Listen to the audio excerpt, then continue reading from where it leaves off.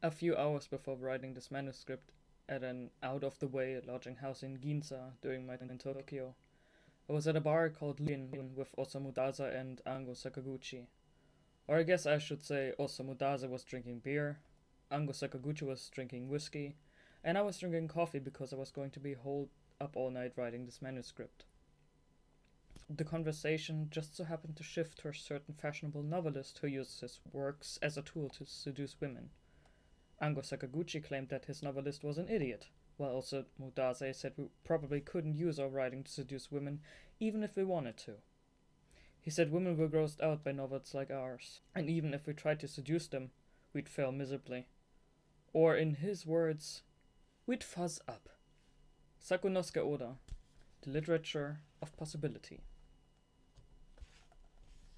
Prologue. I headed to the pub, feeling as if someone was calling me there. It was 11 o'clock at night. I slipped through the streets like a fugitive form of the ghostly glow of the gas lamps before walking through the pub door. Tobacco smoke waved all the way up to my chest as I descended the stairs to find Dazai already seated at the counter, twirling a cup of liquor between his fingers. He was usually here. Without taking so much as a sip of what he'd ordered, Dazai quietly stared at me. "Hey, Oda-saku!" he said with a mirthful note in his voice. I lifted a hand and greeted Dazai before taking the seat next to him. The bartender placed my usual on the counter before me without even having to ask. "What are you doing here?" I said to Dazai. "Just thinking, philosophical and metaphysical things." "Like what?" Dazai pondered for a moment before answering. "For most things in life, it's harder to succeed than fail, wouldn't you agree?" "True," I answered. "That's why I should attempt suicide rather than commit it. Committing suicide is difficult, but it should be relatively easier to fail at attempting suicide, right?" I gazed at my glass for a few moments. "You're right." "I knew it! Eureka, as they say. Well, there's no time to waste. Let's test the theory. Barkeep, got any detergent on the menu?" "No," the elderly bartender behind the counter replied while washing a glass. "What about detergent with soda?" "Nope." "Nothing, huh?"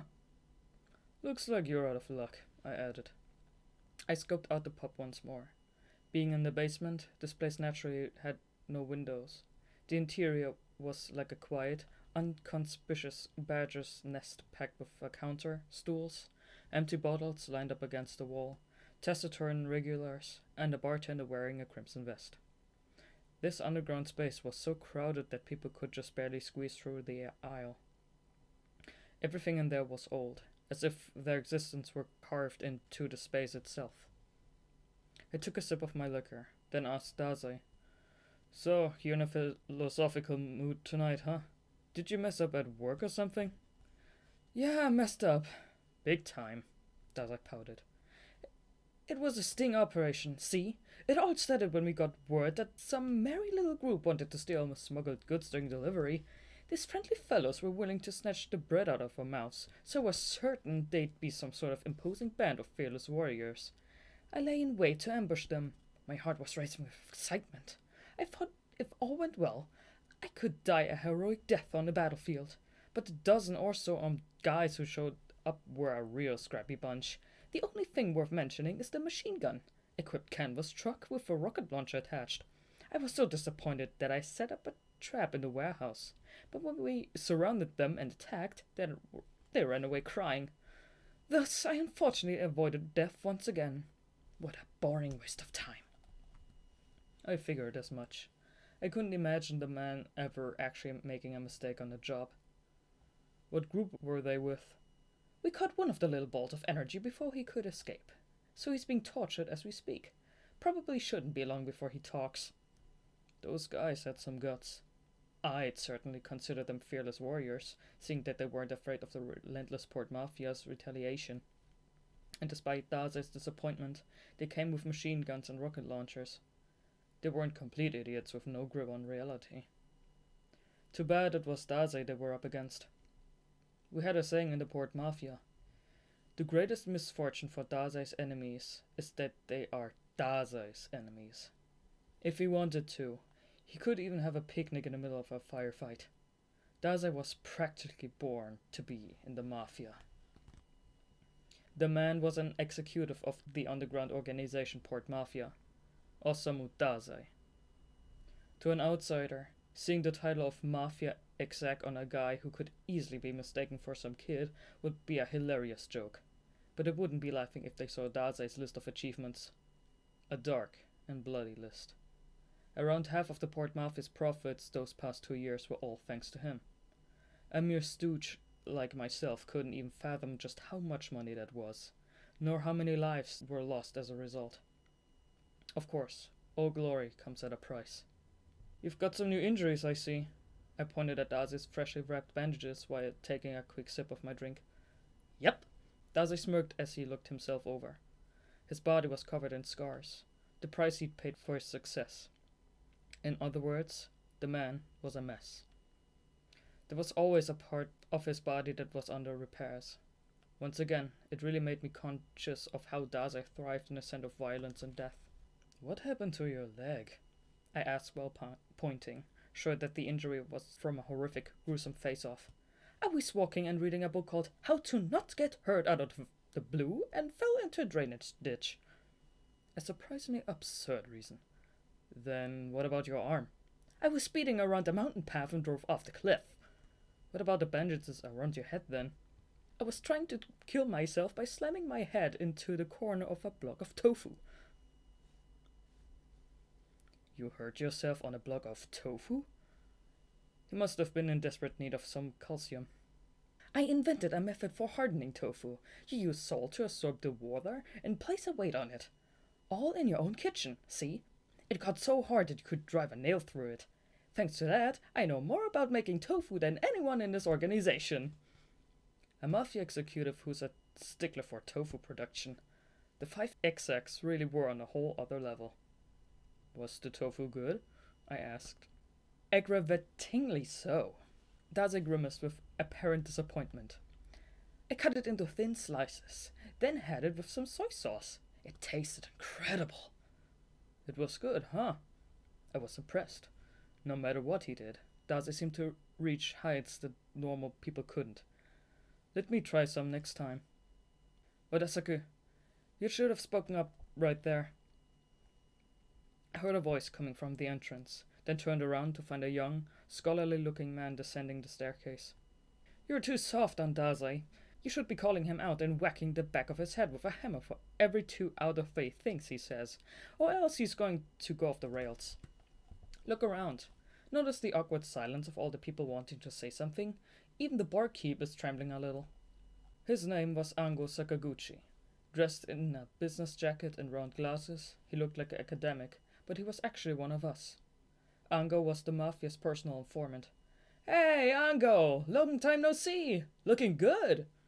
Dazai raised a hand with a smile. You're calling this looking good? I just got back from doing business in Tokyo, and it was a day trip. I'm as worn out as an old newspaper. Ango twisted his neck back and forth as he seated himself atop the bar stool next to Dazai. Then he took off the small crimson leather bag hanging over his shoulder and placed it on the counter. Barkeep, the usual, please. The bartender almost immediately set a golden liquid down on the counter before Ango. He had started making the drink the moment he heard him walking down the stairs. The foam rose out of the glass, glistening serenely in the glow of the low-hanging lights. Business trip, huh? Lucky dog. I want to go hang out in Tokyo too. Barkeep, more canned crab, Dazai said, shaking the empty can. There were already 3 empty cans in front of him. Hang out? Not everyone in the mafia lives to kill time like you, Dazai. I was actually working. If you ask me, Ango, Dazai continued, a fresh piece of canned crab between his fingers, everything in this world is just a way to kill time until we're dead. Anyway, what kind of work was it? Ango's gaze briefly wandered before he replied. Fishing. Ooh, nice. Catch anything? Nothing. It was a waste of time. I heard there were going to be some top-grade items from Europe, but it ended up being nothing more than the usual junk you'd see at the local flea market. Fishing is code in the syndicate for purchasing smuggled goods. Usually, The goods we bought were weapons or illegal articles made abroad. On rare occasions, there'd be fine art and jewels as well. There was an antique watch that wasn't so bad though. It was crafted by a watchmaker during the late Middle Ages. It's probably a fake, but someone will be willing to pay for such fine craftsmanship. Ango gave us a glimpse of a box wrapped in paper inside his bag. On top of it were things he brought with him during his business trip, such as a small umbrella and cigarettes. What time did the deal end? Dazai suddenly asked while observing the goods. 8 p.m. And I came straight back after it was over. Ango smirked wryly before adding, "At any rate, I did what I was paid for, so it looks like I'm not going to be fired today." "That's pretty meek coming from you, Ango Sakaguchi. You're the man who knows everything about the Mafia," Dazai added with a smile. Ango, the Mafia's personal informant, exchanged secret information with other syndicates. He wasn't affiliated with any of the executive's factions. The boss gave him direct orders for when a deal would take place, and he informed alliances with other syndicates, sometimes acting as a mediator to convey critical and highly sensitive information involving collusions, defection, betrayal, and the like. Put simply, he was a secret messenger. Almost all the important information that decided the course of the syndicate went through Ango before reaching the boss. Naturally, if he were tortured to talk, the intel he could provide about the Mafia would be worth more than gold. A role as essential as his could not be left in the hands of an idiot. It required someone as tough as wrought iron wire. Compared with the young executive in Port Mafia history, my achievements are no different from a schoolboy's. By the way, are the two of you here today for a meeting of some sort? Were we, Odasaku? No, I answered in Dazai's place. We didn't plan this. Dazai just happened to be here when I came by. Stuff like this happened all the time. Oh, really? I just had a feeling I'd run into you both if I came here tonight, so here I am. Dazai grinned, as if amused by his own words. Did you need us for something? Asked Ango. Not really. I just thought if I came here, it'd be one of those nights. That's all. Dazai then flicked his glass with his fingernail. I knew what he was trying to say. We often gathered at this bar as if we were trying to avoid something. Then we would shoot the breeze under the guise of communication until the dead of night. We frequently ran into one another here for some reason.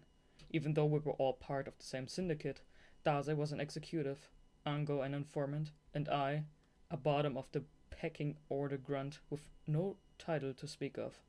Under normal circumstances, we shouldn't have even known one another's names, much less drunk together. But here we could hang out regardless of position or age.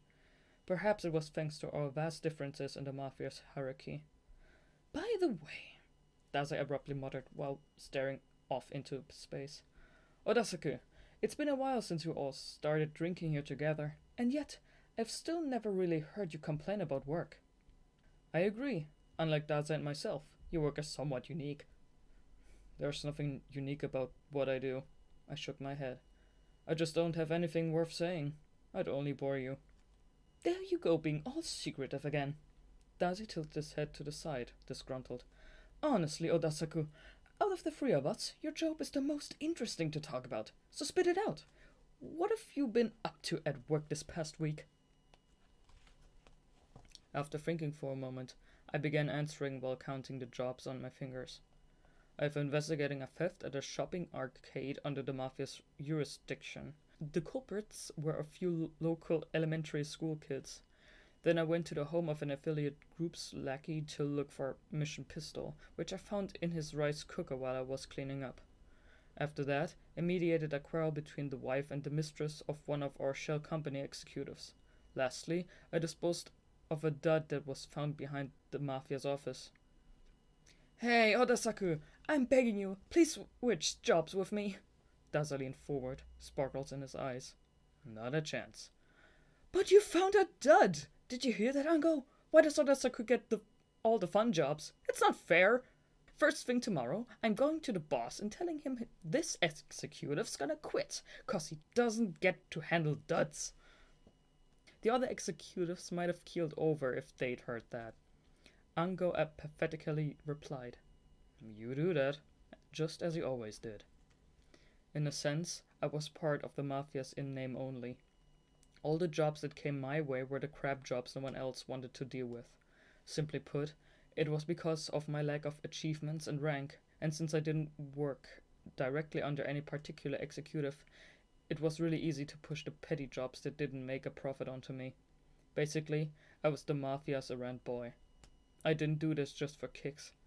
That one time when I was caught in the middle of a screaming match between that executive's wife and lover, I seriously considered biting my tongue off. Twice. But the reason I was forced into this position was simply because I couldn't do anything else. Because... "Then at least let me go with you next time. I won't get in the way." "I wouldn't recommend that." Ango glanced at Dazai out of the corner of his eye. "Forget searching for criminals or looking for lost goods.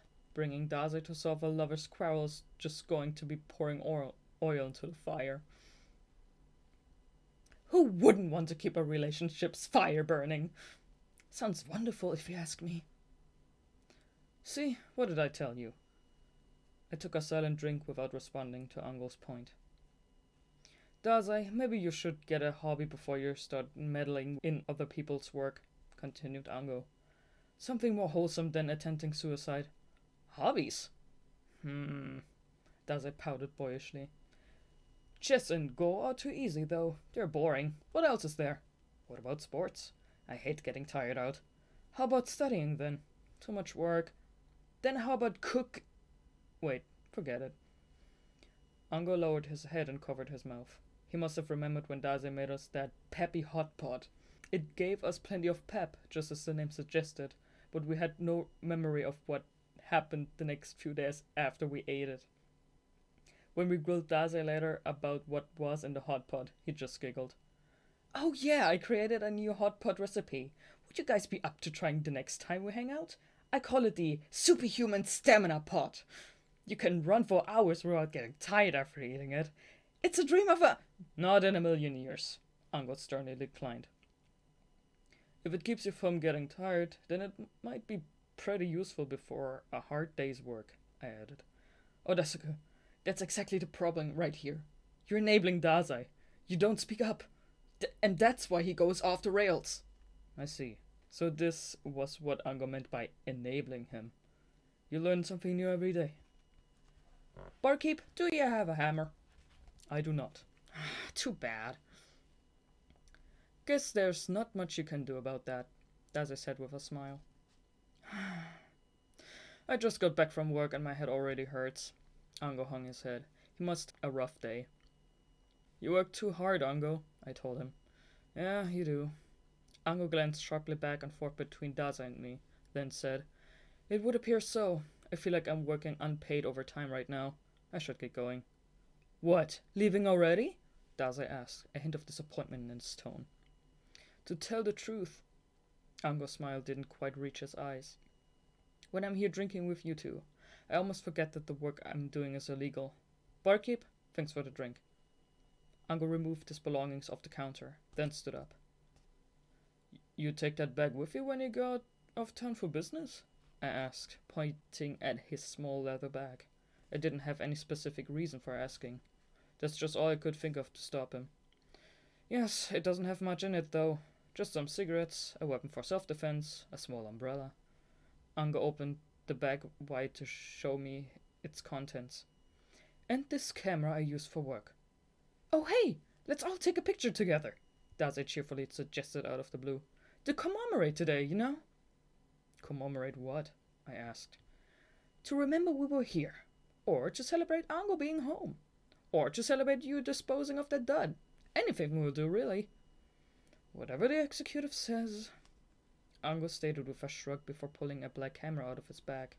It was an old roll film camera, with the black paint chipped off here and there from age and use. "Make sure it looks cool," said Dazai. Ango smirked as he took a picture of Dazai and me together. Then, by Dazai's request, I took one of him and Ango by the counter. Dazai posed by placing one leg on the stool and leaning into it. "Taking it from this angle makes me look more handsome." "Why did you want to take photos all of a sudden, Dazai?" I just felt like if we don't take a picture now, there'll be nothing left to prove we spent this time together, I guess. He grinned brightly. It turned out Dazai was right. That ended up being our last opportunity to photograph that invisible something among the three of us. The only thing to make us aware of the void left behind once we lost it. We never got another chance to take a picture together in that bar. Because one of us died soon after. Chapter 1. The Port Mafia has 3 rules. Follow the boss's orders, no matter what. Don't betray the organization, and always hit back twice as hard. The rules are ordered from most to least important, just like that. Which was why that morning I nearly dropped a piece of bread I had in my mouth when I got a call telling me the boss wanted to see me. I was just putting on a pot of coffee. The agent on the phone spoke in a monotone. Sakunosuke Oda, the boss wants to see you. 3 phrases instantly popped into my head. Served his purpose. To be disposed of. Personnel cut. My fingertips turned cold and numb. After hanging up, I quickly stuffed the rest of the bread down my throat, then cut my Canadian bacon and scrambled eggs into thirds before inhaling them. I poured some freshly brewed coffee into my mug, tossed in a sugar cube with some cream, and drank it up all while slipping on my shirt arms first. I started to wonder if I should just skip town, but the searing hot coffee kicked my mind into gear, and the absurd notion vanished from my thoughts. I shaved, then put on some pants and hoisted my leather harness over my shoulders. It had holsters below my armpits, which I slipped my trusty 90mm handguns into. Finally, I tossed on my coat and left the house. After getting into the car, I recklessly hightailed it into the office. I don't really remember much about what happened along the way. I might have driven down the 3-lane highway in the wrong direction 2 or 3 times. At any rate, once I made it into the office safely, I headed straight for the lobby.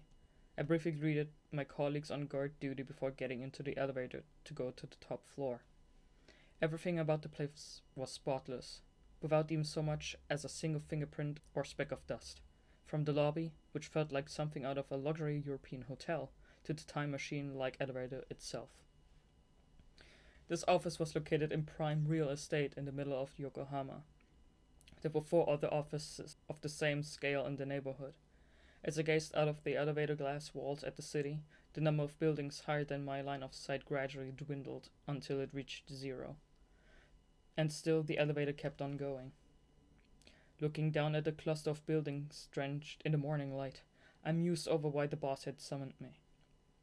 When I actually thought it through, it wouldn't have made sense for him to call such a low-ranking member all the way here just to dispose of them. If he'd wanted to do that, he'd just have me meet at some waste treatment site and get a hitman to cut me up and toss me out. Low cost, low effort. The Port Mafia's boss was much more logical than his predecessor, and above all, he preferred to keep that kind of stuff eco-friendly. So why in the world did he summon me? The elevator door opened, breaking my train of thought. The hallway was laid with a carpet thick enough to muffle even the most hurried footsteps, and the walls were so strong that not even a rocket-propelled grenade could take them down. The concealed light fixtures illuminated the interior with a milky white glow. I told the black-suited guard my name, and he pointed to the office door without saying a word. Standing in front of the French door, I gave my outfit another quick once-over, then traced my chin with my finger to make sure I hadn't missed a spot shaving. After clearing my throat, I called out like a believer addressing God in a church. "Boss, it's me, Oda. I'm coming in." "Come on, Elise, put on the dress, just for a little bit. Just for a quick second." What I heard coming from the inside the room was disturbing. I waited 3 seconds, pretending I didn't hear anything. Then I took a few deep breaths. "Boss, it's me, Oda. I'm coming in." "Aw, please don't take off your clothes and just toss them on the floor like that. That skirt was expensive, you know." Yet another troubling comment. After giving it some thought, I decided to play the role of an unsuspecting subordinate who just happened to open the door at the exact wrong moment. Pardon my intrusion. With those words, I opened the door and immediately saw two people running around the spacious office. A middle-aged man in a white coat and a little girl who appeared to be around 10 years old. The girl was half naked. The man was the mafia's boss. No way! Never! Please, Elise, I'm begging you. Just try it on, okay? I put a lot of thought into picking this out for you. Look at these crimson frills. They're like flower petals. I'm sure it'll look great on you. I don't hate the pretty clothes. I just hate how desperate you are, Rintaro. You're acting like this is new. Hey, I've got you now. Boss. They simultaneously glanced in my direction at the sound of my voice, smiling. They were smiling and completely motionless. I came just like you told me to. What was it you needed?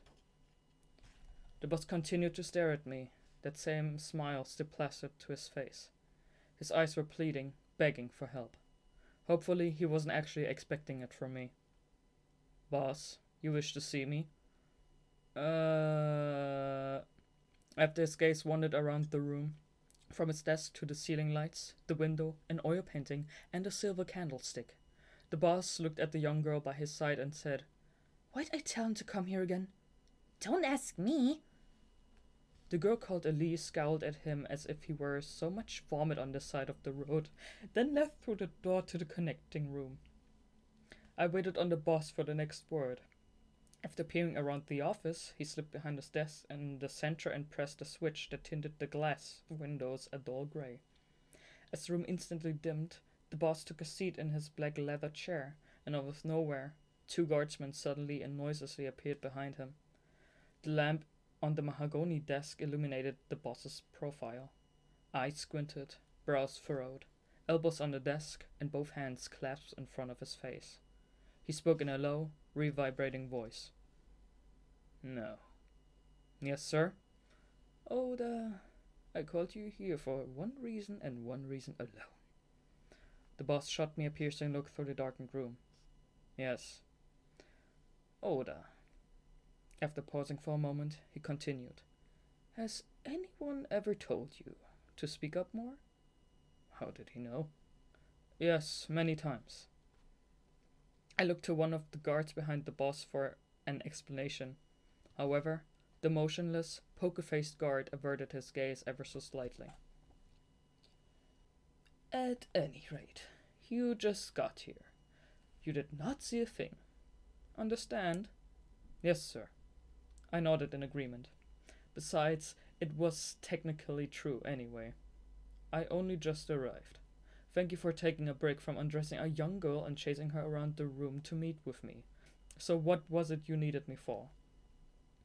The boss pinched his brows together for a few moments to think before nodding as if he had made up his mind.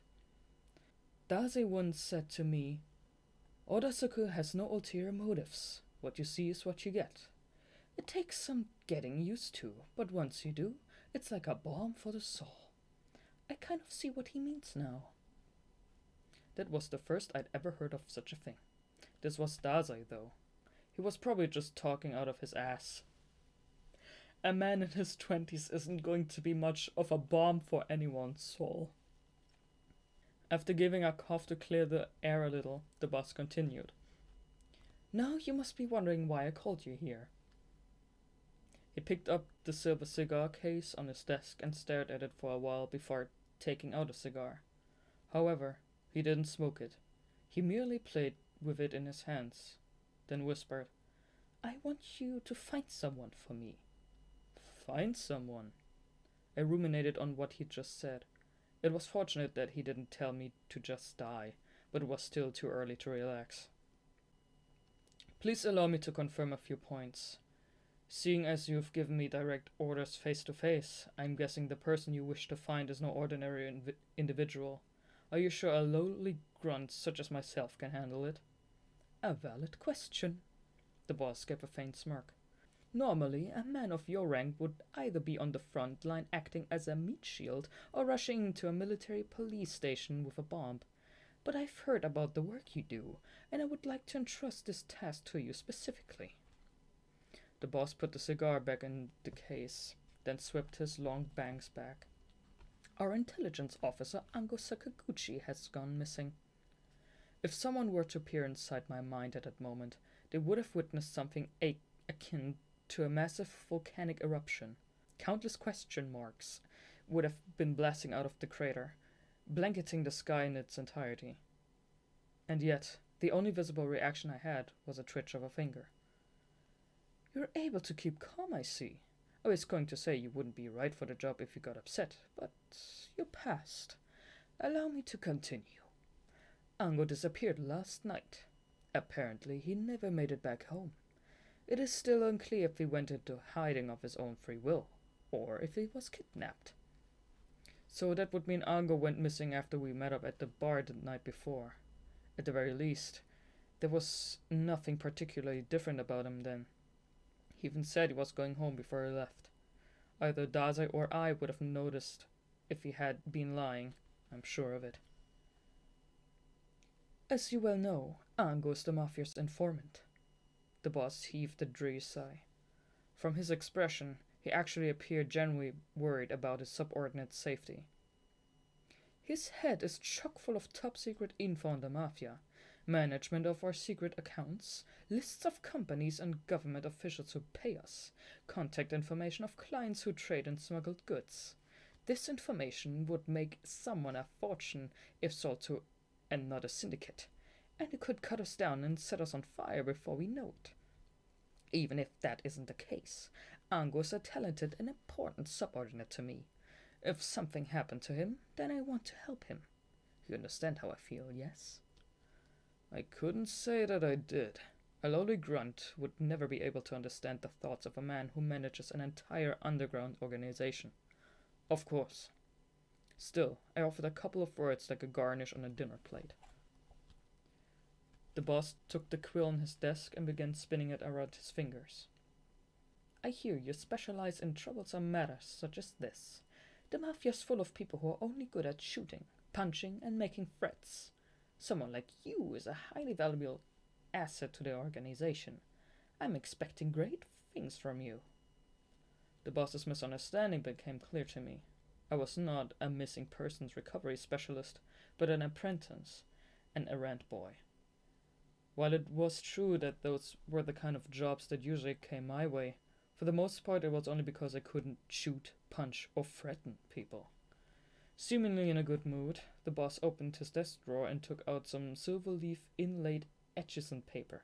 His quill pen glided across the paper surface as he wrote. Sakunosuke Oda, nihil admirari. Help the man mentioned above without hesitation in the face of any and all trials. Ogai. This should be of some help if you need assistance from one of our own. Take it with you. I accepted the slip of paper from him. It's a delegation of authority, so to speak. Within the Mafia, this document is known as a silver oracle, and whoever possesses it is granted the authority equal to that of the boss himself. Show it to anyone who ranks below the 5 executives and give them orders, and they cannot decline. Declining is tantamount to betraying the Mafia, which is punishable by death. Holding such a legendary document in my hands almost didn't feel real. You can even order the executives around with that, the boss grinned. Came to think of it, you're close friends with the executive Dazai, yes? A friendship that surpasses the bounds of hierarchy. He's a man of quality. Feel free to count on him if you need anything. That won't be necessary, I answered truthfully. Are you sure? He isn't the youngest executive in history for nothing. His peers may treat him like he's heretic, but I believe Daz's capabilities are astounding. I'm sure in 4 or 5 years he'll have killed me and taken my place. The boss's lips curled devilishly. Although I didn't even so much as blink, I was seriously rattled. I searched the boss's face, but that almost childlike smirk made him impossible to read. Was this his way of joking? I hope to hear some good news from you. The boss returned the quill to its stand, and I gave him one last bow before heading for the door. The whole exchange left me oddly parched. Hidden beneath the rapid onslaught of sudden developments was a sensation, albeit faint, in the back of my head telling me something was off. But my image of whatever was causing it was strangely hazy and blurred, like an old birthmark on my back that I couldn't see. "Oda!" the boss called out to me from behind right as I placed a hand on the door to leave. "That pistol hanging under your shoulder. That's a nice model." I looked down at my gun. Inside the holster under my jacket was an old black pistol. "It's just an antique I keep around because I'm used to using it, but I'm honored." "I only ask you this out of slight curiosity, but rumor has it you've never killed anyone with it." I nodded. Lying wasn't going to do me any good. "That's right." "And why's that?" I needed a few seconds to catch my breath before replying. "Are you ordering me as the leader of this organization?" I asked. "No, I merely ask out of personal interest." "Then I prefer not to answer." For a brief second, the boss's eyes opened wide in astonishment. Then he crossed his arms and smiled like a teacher fed up with a poor student. "I see. Then you may go. I anticipate good news from you." Meanwhile, Dazai was over at the port. After walking along the seaside for some time, he found himself in the warehouse district surrounded by a planted forest. There were lines of small ships with their registration numbers scrapped off, various stolen cars of international makes, and large chromatographs for manufacturing explosives. Not only did the nearby residents stay away, but even the city police avoided going there without a good reason. The area was run by underground organizations such as the Port Mafia, a death trap, to put it in another way. 3 bodies had washed up on the coast that morning. "Make sure the police don't hear about this. Also, call the cleaner. We need to get these bodies out of there." Men in black suits, Port Mafia grunts, silently worked at the site where the bodies were found. These city lowlifes simply gritted their teeth and did as they were ordered. There were 2 reasons for this. 1. These were the bodies of their colleagues, fellow mafiosi. The other reason was that one of the execs was expected to arrive on site any minute due to the gravity of the situation. "Look into whether any of these men had families, if they do." The mafia member in command stopped mid-sentence and paused for a moment. "I'll explain things." The man in charge was a senior Port Mafia member with white hair and a cigar. He had a gentlemanly air, sporting a well-starched black overcoat and suit. This was Ryuro Hirotsu, one of the oldest members of the Mafia.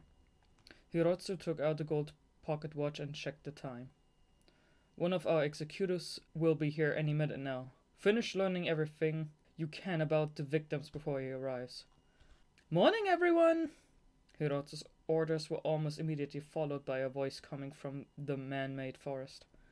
Everyone turned around, looking tense. From appearance alone, the young man who arrived before them could have easily been mistaken for a child. He tottered over to the group, his hair unkempt on his head, neck and arms covered in bandages. The young man was one of the Port Mafia's 5 executives, Osamu Dazai. Hirotsu promptly put out a cigar before tucking it away in his pocket ashtray. All the men in black suits placed a hand on their chest and respectfully bowed. "Give me a second, okay? I'm about to clear this really hard level." "Ah, crap, he passed me! Eat this!" "Ah, he dodged it!" Dazai walked closer, struggling with a handheld video game. He was so focused on the screen that he would have face-planted if he had stepped onto even slightly more uneven ground. "I can't beat this level no matter how many times I try. This curve here's the tricky part. Every time I go around it, he passed me again!" "Dazai, sir."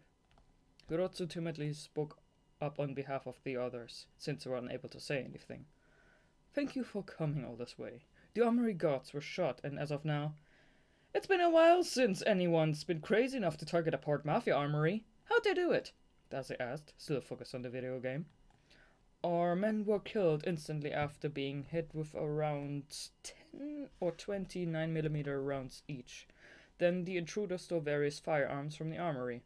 40 submachine guns, 8 shotguns, 55 pistols, 2 sniper rifles, and 80 grenades. They also took a total of 18 kilograms of detonator-type high explosives. The electronic lock was opened with the passcode. How that code was leaked is still... Let me have a look then. Here, take care of this for me. Huh? Hirotsu's expression turned stern as Daze handed him this game system. The trick is the timing. You use the booster item once you reach a straight path in the middle of the course. So, where are the bodies? They're laying up by the tetrapods. What buttons am I supposed to press? Daze skipped off the concrete blocks and ignored Hirotsu, who was holding the console upside down in a fluster. There lay 3 bodies, each wearing sunglasses and black suits. They were very tough men, up until yesterday. Soaking in the ocean for a few hours had caused their skin to swell, but they would have been in far worse condition if they had drowned. All 3 of them had bled out almost completely before being tossed into the ocean to sink to the bottom.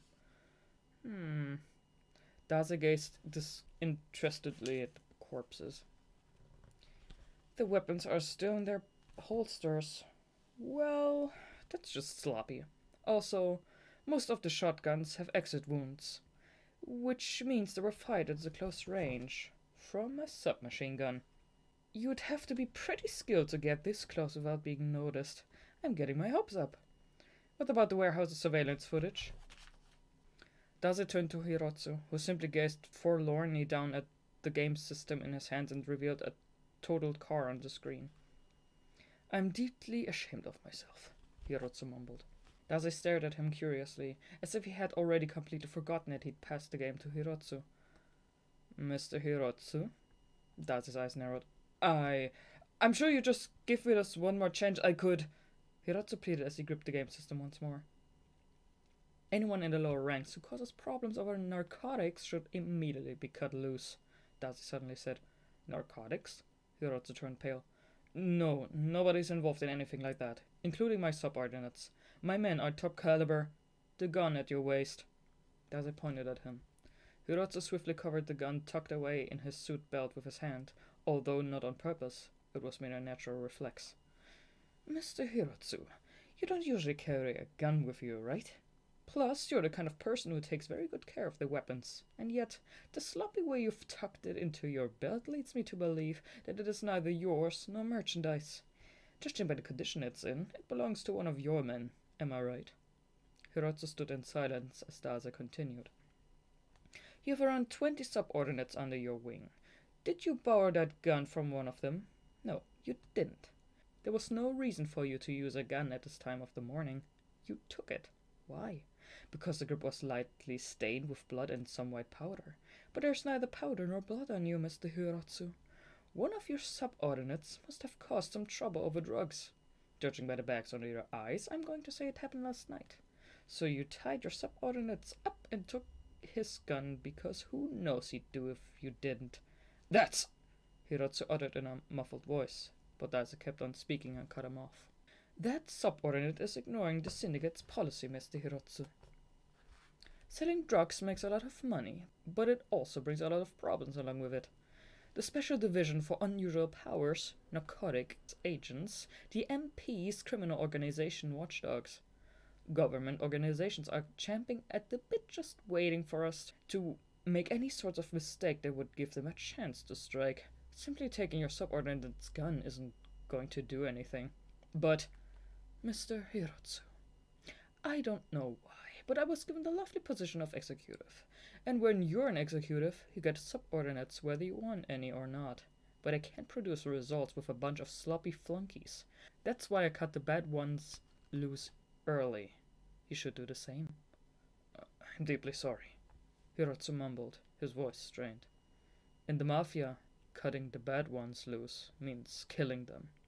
Refusing executive orders is treated as betrayal and dealt with in the same fashion. Hirotsu apologized but said no more after that. Daze fixed him with a piercing gaze. The silence was so deafening that time nearly froze in place.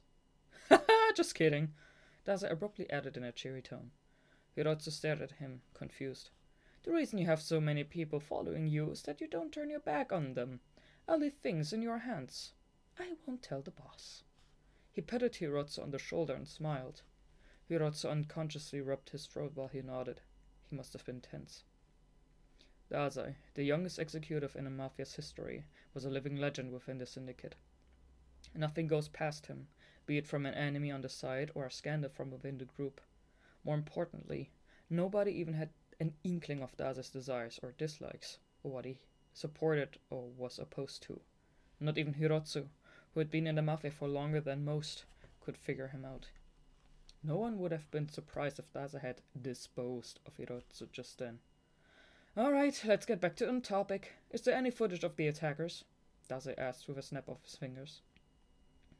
At Hirotsu's signal, a man in black suit brought over a total of 5 pictures from the security camera. Dazai took them from him and began to study them. The stills showed several men sneaking into the warehouse and seeing the Port Mafia's firearms. The thieves were wearing worn-out sacks over their heads and dingy cloaks instead of overcoats. On the surface, they didn't look any different than your average back alley thug. However, those are soldiers. Dazai's lips slightly curled the moment he laid eyes on the photos. Seasoned ones at that. He looked over the dim figures of the raggedy man several times, tilting the photos this way and that. They look like your run-of-the-mill ruffians at first glance, but they're moving in a diamond formation to cover over blind spots. Mr. Hirotsu, you know what kind of gun this is? Dazai pointed at the pistol on the waist of one of the attackers. It's an old model. Very old. It appears to be even older than me. From the grey body and narrow muzzle, I would say it's an old-fashioned European pistol known as a Graugeist. I saw this gun yesterday. Dazai's eyes narrowed. That means the men who robbed the armory attacked us immediately beforehand, which means that was just diversion. Now things are getting interesting. These guys are even more fun than I imagined. With the pictures still in hand, Dazai spun around, turning his back to the others before starting to walk off. He placed a thumb on his lip, muttering to himself as he paced back and forth. So they purposely leaked intel that they are going to attack us in the middle of our next business transaction. That way, we'd focus our manpower in one location, leaving only few guards at the armory. Then they stole the weapons. A lot of them. But why? To resell? No, it wouldn't need to be weapons if that were the case. I see. This is...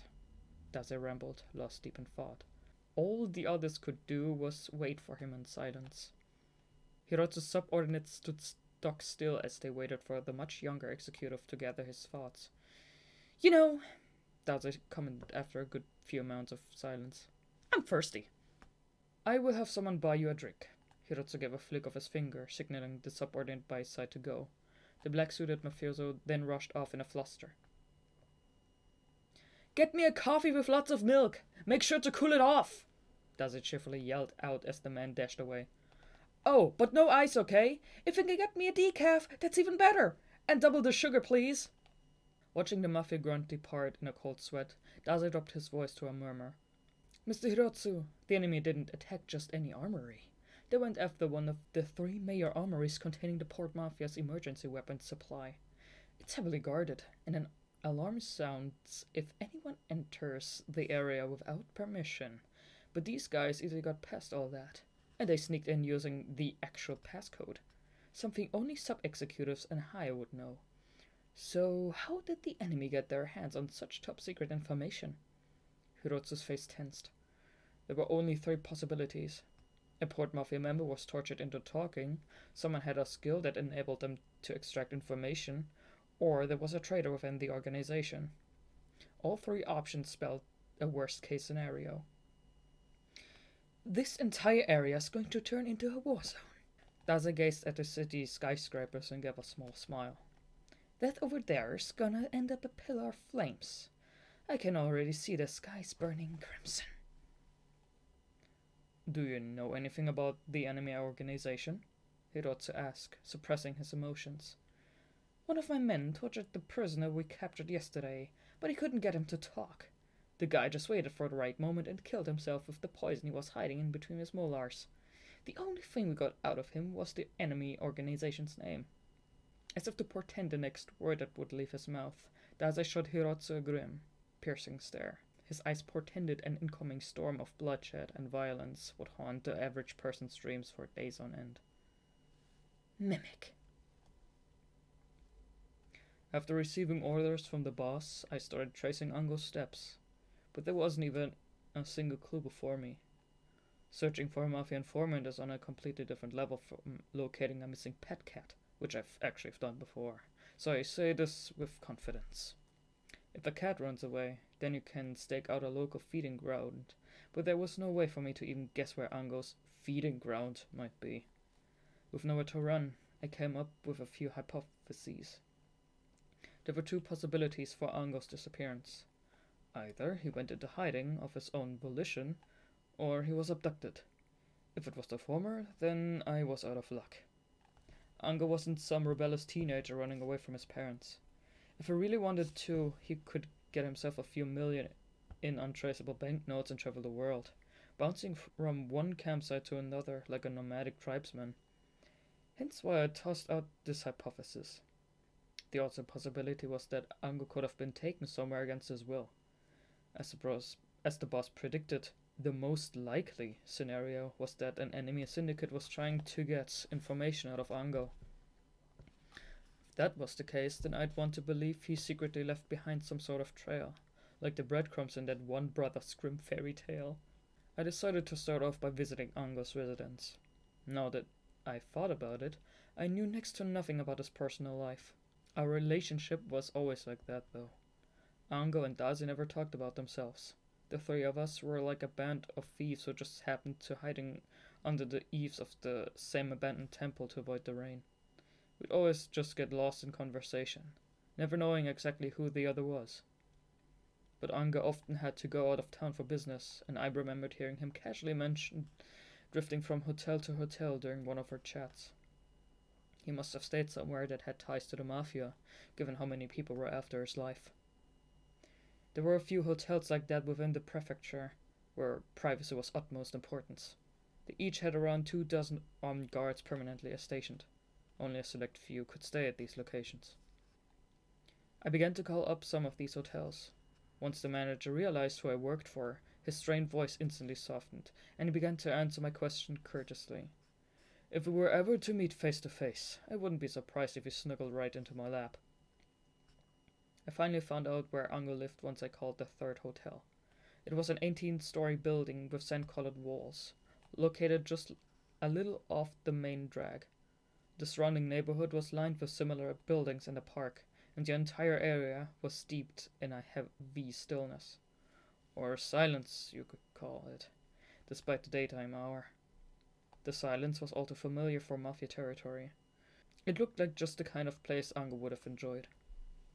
After receiving the room key from the manager, I headed to Ango's suite. According to the manager, he'd started living there around half a year ago and paid in advance. However, due to the nature of his work, he rarely returned to his room. Apparently, he would show up once every few days, then disappear again by morning. The manager claimed that Ango never invited anyone else inside. His room was a tidy one-bedroom suite. It's been thoroughly cleaned, not even a speck of dust. There was hardly any furniture in the parlor, save for a small bookshelf that held a few old novels and various regional documents. And the ceiling was an air vent so cleverly hidden that it was virtually undetectable, its ventilation fan spitting almost noiselessly. A single black wooden stool sat quietly in the corner. In the bedroom stood a short desk and a bed covered in crisp sheets. A reading light hung over the pillow upon which lay an open biography of a genius mathematician from around a century ago who had left an elegant mathematical expression.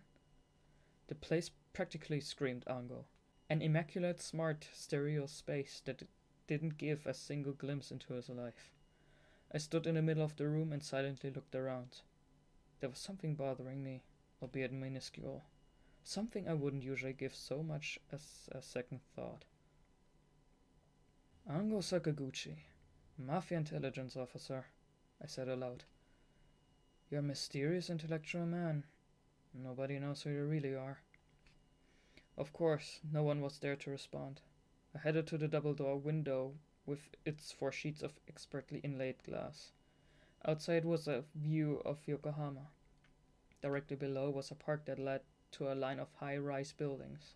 The stars must cast a pretty reflection of the lake at night. I turned my back to the window and made one more sweep of the room. Immediately, I realized what had been bothering me. I was a mafia member unable to kill. That was why I mostly got stuck with the petty, troublesome jobs.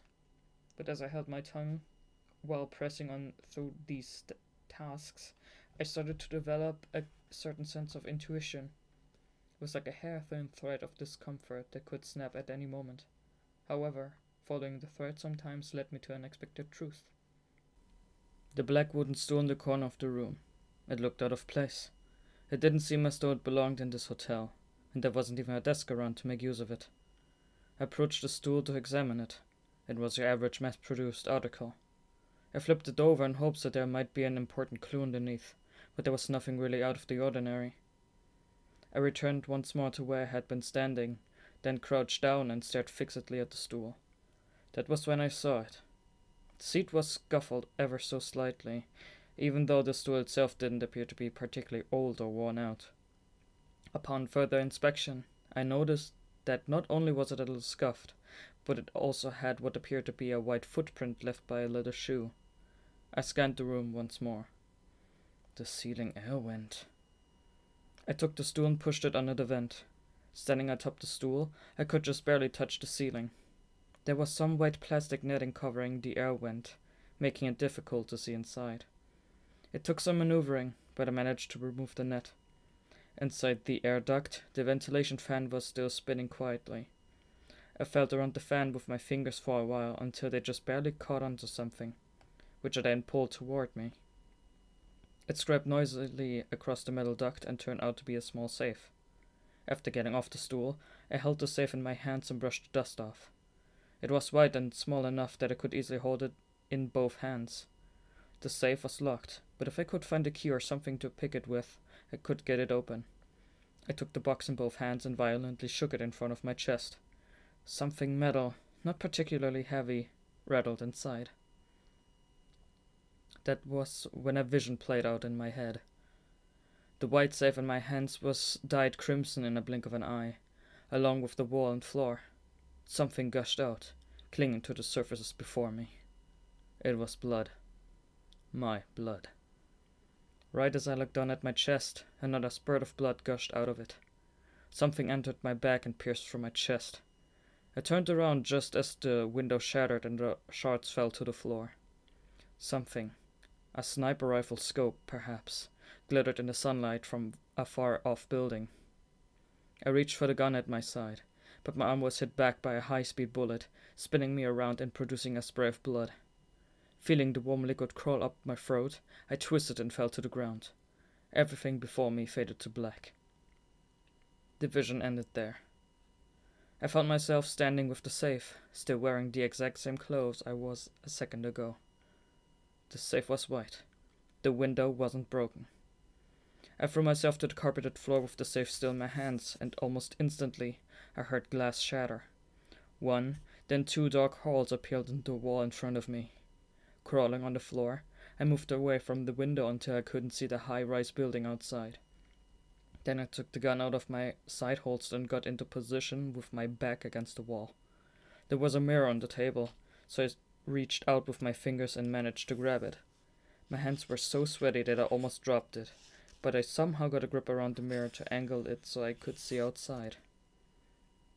When I looked at the room in the building I'd seen in my vision, I noticed a shadowy figure moving in the reflection. I couldn't tell what they were wearing, though. The figure promptly gathered their belongings before completely disappearing. The moment I put my gun down was the moment I noticed I hadn't been breathing. A sniper. What in the world was in this room? What happened to Ango? I was sniped and killed. I couldn't see the muzzle flash, and I didn't even hear the bullet being fired. Plus, once the perpetrator saw that they had missed the target, they immediately escaped. This was clearly the work of a professional. I died only a few moments ago, sniped in the chest and shot dead. Or at least I would have been, if it hadn't had my skill. I practically slid down the staircase banister to get out of there. The sniper couldn't have gotten far, and I needed to find out who they were. Shoving past innocent customers in a hotel, I made my way outside. I ran toward the building the sniper was in while pulling my cell phone out of my pocket. A seasoned sniper can pierce their target's heart from even a mile away, but from the looks of it, the sniping point wasn't all that far off. I knew the building they were in. In fact, I knew everything about this city, even the uncharted back alleys, so I was naturally able to narrow down the sniper's path of escape to a few possibilities. As I sprinted, I punched in Dazai's phone number. Dazai. Wow, it's not often I get a call from you, Oda-saku. I've got a feeling this is big. Allow me to use my genius brain to guess the situation. You suddenly thought of a hilarious joke, and it was so funny that it'll call me to... Someone tried to snipe me. Dazai immediately stopped mid-sentence as if the air had been sucked out of his lungs. I was in Ango's room. I'm going after the sniper right now. He fired from a high-rise building across from the second-hand book row. From there, he could have fled through Kokyoji Temple or the service entrance to the wharf, or taken one of the Mifune shopping district's back streets. You want me to help block his path of escape, right? I hesitated for a moment. The reason I called Dazai was because he was the only one I could turn to with confidence on such short notice. However, he was one of the 5 executives, and making him only second to the boss in terms of the mafia hierarchy. Under normal circumstances, I would have had to send someone to ask permission to even meet with Dazai, then wait at least a month before getting an answer. Calling someone like him and giving orders is like asking the president to walk your dog. Dazai, I have a silver oracle with me, if you don't mind. Quit it, you don't need that to ask me for help. You're in a fix, right? Dazai said brightly. I'll have my men blockade the roads immediately. I'm gonna head over too. Just don't follow the guy too far, Oda-saku. I thanked him and hung up, then focused everything I had on getting my legs to move as quickly as possible. Who was the shooter? Snipers are exceedingly cautious and patient. Strategy is their religion. Once they decide on the optional position for taking out the target, they wait for days without moving a muscle until the target appears within a range of their scope. A sniper will satisfy their hunger with ready-made meals, and when they run out of food, they just don't eat. The fact that there was a sniper in the building meant he knew someone was coming. The most obvious, logical reason would be that Ango himself was the target. The sniper was probably planning on shooting Ango once he cluelessly returned home. However, that then begged the question, why did the sniper change his plan and try to shoot me? I'd only decided to go to Ango's room a few hours prior, and it was just a desperate attempt to find some clues. Moreover, the sniper only pulled the trigger after I found the white safe. If he'd wanted to just kill me, he would have shot me the moment I walked into the room. Maybe the sniper didn't have a firm target. Maybe he would have shot anyone who walked in there. Or maybe he would have shot anyone who found the white safe. Only one thing was clear. Ango was apparently stuck in the middle of something big. I thought about his bespectacled visage, his cool, aloof demeanor as I ran. No matter how deeply I inhaled, I couldn't seem to get enough oxygen to my body. Right as my field of vision started turning spotty, I arrived at one of the routes I predicted the sniper would use to escape. It was a dark, narrow back alley littered with scraps of food left by the city crows. I cut through 2 residential yards and leaped over 3 private garages to get there. It wouldn't have been out of the question to catch sight of the enemy right then and there if they weren't familiar with the area. The moment the thought crossed my mind, a man with a knife tried to grab me from a gap between the buildings. A blade practically the size of a meat cleaver sliced through the air, and I swerved my head to dodge the strike. The tip of the blade grazed the corner of my ear, leaving a cold, sharp pain. I found myself in a deadlock as he rammed into me, and I thrust my foot into his torso as hard as I could. I ended up getting thrown onto the trash-covered ground, but I was at least able to get him off. I looked at the assailant. He was a man of unknown ethnicity, dressed in tattered grey clothes. At first glance, his filthy appearance made him look like a vagrant, but my finger happened to make a mark in the dirt on his face. It was as if he'd put it there on purpose. The assailant swayed back and forth as he flipped the knife over from his right hand to his left. Next, he raised both elbows so that his right hand was guarding his face. It was a stance that allowed a person to quickly counter any close-range blows with minimal movement while protecting one's vitals. The bloodlust radiating from this guy was like that of a seasoned fighting dog. I could assume several things from watching him. One, that he knew I was with the Mafia, and he was not going over the tower and create an opening to be attacked. 2, that it was probably the sniper I saw in the mirror's reflection. And 3, that he probably planned on killing me there without even giving me the chance to wonder. The man came at me with his left hand aloft, gripping the knife. If he were to hit me, he would split my face right open. But if I were to try to run away to fight him, that knife would tear me to shreds. I leaned my weight against the wall behind me and used the rebound to leap in the opposite direction and create some distance between us. Then, spinning around, I drew the gun from my holster and almost immediately pulled the trigger.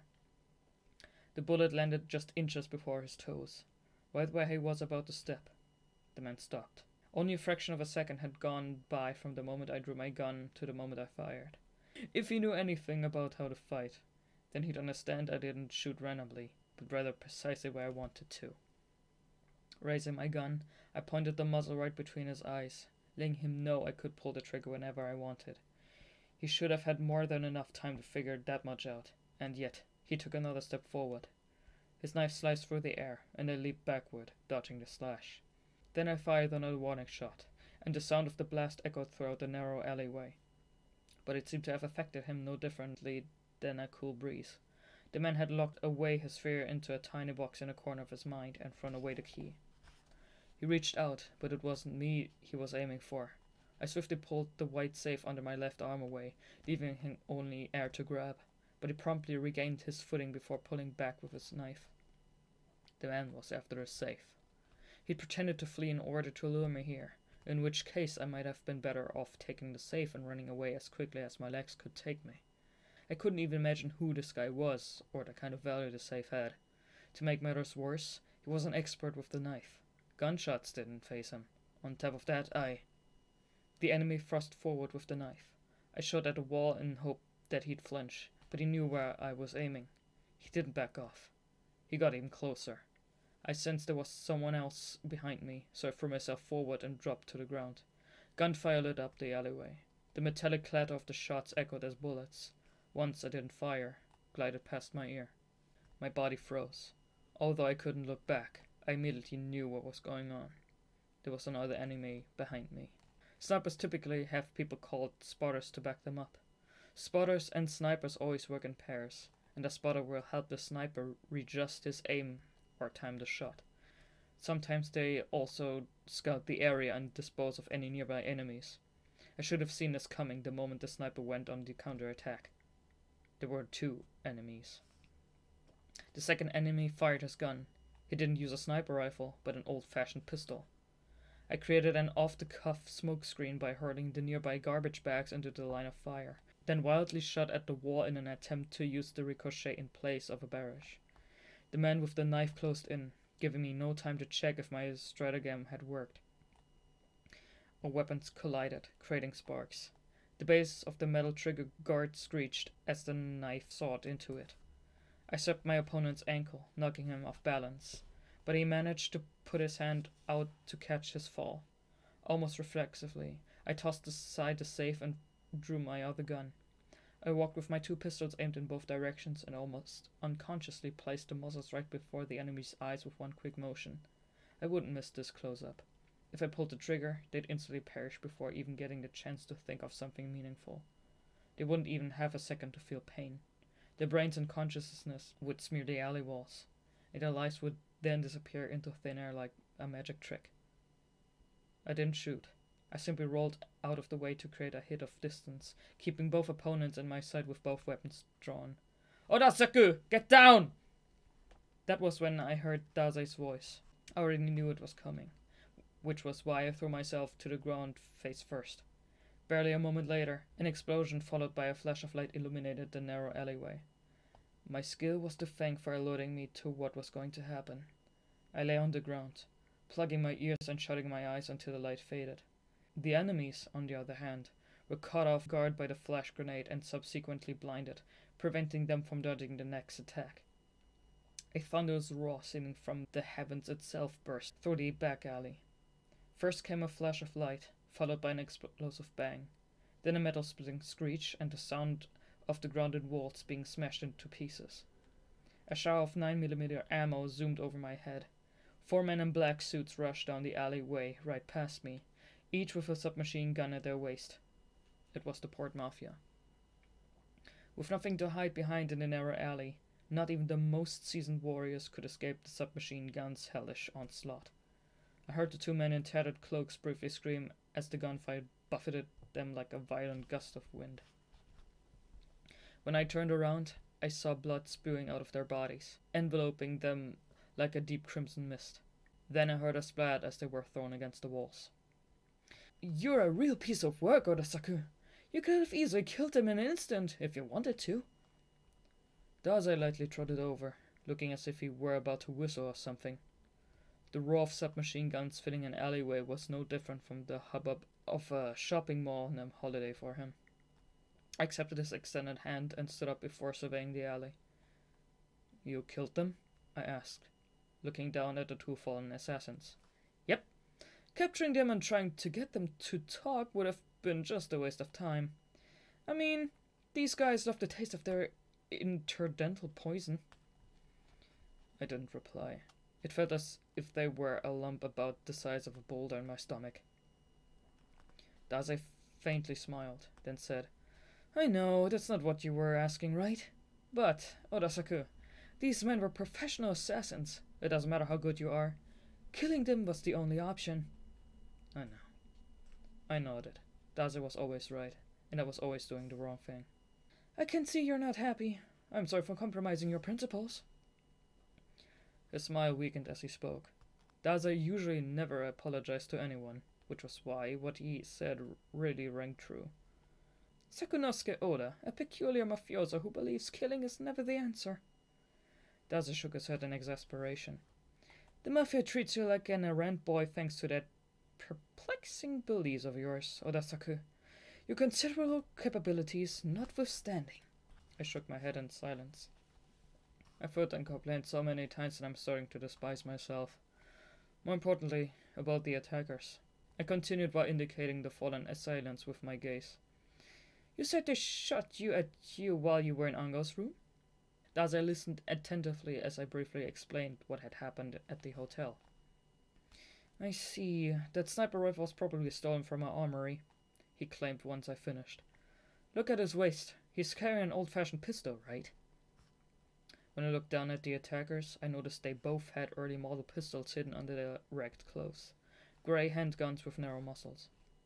"These are rather old European pistols. Given their low accuracy and firing rate, they're not ideal for narrow alleys like this." He took the gun off one of the bodies and stared at it with great interest. "This pistol's probably more like an emblem to these men, something that indicates who they are." Dazai seemed to be much more knowledgeable about the attackers than I was. "Just who are they?" I asked. "Mimic." "Mimic?" I'd never heard of an organization by that name before. "I don't know much about them yet, but they're apparently a European criminal organization. All I can say right now is that they came to Japan for some reason and they're in conflict with the Port Mafia." Rivalries between the Port Mafia and other criminal organizations were uncommon. Even in and around Yokohama, there were groups that competed with the Mafia over turf. Outside the reaches of the government's watchful eyes, Yokohama settlement was inhabited by countless outlaws who fought over a territory. Dirty money came to this tax haven from all over the world to be cleaned, helping corporate crime and mercenary businesses thrive. It wouldn't be strange for a criminal organization from abroad to come over to make easy profits. But how many crime syndicates in the world had a professional sniper with a spotter? Dazai seemed to have figured out what I was thinking from the quizzical look on my face. "In any case, I'm in the middle of investigating the specifics," he stated with a shrug. "But maybe we'll find something cut from the fact that I had a sniper aimed at Ango's room."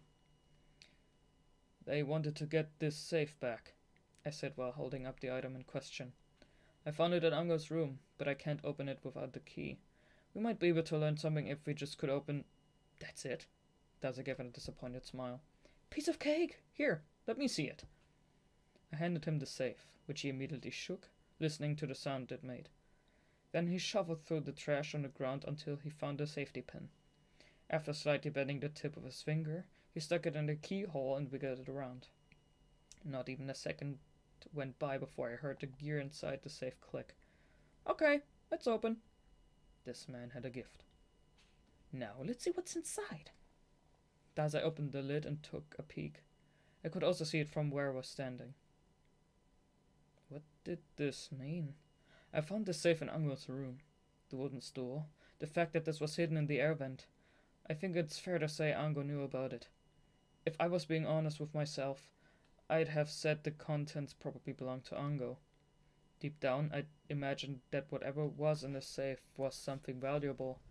I thought it was something Ango had gotten his hands on, and the attackers in grey had tried to kill me in order to steal it. But I was wrong. Inside the safe was an old-fashioned grey gun. Why? The word just fell off my lips. Dazai, you said this gun was like an emblem to them, right? Something that identifies them. So, what's the meaning of this?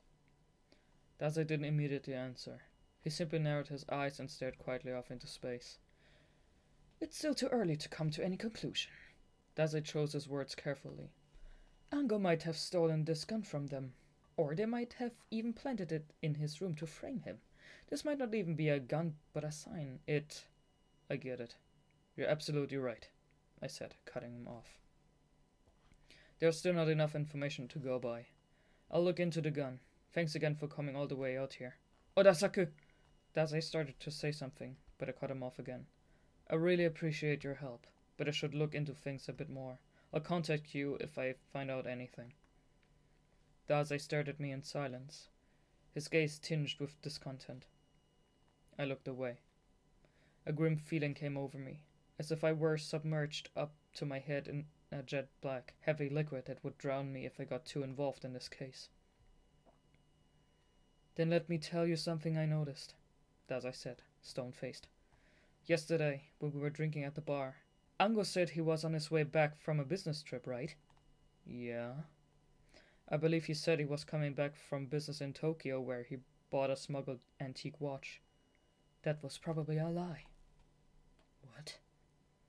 You saw his bag, right? Starting from the top, he had cigarettes, a mini umbrella, and that antique watch he'd brought back. The umbrella was wet because he'd used it, which was why it was wrapped in cloth. And his business trip had been to Tokyo, where it had been raining. So, what's the problem?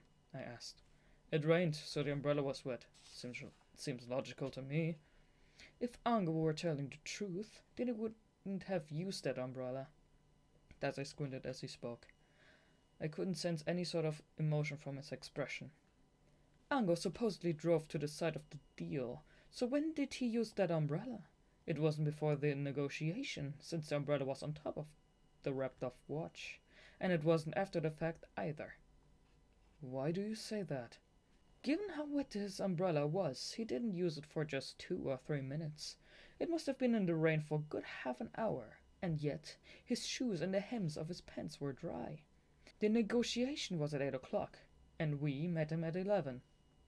If he'd used his umbrella after finishing the deal, his clothes wouldn't have dried in just those 3 hours.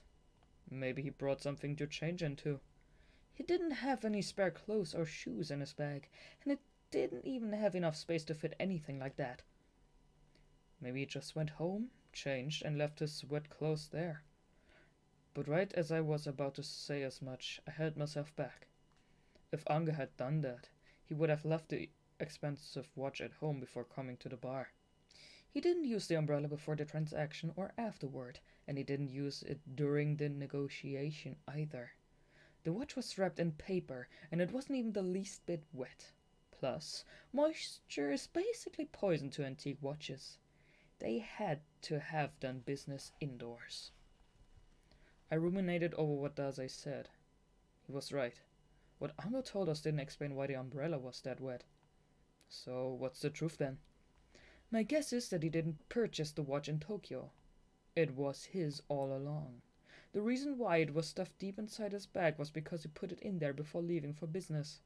But instead of going to the negotiation site, he met with someone in the rain and talked for 30 minutes before killing some time and coming back. Why do you think he met with someone? Spies like Ango frequently choose rainy streets for their secret meetings. If you talk with your umbrella open, then no one can see your face, so you don't have to worry about surveillance cameras or people noticing you. Even if someone was eavesdropping or wiretapping him, the sound of the rain would drown out any voices. It's much better suited for confidential talks compared with inside a car or a room. I already knew what Dazai was trying to say and what his intentions were, and yet had no choice but to scrutinize his every word to find some sort of silver lining. Maybe Ango really was lying, but he's an informant who deals with top secret information on the Mafia. It's only natural he'd have a secret meeting or two. You can't blame him for that. Then he just could have told us he couldn't talk about it. If he did that, neither of us would have been brought up his work, don't you think?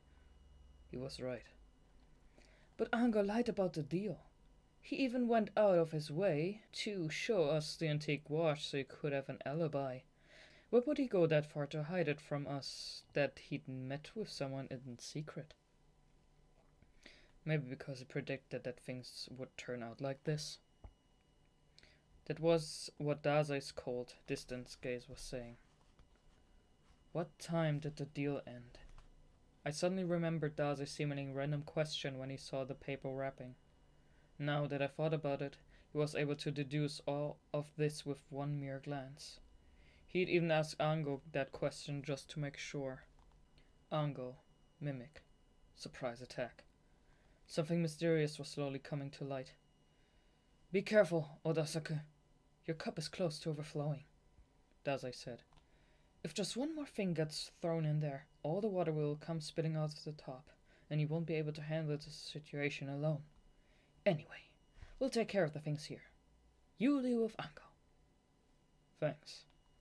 After exchanging glances, I began to walk down the alley toward the back streets. That's when I noticed. One of the attackers was getting back up. Dazai! The attacker drew his gun practically the moment I cried out. Don't move, he threatened in a muffled voice. The enemy was too close to Dazai for either me or one of Dazai's subordinates to shoot. Furthermore, he had his weapon pointing at Dazai. His right hand gripped the gun while his left arm hung by his side as if he couldn't move it. With apparently no strength left to stand on his own, the enemy leaned half of his weight against the wall. Even then, Dazai was still within his range of fire. We couldn't afford to make any mistakes. Oh my! Dazai stared at the pistol as if it were something unique and interesting. You can still stand after so many bullets? Your mental fortitude is extraordinary. One of the attackers was completely unconscious, while the other was using his last bit of strength to stand so he could take Dazai with him to the grave. Dazai, keep still. I've got this. I stretched my fingers out to grab my gun. If the enemy got even a second to act, he was going to shoot. Since he was already aiming his old-fashioned pistol right at Dazai, even if I shot him right through the heart, the impact might cause him to pull the trigger. Timing was everything. I'm not a betting guy, but I didn't have any other chance. Your organization's called Mimic, right? Dazai asked the man, but he didn't reply. He didn't even blink. I'm not expecting an answer. To tell the truth, I admire you guys. No other organization has tried to make the Mafia head-on like this before, and nobody has ever successfully managed to point their gun at me like this with the intent to kill either. Dazai faced the attacker, then began to walk toward him as if he were taking a stroll through his garden. Dazai, stop! I begged him in a hushed tone. I hope you can see the excitement in my eyes too. Dazai continued to address the enemy who was holding him at gunpoint. If you just squeeze your finger ever so slightly, you can give me precisely what I crave most. The only thing I'm afraid of is that you'll miss. His lips curled as he approached the man. The Muslim was now further than 10 feet away. You need to aim for the heart or the head. I recommend the head. You only get one chance, though. My colleagues here won't be kind enough to give you another. Dazai tapped the middle of his forehead right over his eyebrows a few times. But I know you can do it. You're a sniper, aren't you? I can still see the imprint from the sniper rifle on your cheek. You're not the spotter. There was a slanted line traced across the attacker's left cheek. The kind you get from peering through a scope for hours on end. Spotters just use binoculars. They wouldn't have a mark like that. The enemy's fingers trembled as he pointed the gun. Just like Dazai said, he had only one shot. He couldn't fire unless he was confident you could hit him. Dazai continued to approach the man, welcoming him to pull the trigger. Now shoot, right here. You can't miss from this close up. Dazai grinned from ear to ear. You'll be killed whether or not you shoot. So just bury the enemy executive before you go. Dazai! I felt as though we were thousands of miles apart. Please take me with you. Awaken me from this oxidizing world of a dream. Come now, shoot. Still pointing at his forehead, Dazai closed on the enemy with a smile that could have been described as peaceful. The attacker bit his lip and tightened his finger around the trigger. He was at his breaking point. The sniper and I fired almost simultaneously. 2 flashes of light flooded the alley. Shot in the arm, the man spun around. Dazai violently bent backward after being shot point blank. A split second like a blue flash of lightning. A never-ending instant. Then time began to move again. Immediately, Dazai's men shot the enemy with bullets as he spun from the impact of my shot. Like a rat being pummeled by a waterfall, the man was thrown backward, scattering flesh and blood until he perished. Leaning away, Dazai took 2, 3 steps back before stopping. How unfortunate, he lamented, still bent over. Looks like I didn't manage to die this time either. Dazai lifted his head up. The skin on the side of his head, slightly above his right ear, was slit open and bleeding. The bullet had just missed. I looked at Dazai. There was something there invisible to the human eye. You could have called it demons of the mind. Something that could never be seen. Just something compelled to destroy awe. Sorry to shock you like that.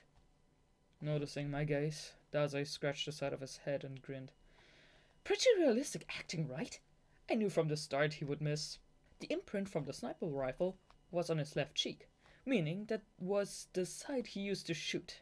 In other words, he's left-handed, but he was holding the pistol in his right hand. So he was going to shoot with his non-dominant hand. He could have barely even stand up those wobbly legs, and to make matters worse, he was using an old-fashioned gun. The only way he could have hit me was if he pressed the muzzle against my body. I didn't say anything. I just stared at Dazai as he explained with a smile. All I had to do was to talk to him to buy some time until his arm got tired. If I slowly walked toward him, he wouldn't be able to shoot straight away. The rest was in your hands, Odasaku.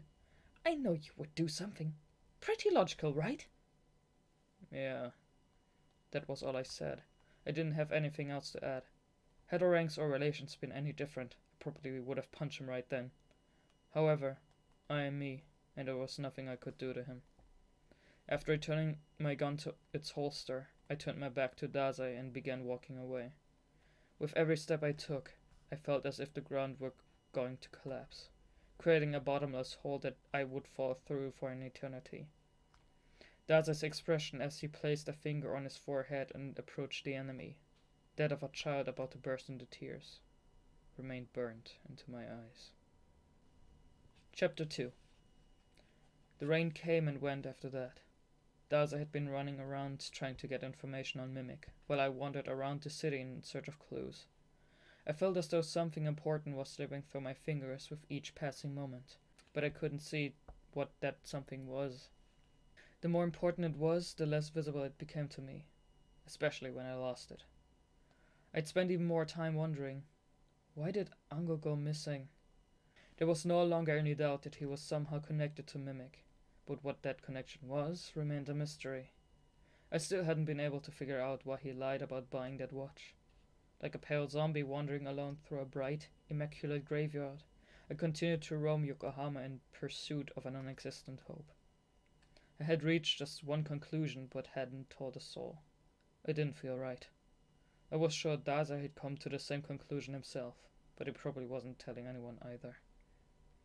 Disappearing at almost the same time Mimic appeared, lying about the business trip to create an alibi, the gun in the safe, and the Mimic sniper who tried desperately to get it back, Ango Sakaguchi, was a mimic spy. It would all make sense then. Mimic bought Ango to get inside knowledge on the Mafia. I shook my head. There was no way that was right. If that were the case, then it meant Ango was a capable enough spy to have deceived even the likes of Dazai and the boss. He would put a government agent to shame. What would Mimic gain from sending such a skilled spy to infiltrate the Mafia? You look glum, Urasaku. What's wrong? Constipated? The restaurant owner called out to me. I'm just thinking. I'd avoid eating spicy food like curry if I were actually constipated. I was indeed eating curry over rice at a diner. Oh yeah, I guess you're right.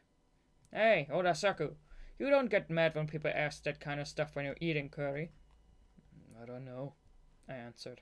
Should I? I don't know. Seriously? I responded with a straight face. Just don't push yourself too hard, Urasaku.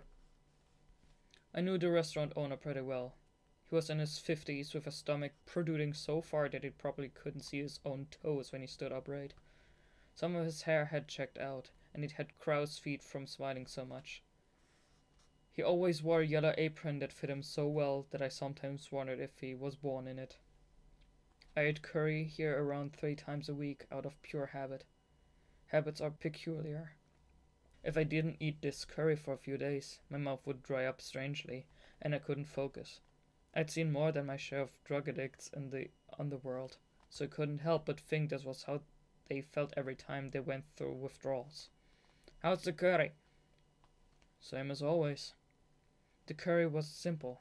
Vegetables boiled down to a buttery consistency, beef tendon sautéed with garlic, a light dashi stock. The ingredients were then cooked with a complex blend of spices and dumped on top of large helping of white rice before being all mixed together. Toss in an egg and some sauce, and was ready to be eaten. My hunger fully sated, I helped myself to a cup of coffee as I basked in my own personal bliss. That's when I asked, "How are the kids?" "Haven't changed," the owner replied while wiping a diner plate with a cloth. "They're practically a small gang. There's only 5 of them, so they're scraping by. But if there were 5 more, they'd probably be able to hold up the Japan Bank for our international corporation. They're on the 2nd floor. Go say hello." I decided to go with his suggestion. The floor above the restaurant used to be an old conference space until it was remodeled for residential use. I climbed up the stairs. The concrete walls were pasted with stained wallpaper and had reinforcing rods sticking out here and there. When I reached the top, I saw 2 doors. One to the kids' room and one to the stock room. I chose the former. "Yo, how have you been?" I greeted the kids. Each one focused intently on passing time in various ways. Reading picture books, drawing, throwing a soft, fist-sized ball against the wall, playing cat's cradle. The youngest of the bunch was a 4-year-old girl, and the oldest was a 9-year-old boy. Nobody looked up. "You guys aren't causing too much trouble for Pops, right? He's ex-military, really tough. So if you guys complain too much, he's gonna..." I was teasing the kids when I noticed something. There were supposed to be 5 of them, but I saw only 4. I sensed something before in the bunk bed on the right. I instantly dropped my hips, lowering my posture. A nimble figure leaped out from the shadows on the bed. The 5th kid. I ducked my head and dodged him. However, he was just a decoy. The little girl, who'd been drawing, latched onto my right leg as I was caught off balance. That was their plan from the start. I left my one free leg to step forward in preparation for the real attack that was about to come, but I couldn't move. The string that was being used for a cat's cradle up until a second ago was now drawn right across my path of movement. It was a trap. Manka got caught on the thick, taut string and lost my footing, causing me to flounder uselessly in midair. I grabbed onto the bunk bed with my right hand and avoided falling to the floor, but the kids had predicted that outcome too. They had colored in the bed's handrails with crayons until they were slick, and my right hand slid off. Both of my hands hit the floor. I instinctively tried to get back up, but unfortunately for me, I'd left my bag momentarily wide open to the kitty gang. There was no way they would let this opportunity go by. I could feel the 7- and 8-year-old boys lunging at me from behind. If I let them get me now, I'd soon be no different from a prisoner marching to the guillotine. I could see it. I needed to teach them just how frightening the real mafia was. I swiftly knocked the ball rolling by my side with the back of my hand, bouncing it off the wall and hitting the 7-year-old right in the face. Unable to see his target anymore, he landed on the floor and took cover. Next, I pulled my ankle free, tearing the string trap apart before putting my weight on my left leg. When I lifted my right leg high into the air, the kid latched onto it, squealed with joy, and dropped to the floor. All that was left was the 8-year-old lunging at me from behind, but he alone wouldn't be able to hold me down. I stood up with hanging onto my back. The agile kid, the one who'd been hiding in the bed, was the gang's leader. Even after witnessing the unsightly defeat of his men, he still boldly went for the attack. Since this was his plan all along, he couldn't back down no matter how obviously hopeless this was. I caught the leader as he tried to charge me head on. He made an admirable attempt to grab my legs and knock me off balance, but there was just too much of a weight difference.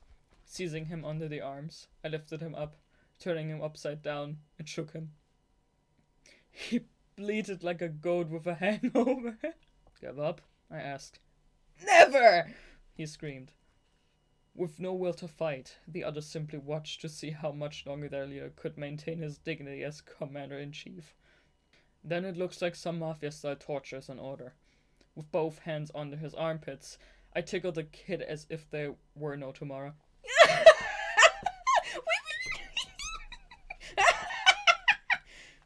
It took 2 minutes and 42 seconds before he agreed to my terms of surrender. I talked to the children for some time after that. Apparently, life at the restaurant was passable for the most part, but they were rather displeased with the food menu rotating every 3 days. They demanded swift improvement, or at least permission to be in the kitchen. Pops is nice, but... the oldest boy said. Like, he treats us all like kids, but we're all adults here, you know?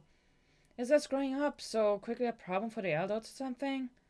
I told him that it probably was.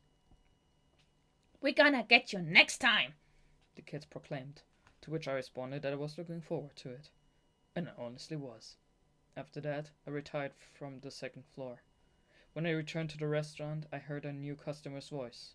A familiar voice at that. Whoa, this is spicy, mister! Really spicy! What's your secret ingredient? Lava? You think so? That's what Odasaku always has. Hey, Odasaku, welcome back. How are the kids? It was close, but I remain undefeated, I replied. However, they predicted where I would grab onto, so they colored it in with crayons to make me slip. I was really worried for a second there. You said they'd be able to hold up a bank if there weren't 10 of them.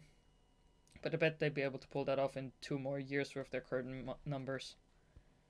Maybe I should recruit them, Dazai smirked while wiping his sweat. I heard all about it, Odasaku.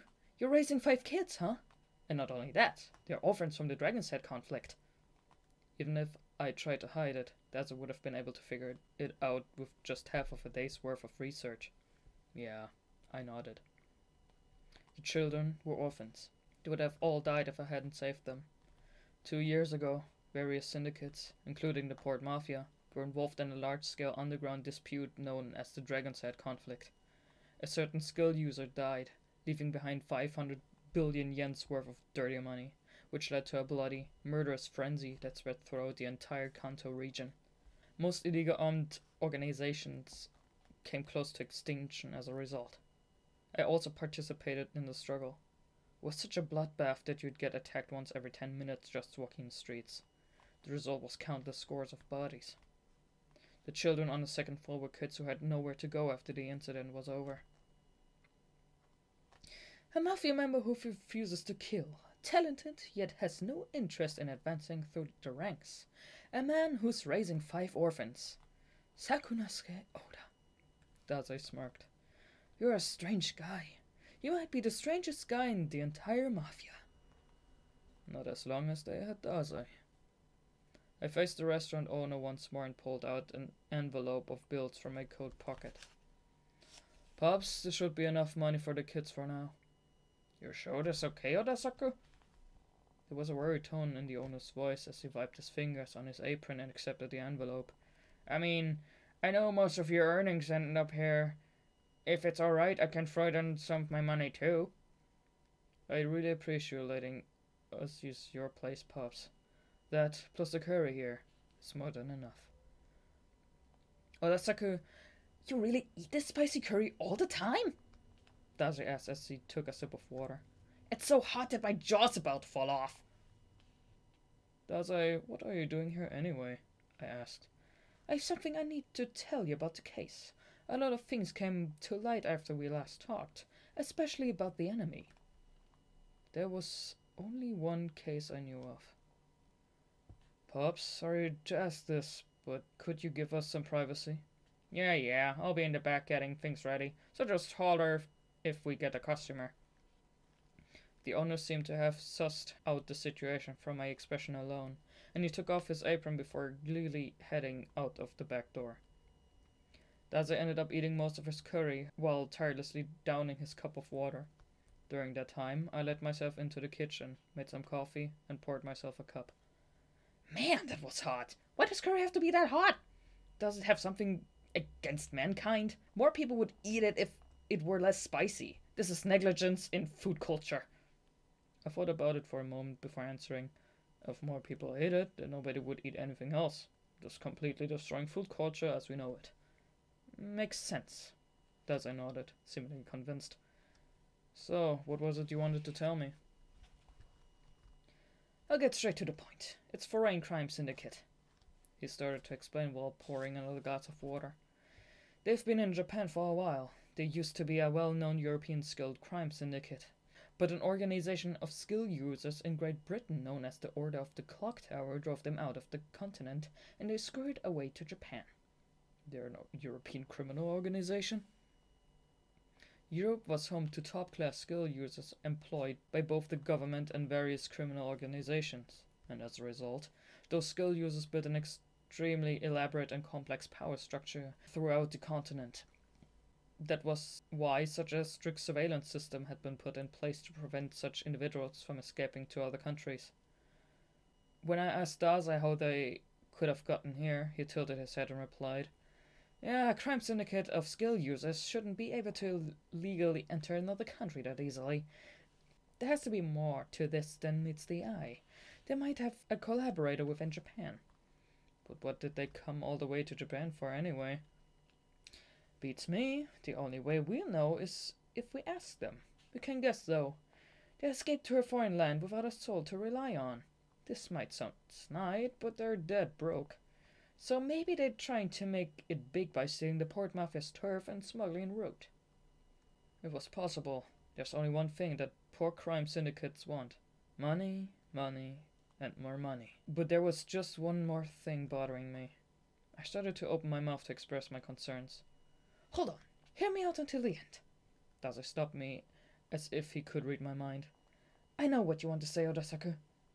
They're way too skilled to be just a group of low-level criminals who join forces, right?" I thought the same thing. You almost never see a sniper and spotter operating in tandem around here, let alone so proficiently. Those were ex-military. According to intel received, the leader of the organization is a powerful skill user and soldier commanding a seasoned group of men. I should be getting more detailed information soon. Anyway, you can't underestimate these guys. If they systematically attack with such precise tactics, then even the Port Mafia might come tumbling down. Does the boss know about this? I told him, Dazai reluctantly replied. He appointed me as commander of the front line and tasked me with devising a strategy for Mimic, so I immediately set up a few traps. Simple mouse traps. I've got a feeling the enemy might make a move soon. Mimic wasn't just going to steal some weapons and try to snipe us, only to then hang their heads up and go home. Dazai was right. They were going to strike again, and it was going to be big. This is a really basic question, but, I said, then continued, shouldn't the government be cracking down on crime syndicates with skill users? There were more than a few people in the world with unusual powers, including Dazai and me. The type of skill differs per person, but some are highly dangerous. That was why the government established a special agency to constantly survey these dangerous individuals in secret. Those government agents, too, are skill users, and highly capable ones at that. You mean the Home Affairs Ministry's Special Division for Unusual Powers, right? Dazai cocked his head. But see, they're a secret organization, so they don't really know their faces much. Besides, the Port Mafia is a powerful crime syndicate with skill users as well. I bet nothing would make that division happier than if the Mafia and Mimic took each other out. Dazai had a point. If the Special Division for Unusual Powers was so obsessed with eradicating crime involving skill users, then they'd have to take out the Port Mafia first.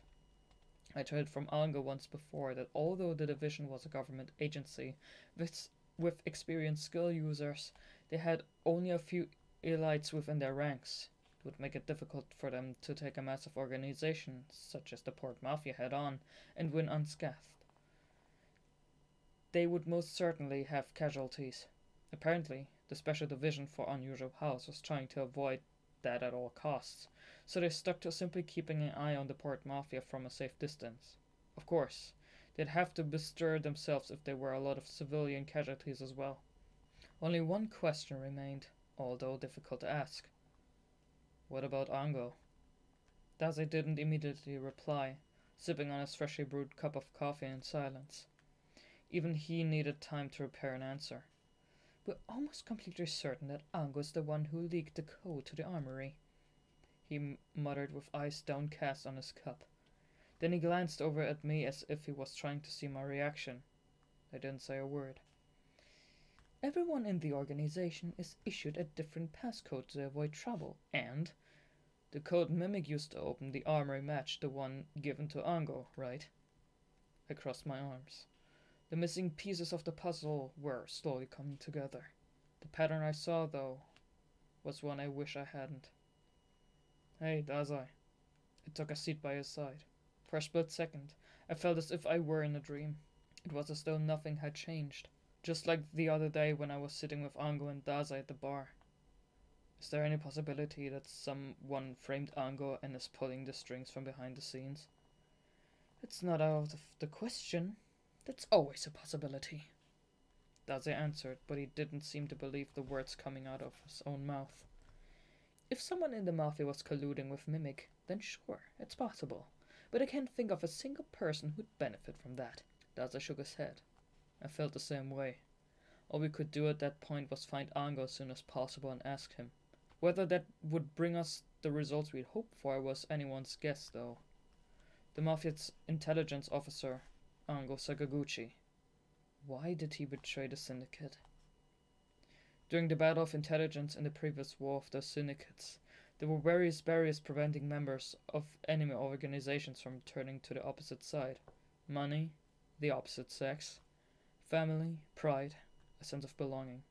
From what I'd heard, if all these barriers were cleared, then the enemy would most definitely defect. So what would have been Ango's reason to join Mimic? I looked to Dazai in search of an answer. He was hanging his head, contemplating in silence. His expression was... Dazai was... laughing. At first I just thought they were your average crime syndicate, but if they are good enough for Ango to join, then that means a little arm twisting isn't gonna make them cry and they say they're sorry. Plus, Ango's no pushover as an enemy.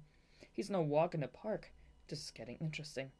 I bet they're gonna back me into a corner, then... Dazai. He paused when I called his name.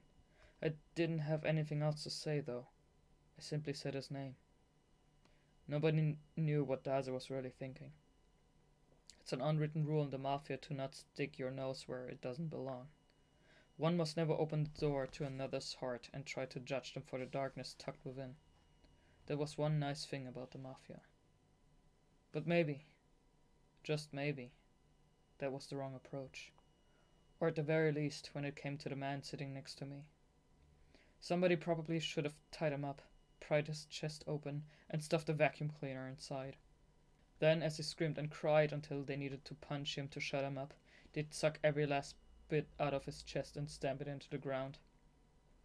But in reality, such a vacuum doesn't exist. Chests don't open up like that, and no one is capable of such feats.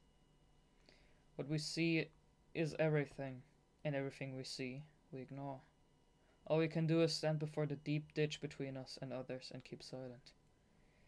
Well, I should get going, Dazai said before standing.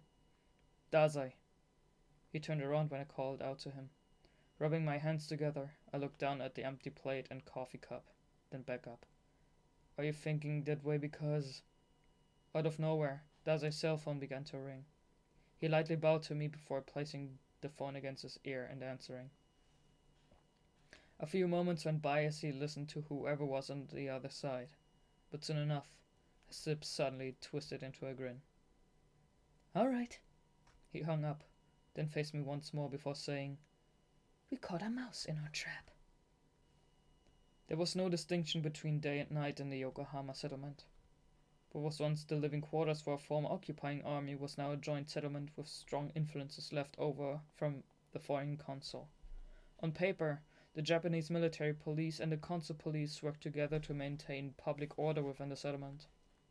However, the law's particulars were incredibly ambiguous, leading to countless gray areas. Numerous military parties, financial conglomerates, and criminals gathered here from all over the world like moths to a flame in order to benefit from these loopholes. Even the MP cannot carelessly dabble in the settlement's affairs. It's virtually an extraterritorial demon city, which is one reason why Yokohama gained public notoriety for acting as the largest base for criminals with skills. In the corner of this demon city was an underground casino run by the part mafia. It was neither glamorous nor luxurious, but instead rather plain and ambiguous. It basically blended into the scenery. At least, that was how it appeared. But there was a reason for that. All the gambling done inside was illegal. The casino was located beneath a shipyard and had a horde of mafia guards on patrol. Patrons who visited were top-class financiers, politicians, military officers, and the like. The doorman wearing a double-breasted coat escorted the customers. Inside the underground casino was a chandelier, illuminating the damask wallpaper, wooden mosaic flooring, and shag carpeting. Various equipment stood like reticent sentinels. A jukebox playing jazz, music from the Prohibition era, a roulette board, and a blackjack table. With their drinks on one hand, people casually squandered their money while enjoying secret conversations. A middle-aged bartender silently made cocktails behind the bar set in the corner. That was when the unexpected suddenly happened. Soldiers draped in grey rags suddenly appeared from the back door and began firing the submachine guns. Fragments of the chandelier and wall scattered into the air, raining over the customers' heads. Like a flock of sheep struck by a bolt of lightning, the customers stampeded into each and every direction, wildly stomping over and on one direction to escape. That was the first thing the soldiers were going for. In the heat of the confusion, the croupiers swiftly grabbed the machine pistols they'd hidden away, but before they could even aim, the soldiers' suppressive fire pierced their chest and brought them to their knees. The 5 soldiers immediately cut across the casino floor and rushed into the manager's room in the back. They promptly disposed of the manager, then ripped the carpet off the floor. Embedded in the floor was a large electric safe. One of the soldiers took out a notepad and punched in the numbers written in it on the electronic keypad. A gear deep inside the safe made a heavy clicking sound, and the door opened. The soldiers took a peek inside. The safe was empty. Their astonishment was as clear as day. Almost instantaneously, an electric alert howled throughout the building, and fireproof shutters slammed to the ground with a heavy clang. The soldiers, aware of what was going on, shut the shutters, but the thick screens were designed to withstand bullets. After a few seconds, the ceiling sprinklers went off, sending a liquid over the soldiers. The croupiers and even the patrons couldn't get away. The liquid wasn't water, however. It was a white substance that almost immediately evaporated when it came into contact with clothes or the floor. The patrons and employees who had breathed in the air began to cough violently. The soldiers promptly held their breath, but it was already too late. One after another, everyone in the room began to collapse onto the floor. Almost no one was able to do anything of use. They simply clasped their throats, bent forward, and passed out. The white substance was just a type of knockout gas that affected the respiratory system. It wasn't fatal. However, the one soldier who had the most accurate grasp of the situation shot himself in the head. His blood and brain matter sprayed the wall, leaving a pattern that symbolized the last moment of his life. The remaining soldiers, on the other hand, lacked the clarity of mind to act on the spur of the moment, and just like the casino patrons, they fell to the ground. There was only one difference between the patrons and the soldiers. The latter would have never been allowed the luxury of a peaceful death. I visited a small accounting firm by the coast. Ange used to work here in his early days before he became a top-secret intelligence agent. Everyone starts at the bottom of the pecking order sometime in their life. Once I arrived at the office, I told them why I came. The guard and administrator both beamed as they escorted me to the back. The mafia is not all steel, guns, and explosives. These kinds of people are necessary too. This place was used as an accounting facility that washed the dirty money the mafia brought in illegally. 3 years ago, Ange was headhunted by the mafia and worked here as an assistant. The guard and the admin ended up bringing me to a windowless room hidden behind a wall. It was a dim space with secret mafia assets, money laundering ledger sheets, and other records stuffed in bookshelves lined up against the wall, plus a desk in the middle. There was nothing else except for a bare light bulb hanging from the ceiling, faintly wobbling. "There you go. Now if you don't mind, I'll be getting back to work," came the administrator's husky voice once he'd taken me to the bookshelves. He claimed he had work to do, but I had glanced into the room next door earlier and saw that his desk was covered in bonsai plants and a book on shogi. Nothing else. "Thank you very much," I expressed my gratitude. "By the way, there's a bit of burgeoning conflict unfolding at headquarters right now. Please be careful. The only things here are old documents and stacks of securities that can't be cashed. Attacking this place would just be a hassle." The administrator smirked. He had been the treasurer in charge of the mafia's finances for years. Perhaps he could instinctively sense where the sparks of war would land. "This is a nice workplace." After surveying the room, I called out to the administrator as he was leaving. "Maybe I should ask to be transferred here." The skin on his face crinkled as his lips curled into a grin. "Most youngsters say they don't even last 3 days before they head for the hills. It's boring here." After thanking the administrator for his time, I faced the open bookshelves once more. Ange's records were here. Accountants always have been the epitome of meticulousness itself, but the people who manage the mafia's under-the-table accounts must be capable of writing out in detail everything that happens during the course of business. That way, even if they're killed, the successor can take over for them without delay. I flipped through the business logs of the prior accountant. He was apparently well organized, even more than your average accountant, but just one single month of records alone was like reading a full-length novel, basically one long lyric poem about the underbelly of society. I sat behind the desk in the middle of the hidden room and leafed through the documents. According to the records, Ango used to be a kind of hacker who bought and sold information. In the past, he drew out a scheme where he would work together with a gang to steal money from a corporation. They pretended they worked for the bank, opened the safe deposit box, then swiped all the securities to exchange for cash.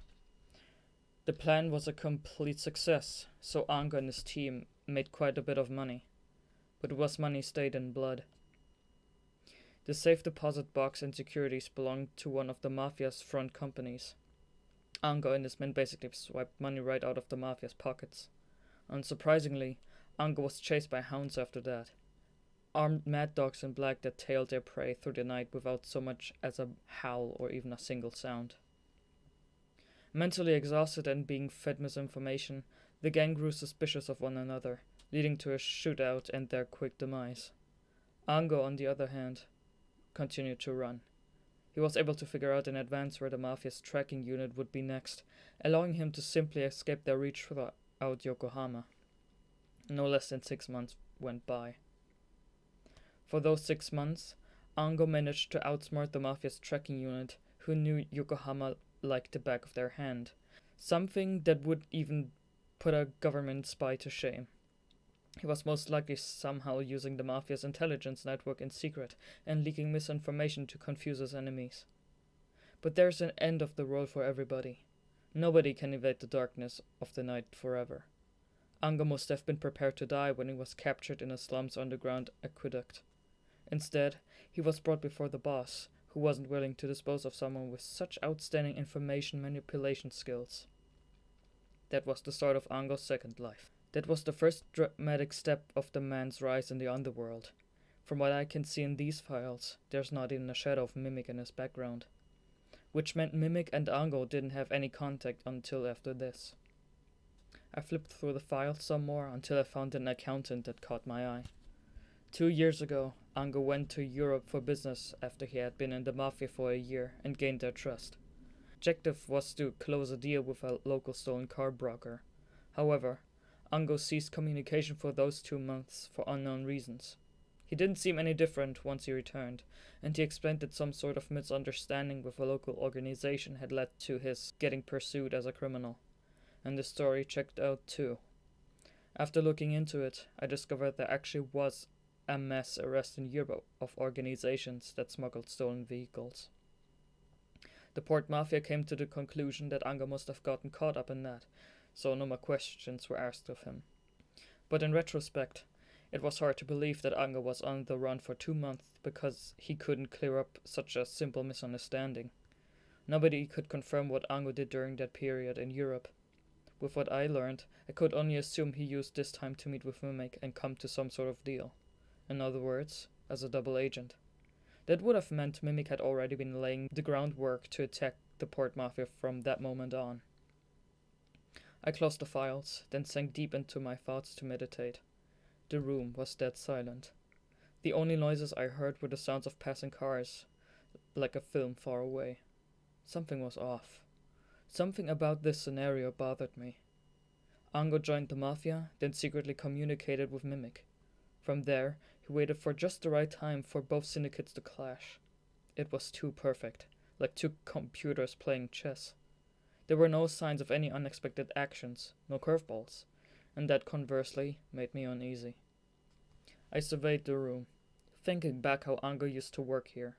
That day, he had been in the same spot I was in at that very moment. Ango had been sitting in the chair with his elbows on the desk, his expression glum as he stared at me in silence. This was where we first met. Ango was arrogant back then. He practically oozed displeasure, the bored expression in his face plainly illustrating that he didn't feel he belonged in a place like this. I thought back to the day he'd looked at me. What did he say to me when we first met again? I believe it was, "Could you please not get any closer? You smell," he said with disgust and his elbow still on the desk. Dazai and I couldn't even say a word as we stood stock still by the door. An awkward silence descended over the hidden room. I had heard around that this young man was the new guy, Ango Sakaguchi, but this was the first time I was actually meeting him. Dazai and I exchanged glances. We did indeed smell terrible. After all, we were on our way back from a mission. We must have reeked of oil, rust, and blood. My nose had given up sending signals to my brain a long time ago. It was in the middle of the Dragon's Head conflict. There was nary a night when you didn't hear gunfire, and practically every drop of sewage water had been tainted with blood. The bodies of underground syndicate members piled up in every corner of the city. Even the MP couldn't put a stop to it all.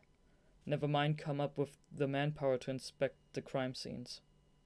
Dazai and I were given orders to clean up the fallen Port Mafia members' bodies.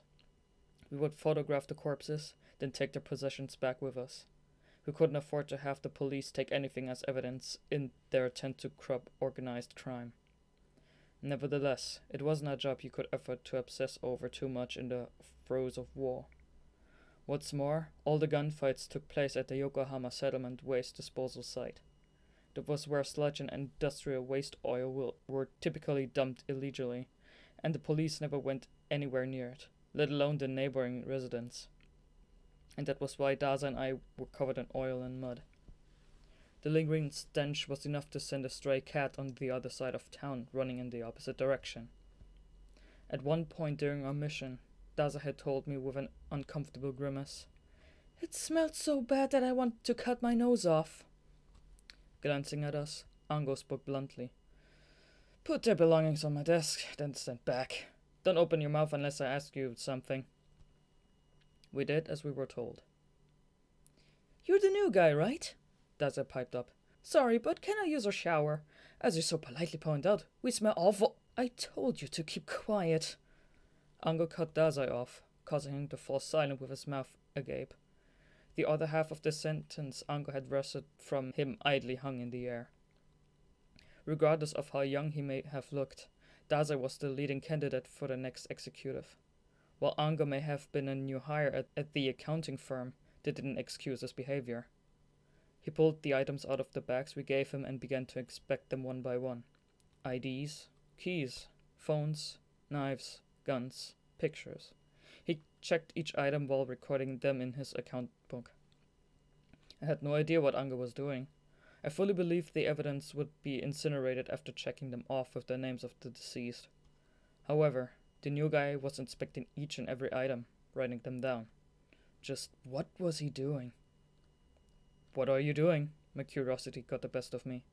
"How many times do I have to ask you to be quiet?" Ango replied as his pencil glided over the notepad. "Isn't it obvious? I'm creating logs, of course."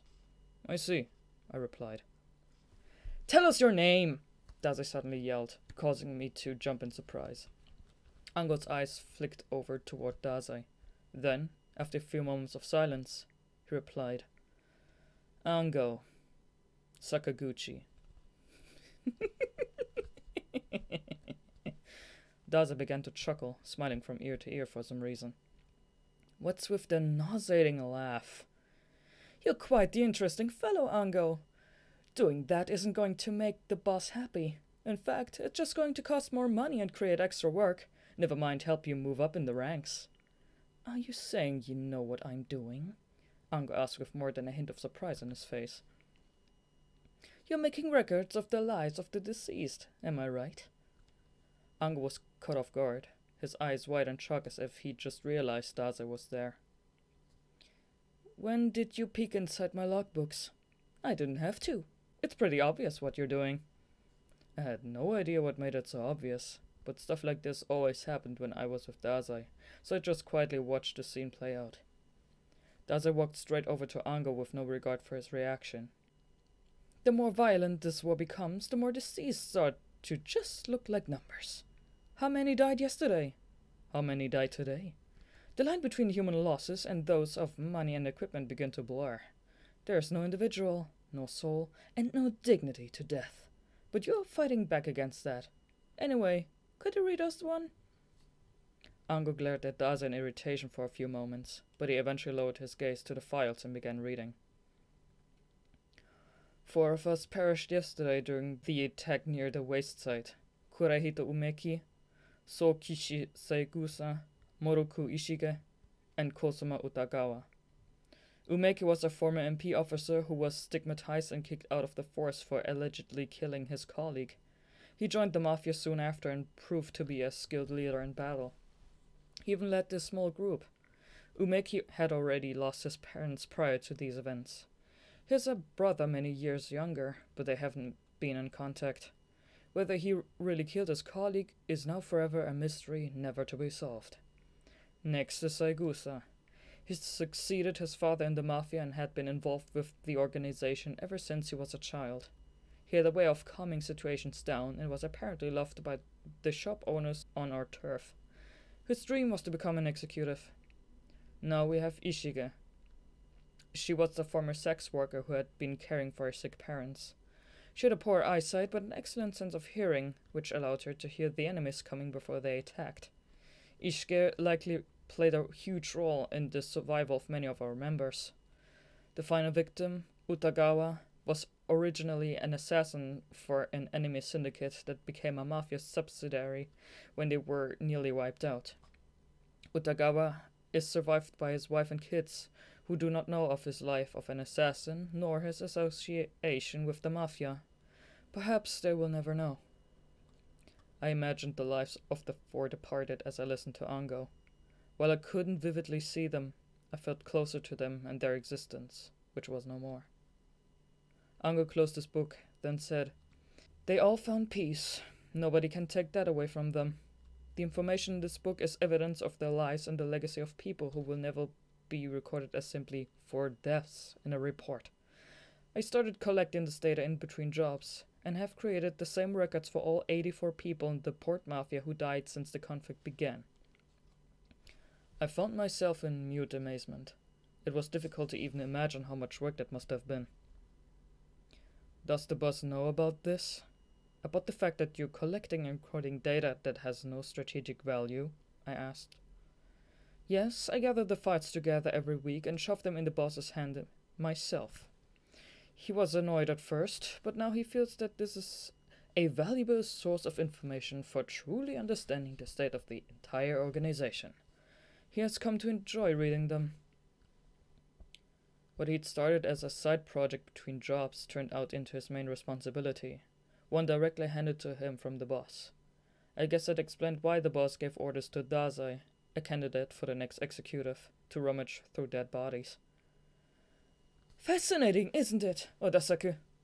Dazai brazenly patted Ango on the back. "There's really nobody in the mafia like this. A true waste of talent." "I told you to stay back.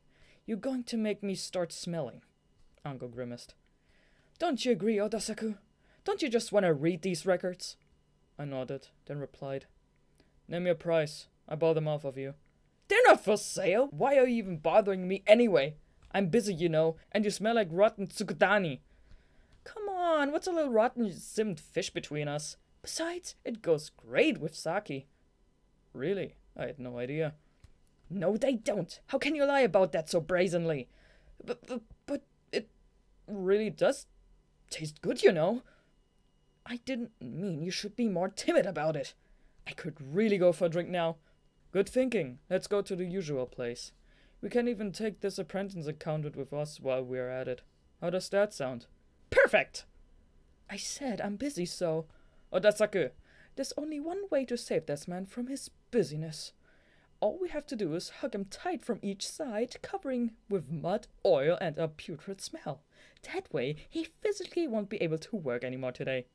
"Good point." "What? Are you threatening me?" "New guy, the mafia doesn't threaten. We murder." "Oh, Odasaku, take the right side, will ya?" "Sure thing." "Wait! These are my best clothes! Stop! You're going to make me..." We all gathered at the bar after that and got to know one another. There were no bosses or subordinates present. The 3 of us basically acted as equals. We drank, and we talked. That's it. We talked about the city, about liquor, about the people we've met. It wasn't as if we were passionately discussing some special topic we wanted to share, but even then, we didn't run out of things to chat about. We were like soldiers who had by chance run into one another on the desert battlefield, crowded around the campfire together, quietly exchanging something or other and drinking, just sharing a moment of one another's time. In the world we live in, finding these types of relationships are rare, like coming upon a golden palace in the middle of a dense forest. If this relationship were to ever be broken, there would be no second chance to build something like this with anyone else ever again. But then, the old-fashioned pistol, the code to the safe. Our relationship was beginning to visibly crumble at an alarming rate. Dazai walked down a set of stairs leading to a dim basement. A white mist silently seeped in through the cracks in the stone wall, making the chamber hazy as if it were underwater. The walls were moist and black, dimly glittering after absorbing countless screams in despair. This was the Mafia's underground prison. Many entered alive, but very few left that way. Scores of people were taken down here for various reasons, among them the large number of instruments of torture available, the extreme difficulty involved in rescuing prisoners, and the simple fact that it was just a bit easier to clean up any mess and blood in the basement. Dazai walked through the prison in silence as he headed toward the special prisoner's cell. It was nothing more than a single room of around 36 square yards. The only entrance and exit was a short iron door. There wasn't even a window to let the light in. Shackles and chains like those of a medieval jail hung from the wall. There were 3 dead bodies in the middle of the cell, all relatively fresh. The blood slowly spreads across the floor, as if fruitlessly struggling to escape from the gloomy chamber. The ones who died here were mimic soldiers. They had lost consciousness after breathing in knockout gas at the casino, and the Mafia had taken them here to be tortured. "Tell me what happened," Dazai said. 4 Mafia members were also in the cell, 3 of whom were Dazai subordinates who had helped fight against the sniper in the back alley. The 4th was a short, lean boy, robed in a black overcoat. "We used sleeping gas to knock out the Mimic's vanguard when they attacked our casino, and then we brought them here," one suited subordinate replied, pushing up his sunglasses.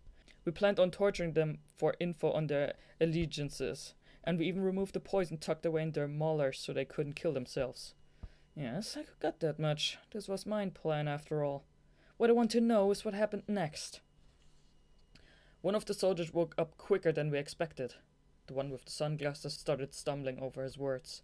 "Before we could shackle him, he grabbed one of our guns and killed his men, just to make sure they wouldn't talk.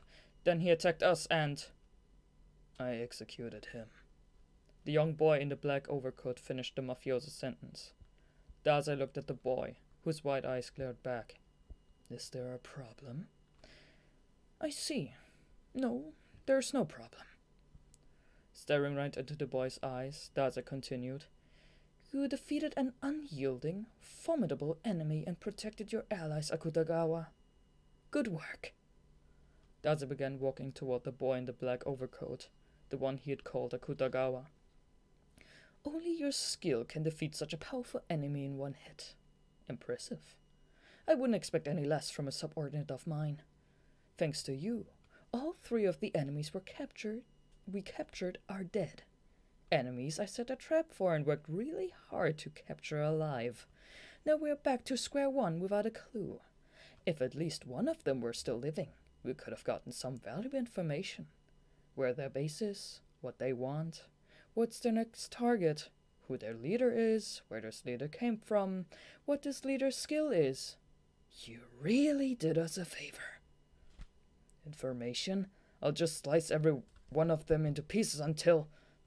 Dazai suddenly punched Akutagawa in the face, preventing him from finishing his sentence.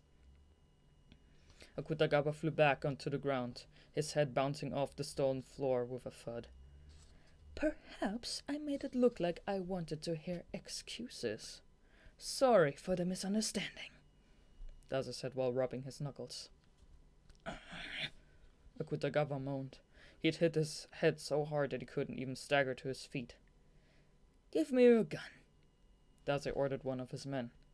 The subordinate was hesitant but nonetheless handed over his weapon. Next, Dazai removed the magazine from the automatic pistol, took out all but 3 bullets, then put the magazine back in. He immediately pointed the gun at Akutagawa, who was still on the ground. "I have this friend who's supporting several orphans all on his own, you see," he continued, his weapon still drawn and aimed at the boy. "Akutagawa, I'm sure Odasaku would have been patient enough to give you the guidance you needed had he been the one who found you on the brink of starvation in the slums. That would have been the right thing to do. But righteousness doesn't take very kindly to me. And there's only one thing people like me do to useless subordinates." Dazai mercilessly pulled the trigger the moment he finished his sentence.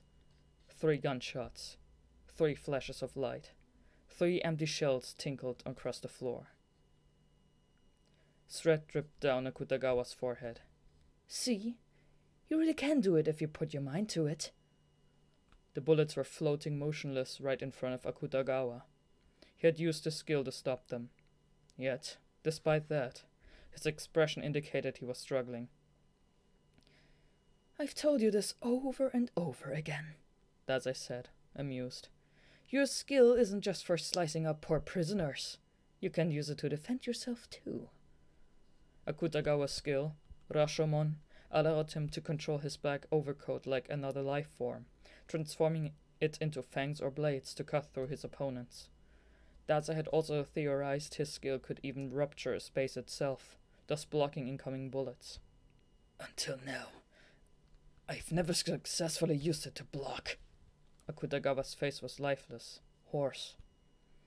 He'd used most of his mental strength to create an interruption in space. But look at you now! You did it! I'm so happy for you! Akutagawa scowled. A look of severe tension shot across his face, almost exploding with emotion. Next time you mess up, I'm punching you twice and shooting 5 times. Got it? Dazai's voice was colder than ice.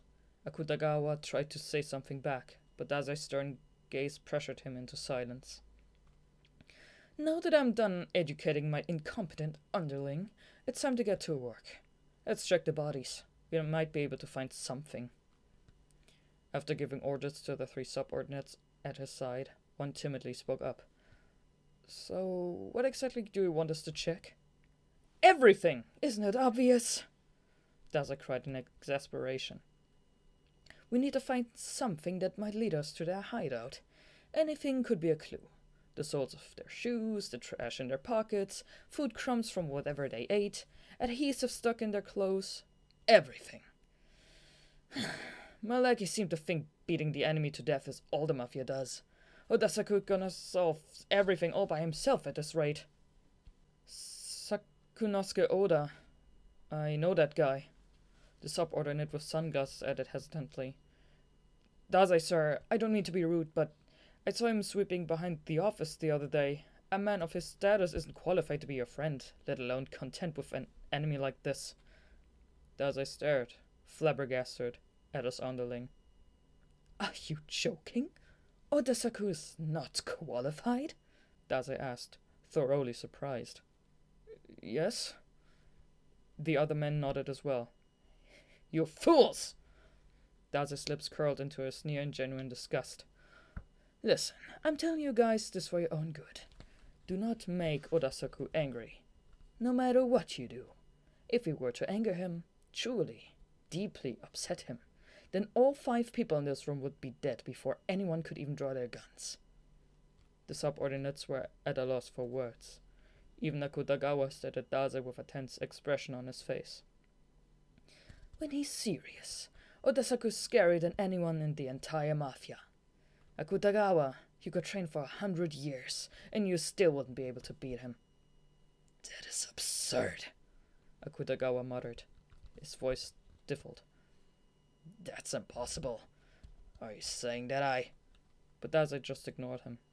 No, let's get to work. Our enemy might be a pain, but if we don't sort out this soon, the Special Division for Unusual Powers is gonna show up to put the fire out. And we don't want that. His hands still on the stone floor, Akutagawa merely glared at Dazai.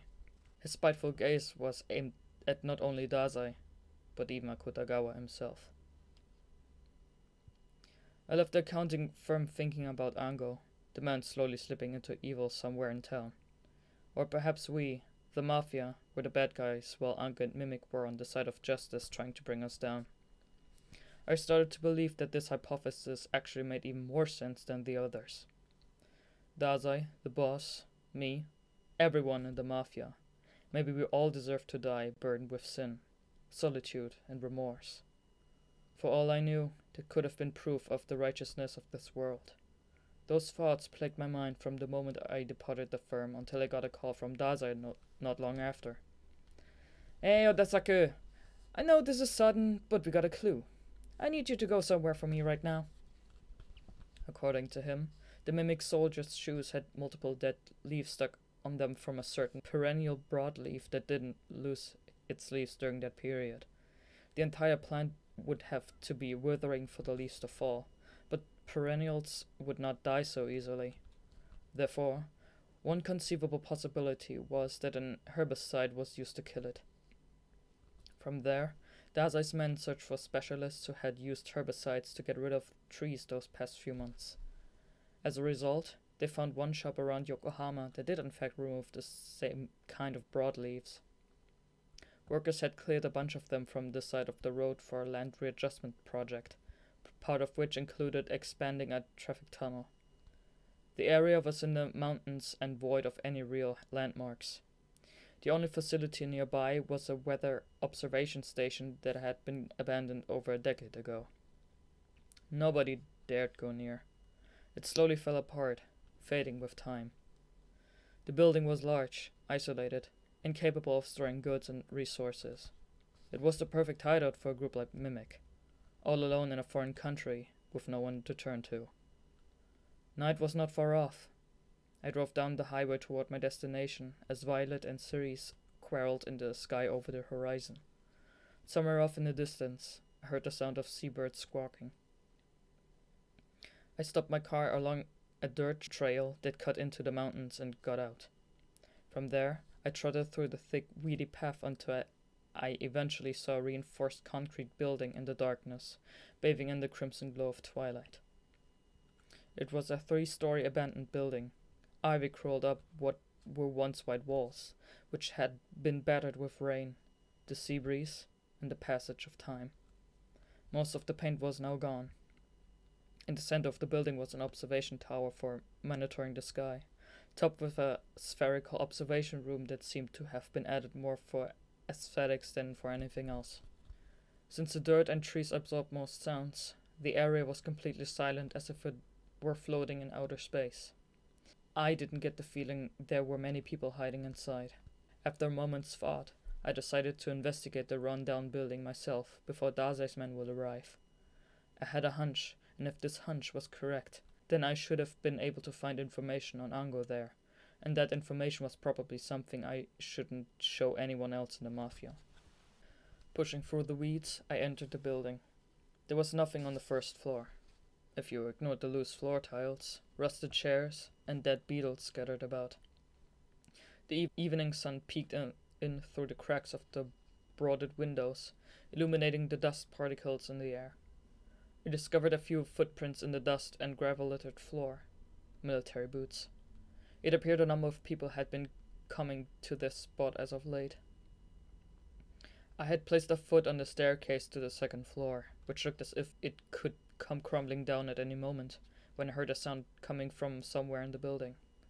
It was very faint, only about as loud as a kitten rolling on its back. I strode up the staircase, but I didn't see or saw on the second floor. No signs of anyone on the third floor either. It was just as I thought. I rushed upstairs, climbing the observation tower that connected to the observation room. As I entered a small room at the top of the stairs, I found someone tied to a chair and unable to move. That person yelled at me the moment they noticed I was there. "Oda-saku, stay back!" I ignored this command and ran over. That man, Ango, struggled to free his hands, which had been tightly tied behind his back, but the rope didn't even budge. I slipped behind him and began trying to untie his bonds. "Why did you come? The enemies are using this facility as their base." "I just got the feeling that you wanted help." I started to dismantle the knots. No easy feat. "I don't need any help." "Really?" I slipped a finger into one of the rope's knots, then tugged at it with a vice-like grip. It loosened slightly. "Let me guess, one of the reasons you're in trouble. Mimic found out you were a spy. Am I wrong?" "That's..." Ango fell silent. "Everyone in the Mafia thinks you're a Mimic spy who infiltrated the Mafia, but it's actually the opposite. Ango Sakaguchi is a Mafia spy who infiltrated Mimic." Ango instinctively opened his eyes wide and looked at me. "Mimic was watching your room through a sniper rifle scope to make sure the old pistol inside wouldn't get stolen. But why didn't they just snipe the Mafia's boss and get it over with? The reason is simple. You lied and said you didn't know where the boss was. But why did you do that? Because the boss decides everything you say and don't say about the Mafia." Ango squeezed his eyes shut. Clenching his teeth, he seemed to be struggled to keep down the emotions bubbling up from within. Before long, he opened his eyes again and said, "Oda-saku, please, you have to get out of here. I failed." Ango signaled to the floor above with his chin. "There's a time bomb upstairs. Now that they know I betrayed them, they plan on leaving no trace of me. See? I know you needed my help. I gave up on trying to untie the knot and pulled out my gun. Lean as far away from the chair as you can. I carefully aimed at the rope's note and fired 2 shots. The entire chair shook as the rope flew off. Let's get out of here. How much time do you have before the bomb goes off? The whole building is coming down any second now. Landing Ango on my shoulder, we rushed down the staircase. It appeared Ango was slightly roughed up before being bound. He staggered while holding his side, but even then, we sprinted down the stairs so fast we almost fell. The bomb went off right as we were about to run out the door. The shockwave came first, followed by blasts of hot air swooping down over us. We leaped out of the door head first. To be more technical about it, the blast blew us outside head first, and we were thrown into the thickets. All the air was squeezed out of my lungs. Finally, rubble and debris from the building started raining down from the sky. I tried to move out of the way, but the blast from the bomb had rendered my body useless. Fortunately, no heavy chunks of concrete flew our way, and the light boards of the walls were sent flying far into the distance. Still, our backs were uncomfortably pelted with countless bits of gravel, both large and small. It took almost an entire minute before we could start breathing normally again. I coughed as I brushed the rubble off my head. My vision went back and forth from red to white. Ango, are you okay? Yeah, somehow. Ango crawled, pulling himself out of the rubble before looking back at the building. I did the same thing before turning around as well. The second floor up was essentially destroyed, leaving only the charred framework. Even the flooring of the room where Ango was being held prisoner had been blown away. Mimic really went all out on the explosives. They destroyed any evidence we would have used to go after them as well. How much does our boss know about this? I asked Ango while trying to catch my breath. Almost everything, he replied. He's the only one in the Mafia who knows I infiltrated Mimic. That's how sensitive this mission is. More people knowing would increase the chances of a leak. This is a fundamental principle when handling secret information. I've been had. I got up, then took a seat on some rubble. So that's why the boss ordered me to find you while keeping the truth a secret. It was insurance in case Ango's undercover work went south. He needed a pawn who would save him, someone who knew nothing, wouldn't deceive anyone, and wouldn't get suspicious no matter what happened. Bombs and close brushes with death aren't really my thing. Ango shook his head, making his bitterness clear. At any rate, Mimic was as quick as an arrow to react. They didn't give me a chance to take measures to protect myself. I can see rainbow-colored stars when I close my eyes. What in the world is this? You'll get used to it. I have to inform the boss of what happened. Ango got to his feet. Mimic's commander is a dangerous man. He's cool-headed, has the qualities of a leader, and seeks conflict. He plans on completely annihilating the Mafia, and his men would slit their own throats for him. Even I saw someone do it. What's the leader's name? I asked. André Gide. He's a powerful skill user himself. He should be avoided at all costs, especially by you, Oda-saku. Whatever you do, do not fight him. By the way, you were the one who found the pistol in the safe in my room, were you not? I replied that I was. That gun is a symbol. There's a special design on the hammer that proves you're a member of Mimic. It took me here to receive one. As Ango stood in the midst of the debris with wobbly legs, he quickly turned his gaze to the thickets in the mountains, as if he was trying to look for something there. It's too late to stop the war between Mimic and the Mafia. Fighting is all they think about. Moreover, it doesn't matter to them who they fight. They dance the jitterbug with the Hound of Hades if it would take them to their next battlefield. If you don't do something soon, the city will... The skin around Ango's temple tore, and the trail of blood slowly trickled down his cheek. I handed him a handkerchief, which he thanked me for before using it to apply pressure to the wound. Just who are they? They're in an army. Although I'm sure you already figured that out yourself. They're remnants of an army faction defeated during previous interorganizational war. These men don't know how to live outside of a battlefield. They're known as Graugeist, men with no master. Even now, they're obsessed with warfare. Ango suddenly turned his gaze to the dirt path. What's that? I followed his eyes. A blue Temari handball, the type kids use to play games, rolled down the gravel slope. Did it get blown over there during the explosion? The ball rolled to my feet, and I picked it up. It was a deep azure. The strings were coming loose, since it was rather old, but there was something about the beautiful geometric pattern that drew me in. I rolled it around in my hand, and when I put my palms together, it fit perfectly between them. I looked at the backside, but there was nothing particularly unique. The earth suddenly shook. All of a sudden, my gaze met the ground in front of me. The next second, I realized I was falling, and collapsed face first, despite placing both my hands out to catch myself. My vision blurred. I felt sick. When I looked at my hands, they were covered in a sticky blue liquid. That ball had been coated in it. The parts of my hand covered in the liquid tingled uncomfortably. My alarm bells rang wildly in my head. The vision ended there. I stood among the debris. The worst thing about the vision ending was that I was already holding the handball. I immediately threw it away, but it was too late. I started to feel dizzy just like a moment ago.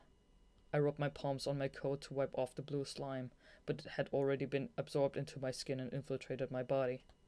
My skill, flawless, allowed me to see a few seconds, more than 5 but less than 6, into the future in my head. That was how I was able to avoid surprise attacks like sniper fire and explosions.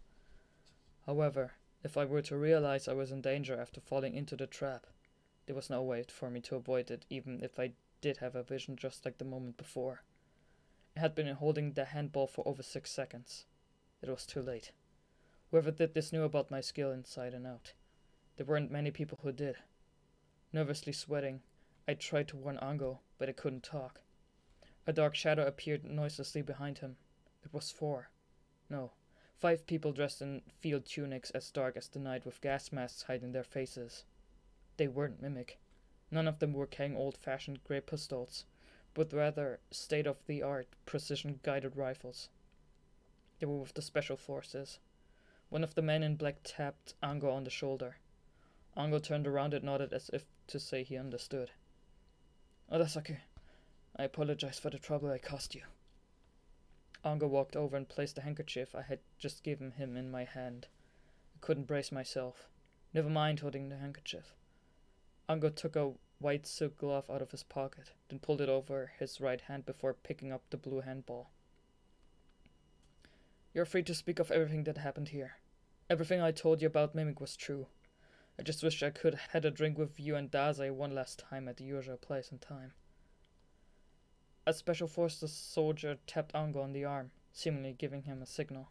After responding with his gaze, Ango looked down at me and smiled as if he had given up. Take care of yourself. Out of the corner of my eye, I saw Ango turn his back to me before leaving with the Special Forces. I wasn't even able to move my neck or eyes at that point. The world in front of me was slowly swallowed by darkness. My tongue numb, I called out to Ango as he left, but even I didn't know what I was saying. An indescribable feeling of loneliness was the only thing filling my heart, as if I were floating at the end of the universe. Even that was swallowed by darkness. My consciousness faded to black. Chapter 3. It had been raining that day. I was sitting. Time slowly, indistinctly passed by, and all sound was drowned out by the vague noise of falling rain. The world itself felt like an apparition. The rain poured down before my eyes at a slant, drenching the scenery and turning everything blue. Fog mixed with ocean mist intertwined with the downpour.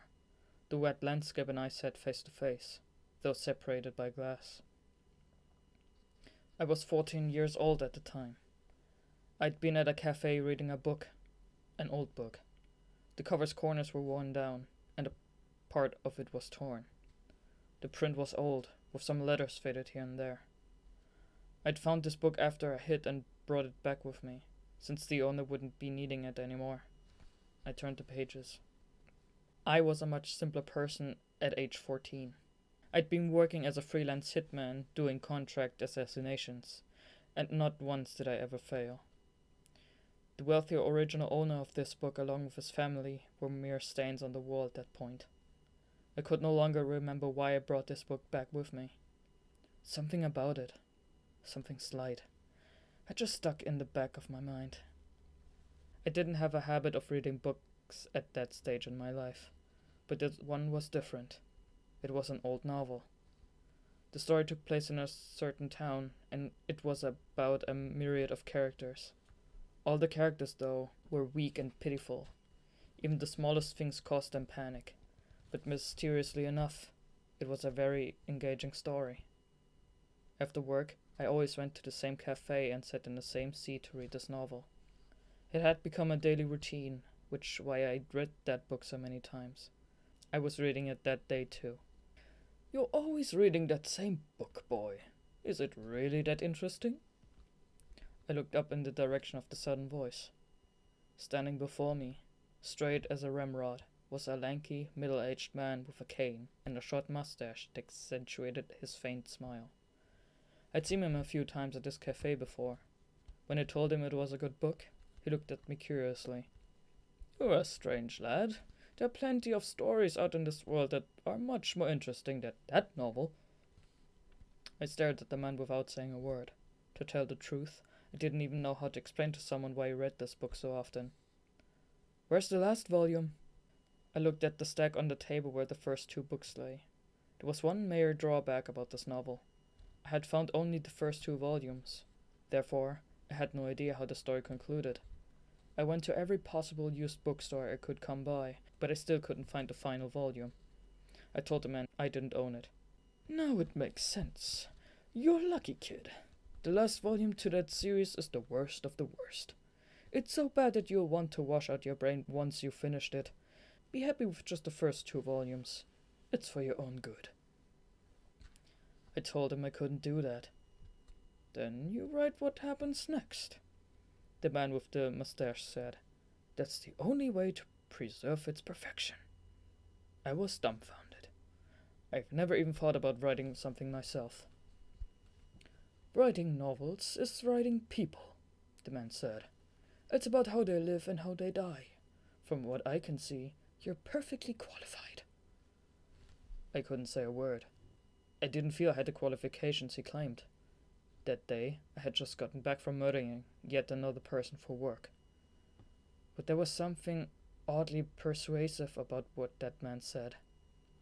It was as if brilliant radiance from light years away glittered in his eyes, and there was a certain firmness to his voice that seemed powerful enough to shake the earth itself. I'd never seen such a person before. When I asked him his name, he had told me, but I'd long since forgotten it.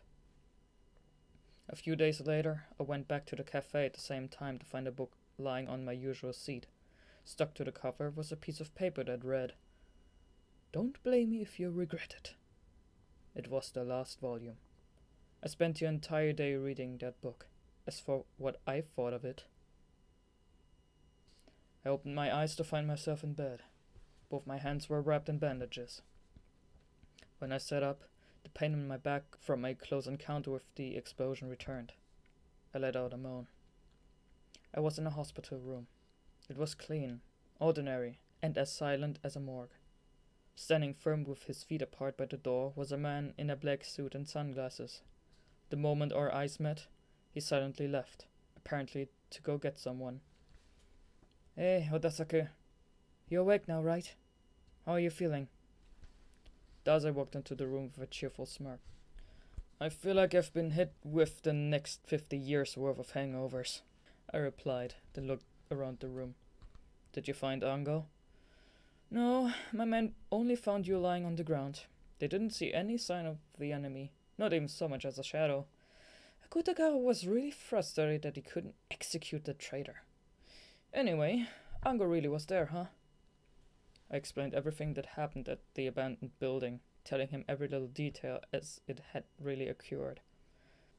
Ango's captivity, the explosion, André Gide, and the special forces dressed in black. Daza placed a thumb against his lips, then shifted into a thinking position. He didn't even move an inch for a full minute after that. Only his eyes wavered, following something only he could see. I waited in silence. Things can be mainly classified into two phenomena here. Daza finally spoke up. One is the criminal syndicate Mimic's attack. The other is Ango and the Special Forces' secret maneuvers. Are the Special Forces and Mimic different organizations? They are. To be a little more specific, this huge dispute is due to the three forces coming together. The Mafia, Mimic, and the Special Forces. But we can ignore the last one for now. It's Mimic we need to watch out for. While you were sleeping, 6 shops on Mafia turf were blown up. All at the same time. The casualties are increasing by the minute. Along with smuggling and trading stolen goods, the Mafia protected shops and companies in exchange for compensation. If those businesses were attacked, then the Mafia instantly lost its supporters' trust along with some of its economic infrastructure. I suddenly thought of Pops at the restaurant. That place was one of the few I managed. But the smaller stores are being saved for later, it seems. Dazai must have read my mind. Mimic is like nothing we've faced so far. They're terribly quick. Their attacks are devastating, and they show up without even making a sound. Even if we wanted to attack their headquarters, they appear out of nowhere and disappear into thin air. There's no way to take them by surprise. It's as if we're fighting against ghosts. Against real Graugeist. I thought back to the sniper and the abandoned building where Ango had been held captive. There really was something ghost-like about their existence. A ghost squad. Departed souls had wished to devour even the corrupt Mafia spirit. We still can't determine a definite pattern of attack, but what we do know is that they're serious about leveling the Mafia's turf. Not even the tormented souls of hell would do something so mad. Akutagawa and other malignant factions have formed ranks and are fighting back, but we still don't even know the enemy leader's skill. We're at a disadvantage.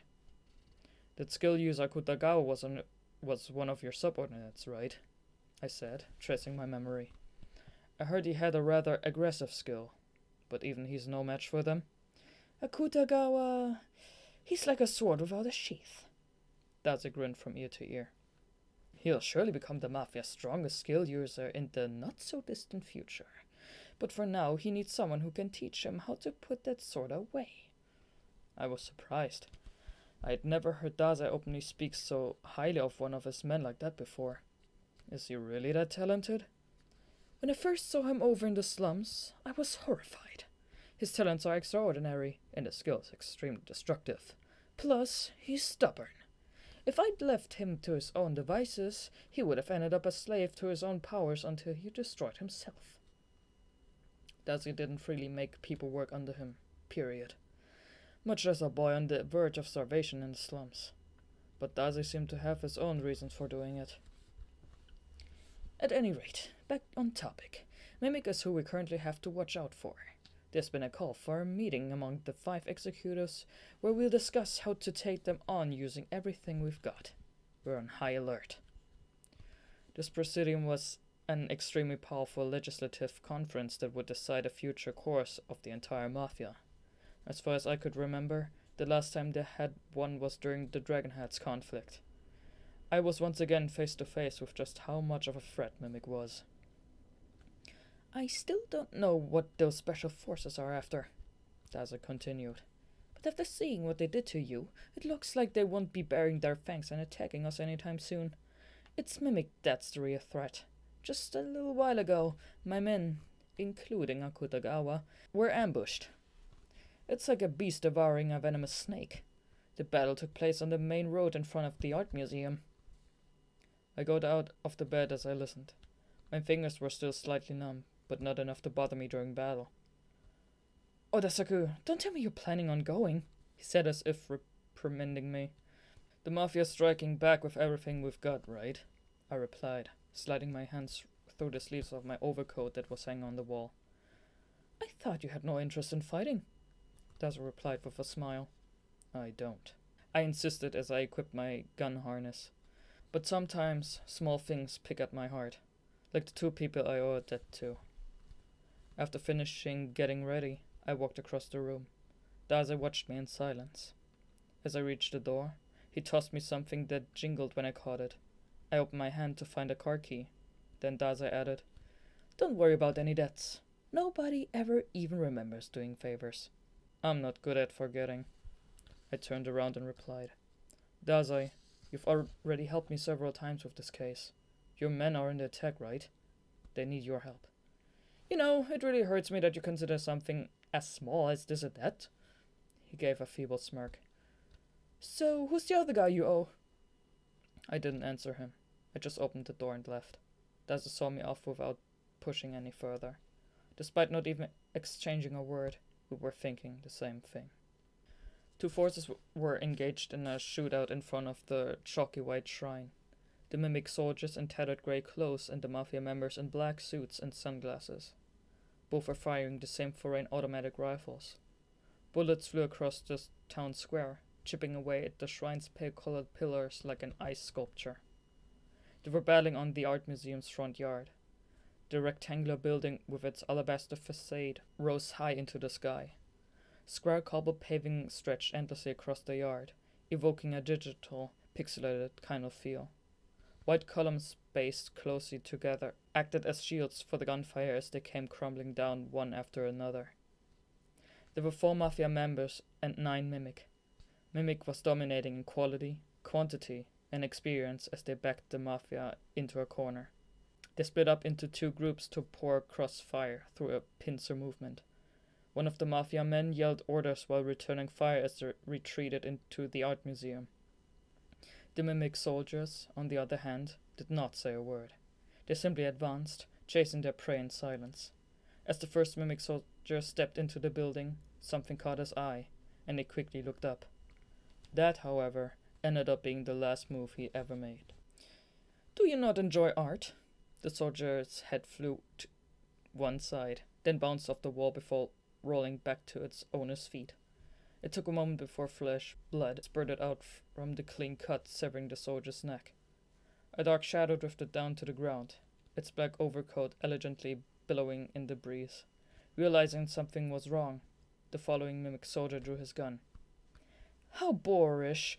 The artwork here is the manifestation of the human spirit. Show some respect." The shadowy finger twisted his body, gently pivoting his black overcoat. It split into 3 parts, each transforming into a massless blade before launching forward. First, the rifle was split in 2. Its contents then spilled out, showing a perfectly smooth slice all the way through. Next, the fingers holding the rifle noiselessly dropped to the ground one by one. Finally, the mimic soldier's torso slowly slid forward as his lower half leaned backward before they hit the ground.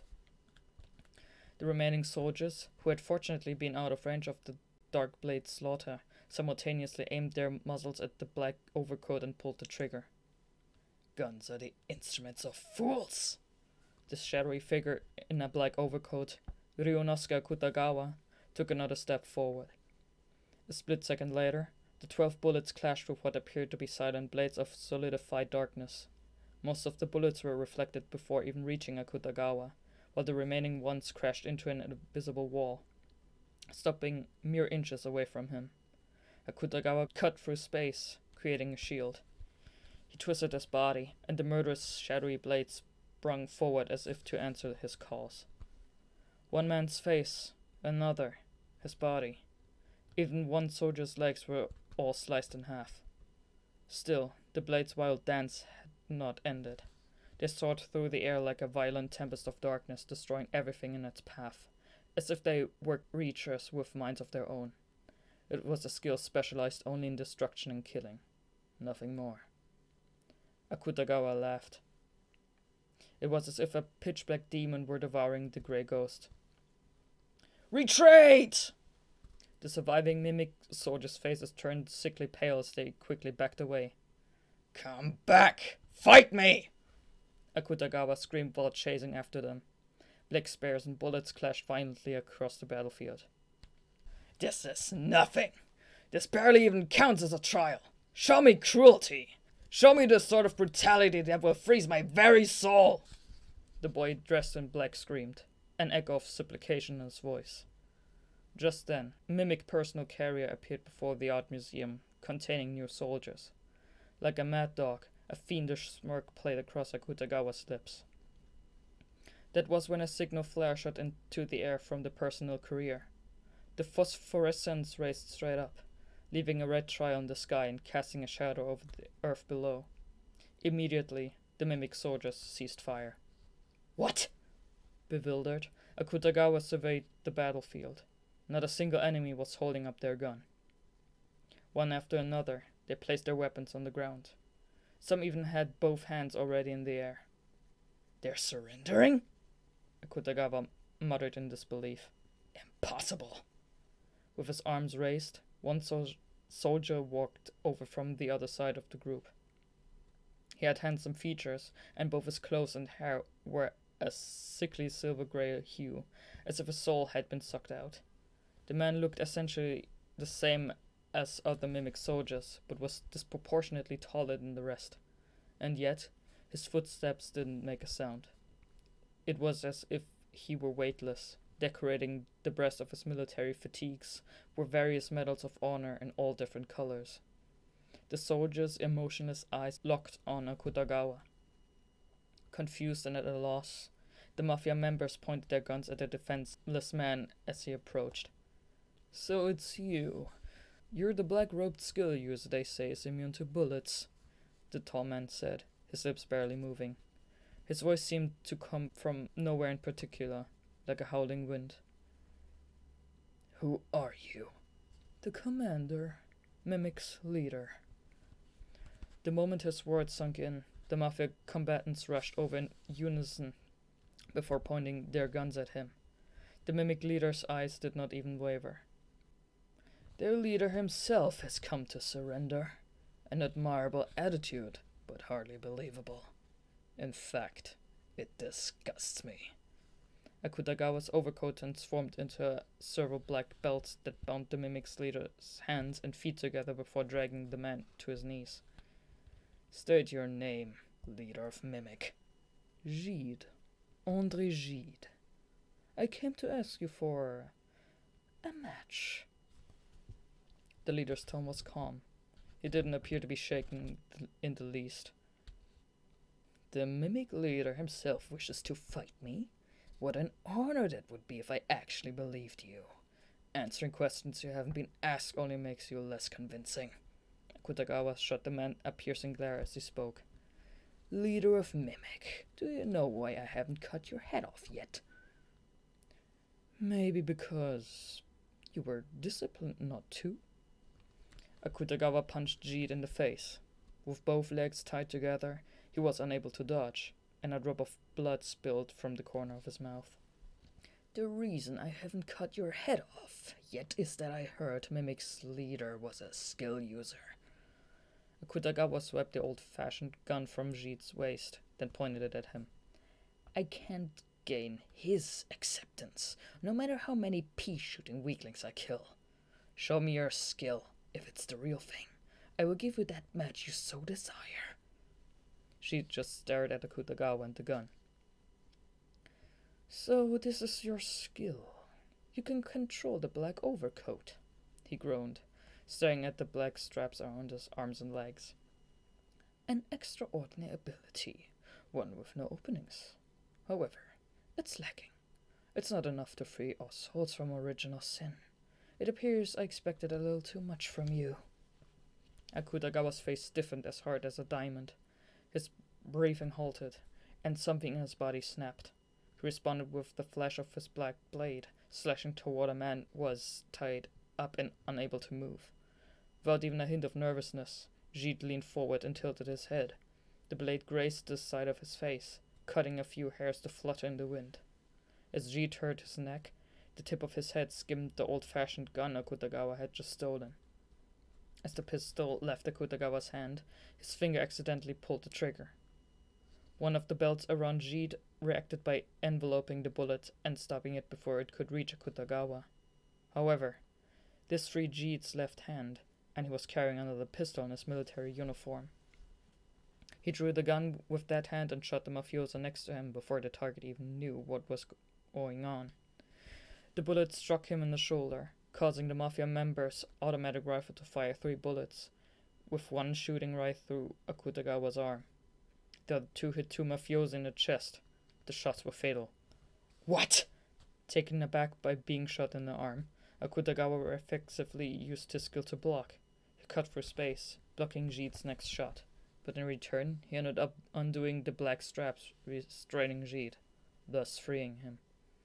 Immediately, Jeet picked up his other gun lying on the ground, and that was when the one-sided massacre began. It wasn't some sort of mysterious, visible power at work. The bullets weren't turning and flying in the opposite direction, nor was lightning or fire falling from the skies. No one was suddenly being frozen in place either. It was simply a repeat of the earlier gunfight, with the exception that everything was taking place at extremely close range. That, and the outcome was different.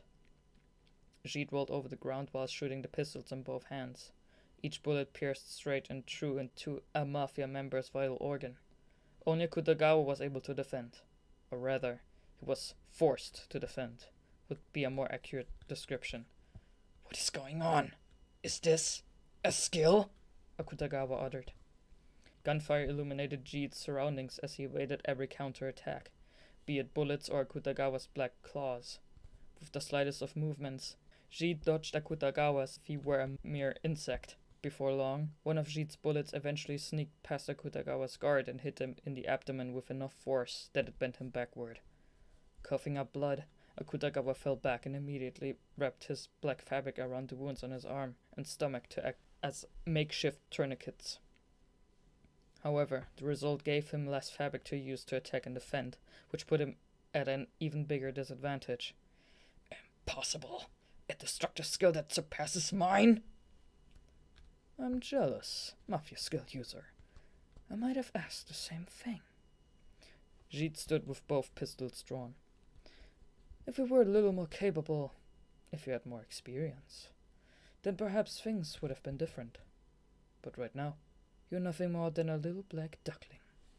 Don't you dare talk down to me! Akutagawa's hair stood on end. His black coat whirled as it started to form spikes, but Jeet shot them down right as they were about to launch at the speed of sound. You can read my movements? We are mimic. Jeet aimed his gun at Akutagawa. We are a squad of ghosts. A fantôme escouade forsaken by God and fallen from grace. We shall continue to march through the tainted blood until our true enemy brings us salvation. Akutagawa was briefly overwhelmed by Jeet's presence, because he knew Jeet was neither acting nor bluffing, but speaking only the truth. He could see it in his eyes. Answer me, leader of Mimic. Akutagawa said in a quiet voice with a gun to his face. What are you trying to accomplish by attacking the Mafia's territory? Nothing, Jeet replied without missing a beat. Ghosts wish for nothing. All we want is for our souls to cease to exist. Long ago, we turned to the Order of the Clock Tower for that purpose. Now we are here to demand that from you. Any last words, black-robed skill user? Kill me. Akutagawa closed his eyes, then gave a small smirk. I understand your feelings. Truly I do. I regret that I couldn't become the enemy you sought. Farewell. Jeet pulled the trigger, but he didn't fire. Right before he was about to shoot, he reflexively took evasive action. Raising his pistol up, he turned his body to dodge something, but his efforts were in vain. Odasaku's bullet hit the pistol out of Jeet's hand. My bullet struck the enemy's pistol, knocking it to the ground. The man, who I assumed was the mimic leader, seemed to be taken aback. Maybe he was surprised I'd shot his weapon with such accuracy from so far away, although he looked startled by something else as well. There was something curious about how he tried to dodge before I even fired my weapon. That wasn't the time to think about it, though. I rushed toward the enemy as I shot. He fired back, but I could already see the bullet's trail. Turning my head, I evaded the incoming bullet. I then fired back, but he dodged in the same way. He dodged? Mafia reinforcements? Neither of our bullets were connecting as we drew closer until I was near enough to grab his gun, and I did make a swipe for it, but the mimic leader nimbly twisted his wrist, thus avoiding my hand. It was the same bizarre reaction from a second ago. He could read my every move. I promptly gave up on trying to neutralize the enemy and searched for any Mafia members that were still alive. Most of them had already perished, but there was a boy in a black overcoat who was still conscious. Ryonosuke Kutagawa, I believe his name was. We're getting out of here. What do you think you're doing? He resisted, but I hoisted him up on my shoulder and made a dash for an exit route. Akutagawa was as light as a tree branch. Someone that thin would bleed out and turn into a mummy in no time. In an instant, I was welcomed by the concentrated fire of the mimic soldiers' automatic rifles.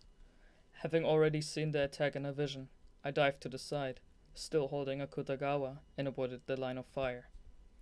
Akutagawa groaned in pain as his wound opened, but I was in no position to comfort him at that moment. I ran away as quickly as I could while firing warning shots at the enemy. Then, right as they took over, I broke for the man-made forest. While I heard orders being yelled behind me to pursue, I sprinted through the artificial forest of sparsely planted larches. The trees here should give me a little protection from their attacks, but there was no guarantee this wouldn't lead us to a dead end. Sorry, but I'm gonna have to put you down. Can you run? I lowered Akutagawa to the ground. He knelt onto some thick underbrush as fresh blood dripped out of the wound on his stomach. I'm Sakunosuke Oda, a friend of Dazai's. I came to help you escape from this hell. I extended a hand, but he simply clutched his abdomen without moving. While his skill was powerful in both offense and defense, I heard he was rather frail physically. Out of nowhere, I had a vision. After it was over, I lunged backward in response to what I had seen. Then, like a flash of darkness, a blade swung right through where my head just was. I've heard about you. You're nothing more than a lackey, Akutagawa said, panting. His eyes glowed with outrage as if he was going to pounce at me any second. Yup. You're Dazai's friend? His penetrating gaze shot right through me. It was as if something had set his heart ablaze with utter darkness. Yeah, I replied. Dazai told me something once. He said I could train 100 years and still wouldn't be able to defeat you. Akutagawa's murderous rage swelled and burst forth. He wouldn't lie, which is exactly why I can't forgive you. I'm inferior to even you, the lowest-ranking member of the Mafia. Why? Why? Why? 3 strips of black fabric soared toward me. Having already seen his attack in a vision, I rolled to the side and dodged. The tree behind me was sliced in two before falling down with a loud crack. We don't have time to fight between ourselves. The enemy will be here any moment now. Why? Why did Dazai? I lowered my head until it was almost touching the ground. After cutting down a few trees, the black fabric behind me swung back right over my head. Immediately, a few more trees collapsed. What a frightening skill. It had extraordinary range and speed. What was more, the blade sliced through everything they touched, making it one of the most powerful skills in the Mafia. The idea of someone this talented at this age was spine-chilling. I could see why Dazai wanted to keep him by his side to train him. However, now wasn't the time for admiration. As I shot my pistol at Akutagawa, he sliced the space before him with a black fabric he had apparently been storing by his side. The bullet then sank into the cut space and stopped. However, I already knew about his defense mechanism, so I used that opening to slide to his side and kick his injured arm with everything I had. Gah! The excruciating pain forced Akutagawa to writhe and fall unconscious. He was already mentally drained from using his skill over and over again, and from guarding multiple times with a technique he wasn't yet accustomed to using. The kick to the gunshot wound was enough to send him over the edge. He was barely conscious regardless. I heard that Dazai's Spartan training style was relentless, but no matter how effective it was in producing fast results, Akutagawa was still a kid. Mentally, he was already exhausted from battling the mimic soldiers, its leader, and me all in a quick succession. No one would have been surprised if he'd passed out on his own. Just where did that tenacity come from? Why? Why did Dazai? When he let out that anguished cry, I caught a glimpse of something faint, something other than anger, hidden behind its expression. I couldn't get it out of my head. I had a feeling that I would find someone in this country with that skill. What are you talking about? I turned around. The mimic leader stood at the forest entrance with 3 of his men. Since I could no longer hear any gunfire, you could have even described the man-made forest as tranquil in that moment. I am André Gide. We ghosts came in search of the one who will free our souls, the leader claimed. He had striking features. If he were wearing a fancy suit with a glass of wine in hand, I could see him being an actor in a movie. However, there was a certain quality to the timbre of his voice that sounded like something from decades past. Well, I know this guy who works at a funeral home. I'm sure he'll give you a discount if I put in a word for you. That won't be necessary, because I just found who I was looking for. At the same instant, Gide shot his pistol, aiming for right between my eyes. It was an extremely accurate shot, but knowing it was coming 5 seconds in advance made it easy to dodge. I took half a step to my right. One bullet hit me between the eyes, the other through my heart. The assault weapon's soft-point bullet broke through my cranium and into the back of my skull, sending me flying from the impact. The vision ended there. My skill showed me the future. While suppressing the panic flashing through my mind, I swerved to the left, contrary to what I did in my vision. However, the moment I dodged, a bullet was buried in my skull. The inside of my head shook from the impact, sending a soft, damp sound through my skull. The vision ended there. I stood in a daze. Gide had moved since he got there. He was still aiming his gun right at me and hadn't even pulled the trigger yet. I was suddenly thrown into a deep pool of confusion. What's going on? Your confusion is my confusion as well, Gide said after lowering the gun. Because you can do exactly what I can. You have the skill to see danger that involves you seconds before it happens. I saw a future where you moved right, so I adjusted my aim accordingly. However, you saw that future and swerved left instead, and I saw that future as well. Do you understand what I'm saying? We have the same skill. Your ability to observe the future is omnipotent. No one in this world can kill you, with the exception of me. Gide's cheeks tensed as his lips vaguely stretched to the sides. It looked as if he was smiling. And the only one who can bury me is you. You're the sole person who can end this war. His smile was truly from the heart. It was as if someone had injected ice-cold poison to my veins. I almost reflexively pointed my gun at him. Yes, just like that, Gide replied as if he were begging for it. That bullet alone can stop this war. You're a member of the Mafia. You should want nothing more than the head of your enemy. The muzzle of my gun was pointed at Gide. Everything he said was true. There was no telling who would win in a match between 2 people who could see the future. But there wasn't anyone else in the Mafia who could even make him sweat. I took in a deep breath before exhaling with the muzzle still aimed right at the enemy. Then I lowered my gun. I'll pass, I replied. I came here to save my ally, and honestly, I haven't killed anyone in years. What? That was the first time I heard a note of surprise in his voice. Are you not with the Mafia? The Mafia's full of all different kinds of people. Guns are tools to kill, and this is a battlefield. Gide gradually raised his voice. So let us fight! Let us fight with all that we are! A battle that tears away at our souls! All a war needs a single bullet. Even if you don't shoot, you will have no choice but to fight back if I do. He aimed his gun at me. Only moments prior, I saw him fire. Everyone's obsessed with fighting. They can't get enough of it, I said. But not me. I'm interested in living. What interests me is how you guys live and what drives you to war.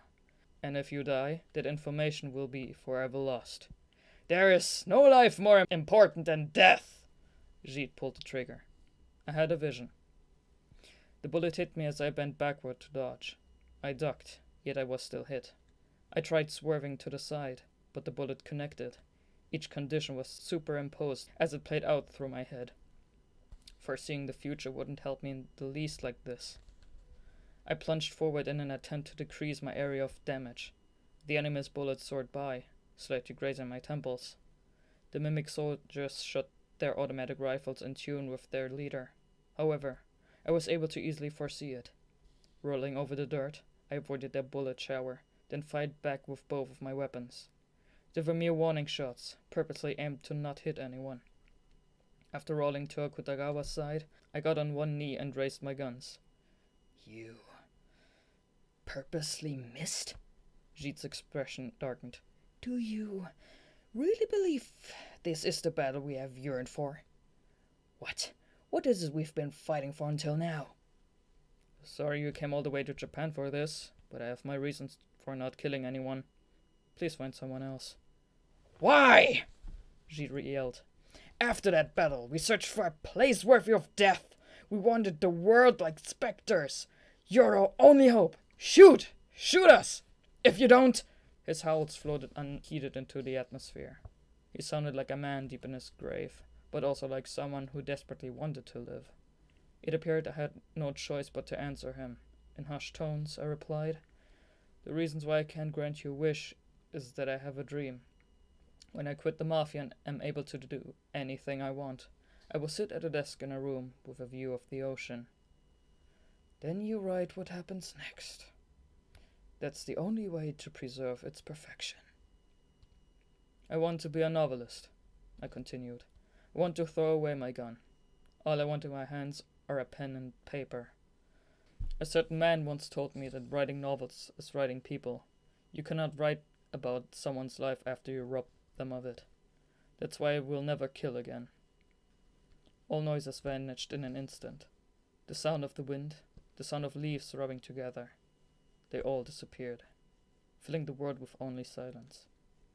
That was something I had never told anyone before, not even Dazai or Ango. "Is that your answer?" Jeet asked in a low voice. "Is that the reason why you refused to stand on the battlefield before us?" "Yes," I answered. I looked at Jeet, and he looked back at me. Our gazes quietly crossed as we tried to read the emotions hidden deep in each other's eyes. That was when I realized the negotiation had failed. Jeet aimed his gun at Akutagawa, who was still unconscious, and pulled the trigger. It would have been impossible to pick up an unconscious body and dodge a bullet at the same time, so I threw myself in front of Akutagawa. The impact hit me right in the middle of the chest. I jumped to the side, and the force spun me around before I collapsed onto the ground and rolled back even further.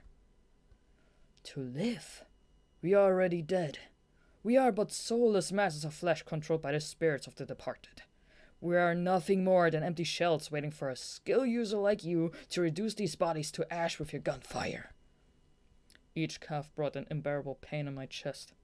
I ripped my jacket and checked the bullet to find it stuck in my bulletproof vest. Even then, my sternum ached as if I'd been hit with a hammer. "You're not dead." I slowly strung my words together. "I don't know what happened to you in the past, but you can take your time to think about how you'll die." "Why don't you understand? You're the only one who can!" As he wrung every last bit of anger out of his voice, all emotion suddenly faded from Jeet's eyes like a candle going out. And just like that, his grey eyes were empty, as if I were staring into endless ruins.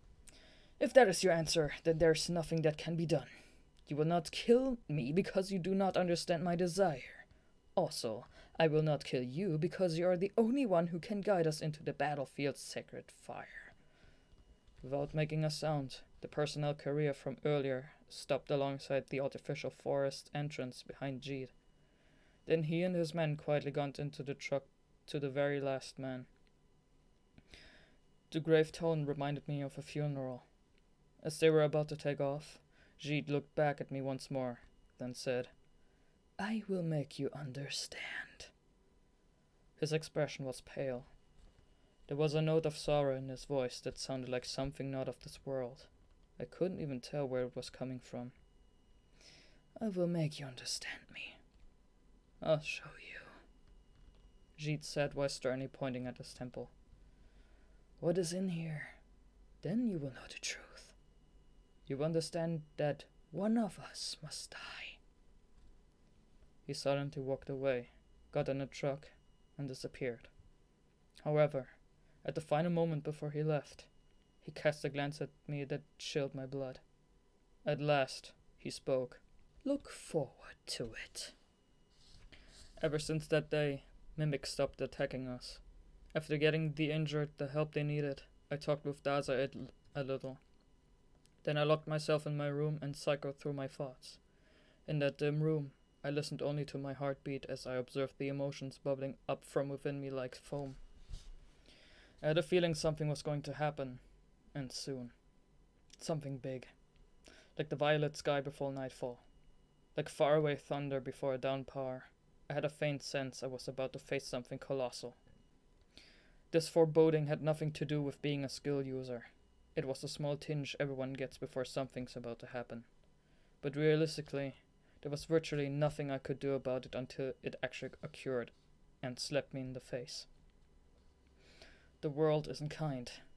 You have to be tough. Night fell. Dazai contacted me and asked if I could meet him to discuss our plans going forward. I grabbed my coat and left my room. I like the night, Dazai said. Nighttime is the mafia's time. The two of us took a walk through downtown Yokohama. The city residents were calmly roaming the streets. Building old and new equally bathed in the moist sea breeze. The golden stars in the sky flickered just like the lights on the Earth's surface. Where are we going now? To meet someone, Dazai smiled. Anyway, I feel for you, Odasaku. Not only did you run into the enemy's boss, but he made some serious advances toward you too. At this rate, you guys will be married by the weekend. That's not what happened. At least, I hope not. They're just a group of weirdos who start wars for the sake of it. Oh, I think it's kinda cute, going to such lengths to plan another person's death. I never would have thought of doing that. There was more than a hint of amusement in his tone. But I can't ignore what he said to you before he left. They might try to switch strategy before attacking again. I need to have my men keep an eye on you. How much longer is this conflict gonna last? The mimic soldiers don't bother me so much, but the leader's skill is a real pain. Surprise attacks won't work, which means we need some inside information. Got any ideas?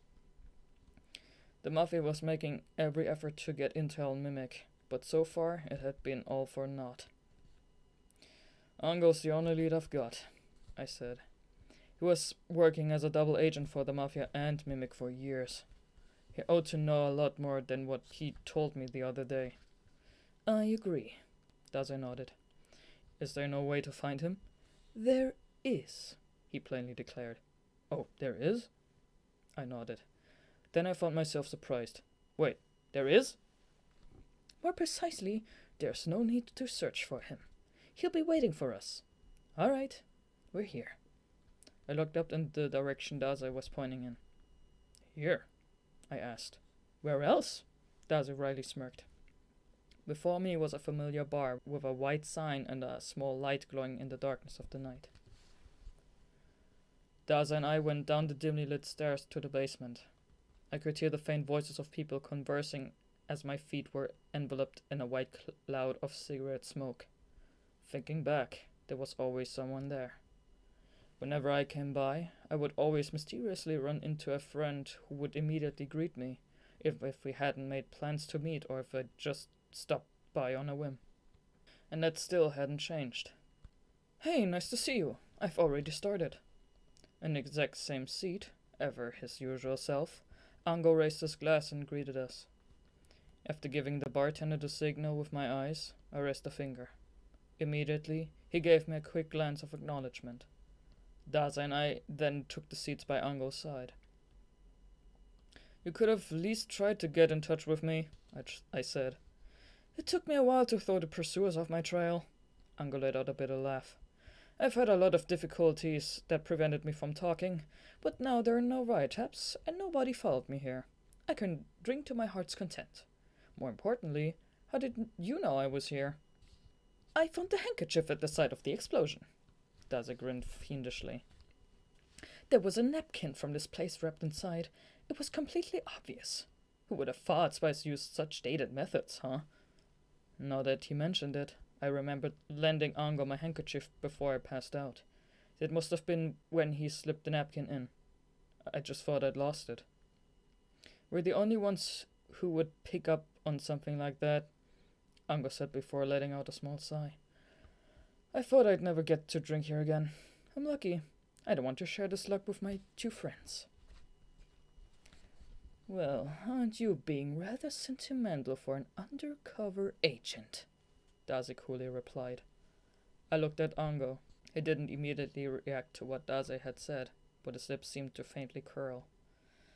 I'm impressed, Ango quietly admitted after a few moments went by. Ango, you were already somebody before you joined the Mafia. You were an agent for the Home Affairs Ministry's Special Division for Unusual Powers, a secret government agency. Your mission was to keep an eye on the Mafia and report back to headquarters. Yes, Ango replied after a deep sigh. While you may be part of a secret organization that presides over the skill users in this country, you wouldn't make it out unscathed if you took on the Port Mafia head-on. Plus, the mission of the Special Division for Unusual Powers is to manage skill users, not wipe them out. That's why they sent an agent to infiltrate the Mafia to keep an eye on things. It was an unavoidable measure of action. Am I right? That would mean the entire mess that got Ango into the Mafia was set up by the Special Division for Unusual Powers. That's when Mimic came up. This criminal organization of skill users planned on coming to Japan, and it would prove to be another headache for the Special Division for Unusual Powers to deal with. Therefore, they got you to keep an eye on them, as a double agent for the Mafia. Of course, those black-clothed special forces, the division's task force, would come to your rescue if needed. Being a government official was a thankless job for little money, Ango claimed with a scowl. So that would mean Ango wasn't a double agent, but a triple agent, I said. Yep, Dazai nodded. Well, that's about the extent of my research. Anyway, enough boring stuff. Let's drink. Glasses were then gently placed before our seats. Usually, we would say cheers after that, but not this time. Perhaps that would never happen again. Nobody spoke for a while after that. A bitter silence, more bitter than anything on the menu, filled the air between us. So, Ango reluctantly spoke up since no one else would say anything. Did you come here to affirm our abiding friendship? As if. Only the corners of Dazai's lips curled. Who came to get information on Mimic? You knew that. It's strange. This is the same liquor I always order, yet it has no taste. Ango muttered while staring at his glass as if he was talking to himself, then returned his gaze to meet me and asked, The division's surveillance group informed us that you met Jeed. Did you see his skill? I told him I saw that Jeed could predict his enemies' attacks. Even the Special Division for Unusual Powers has no way of dealing with that skill. Ango shook his head. The only option would be to drop a massive bomb on him, but he's elusive. We can't pin him down. The higher-ups apparently intend to let the Mafia deal with this case. After both crime syndicates take each other out, the Special Division for Unusual Powers can just manage whichever group survives, thus never having to sacrifice one of their own. Such a brilliant maneuver would be like killing two birds with one stone for the Special Division for Unusual Powers. How convenient. Dazai tilted his head to the side.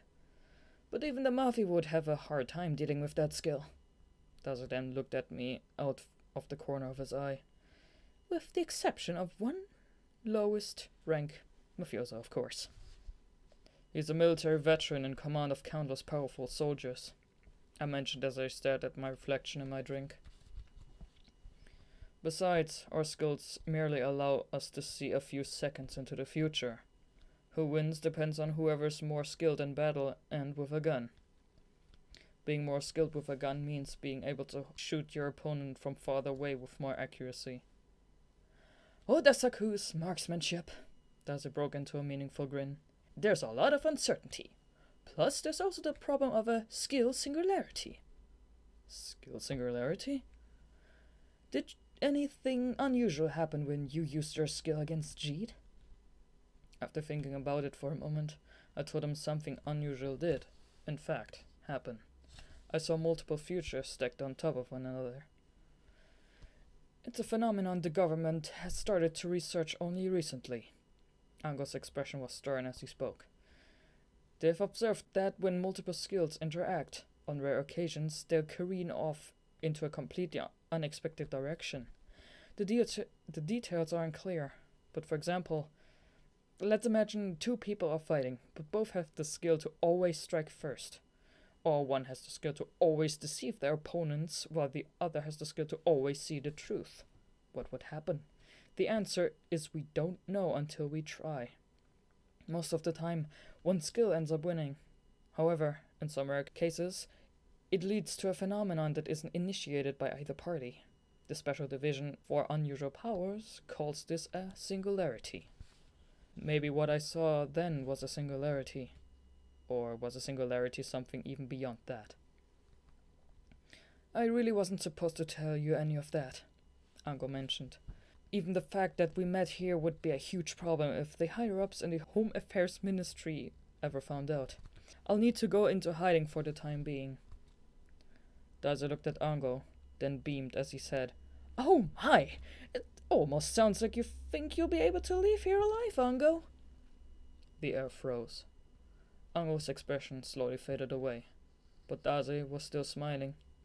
"I mean, you know what I'm saying, right?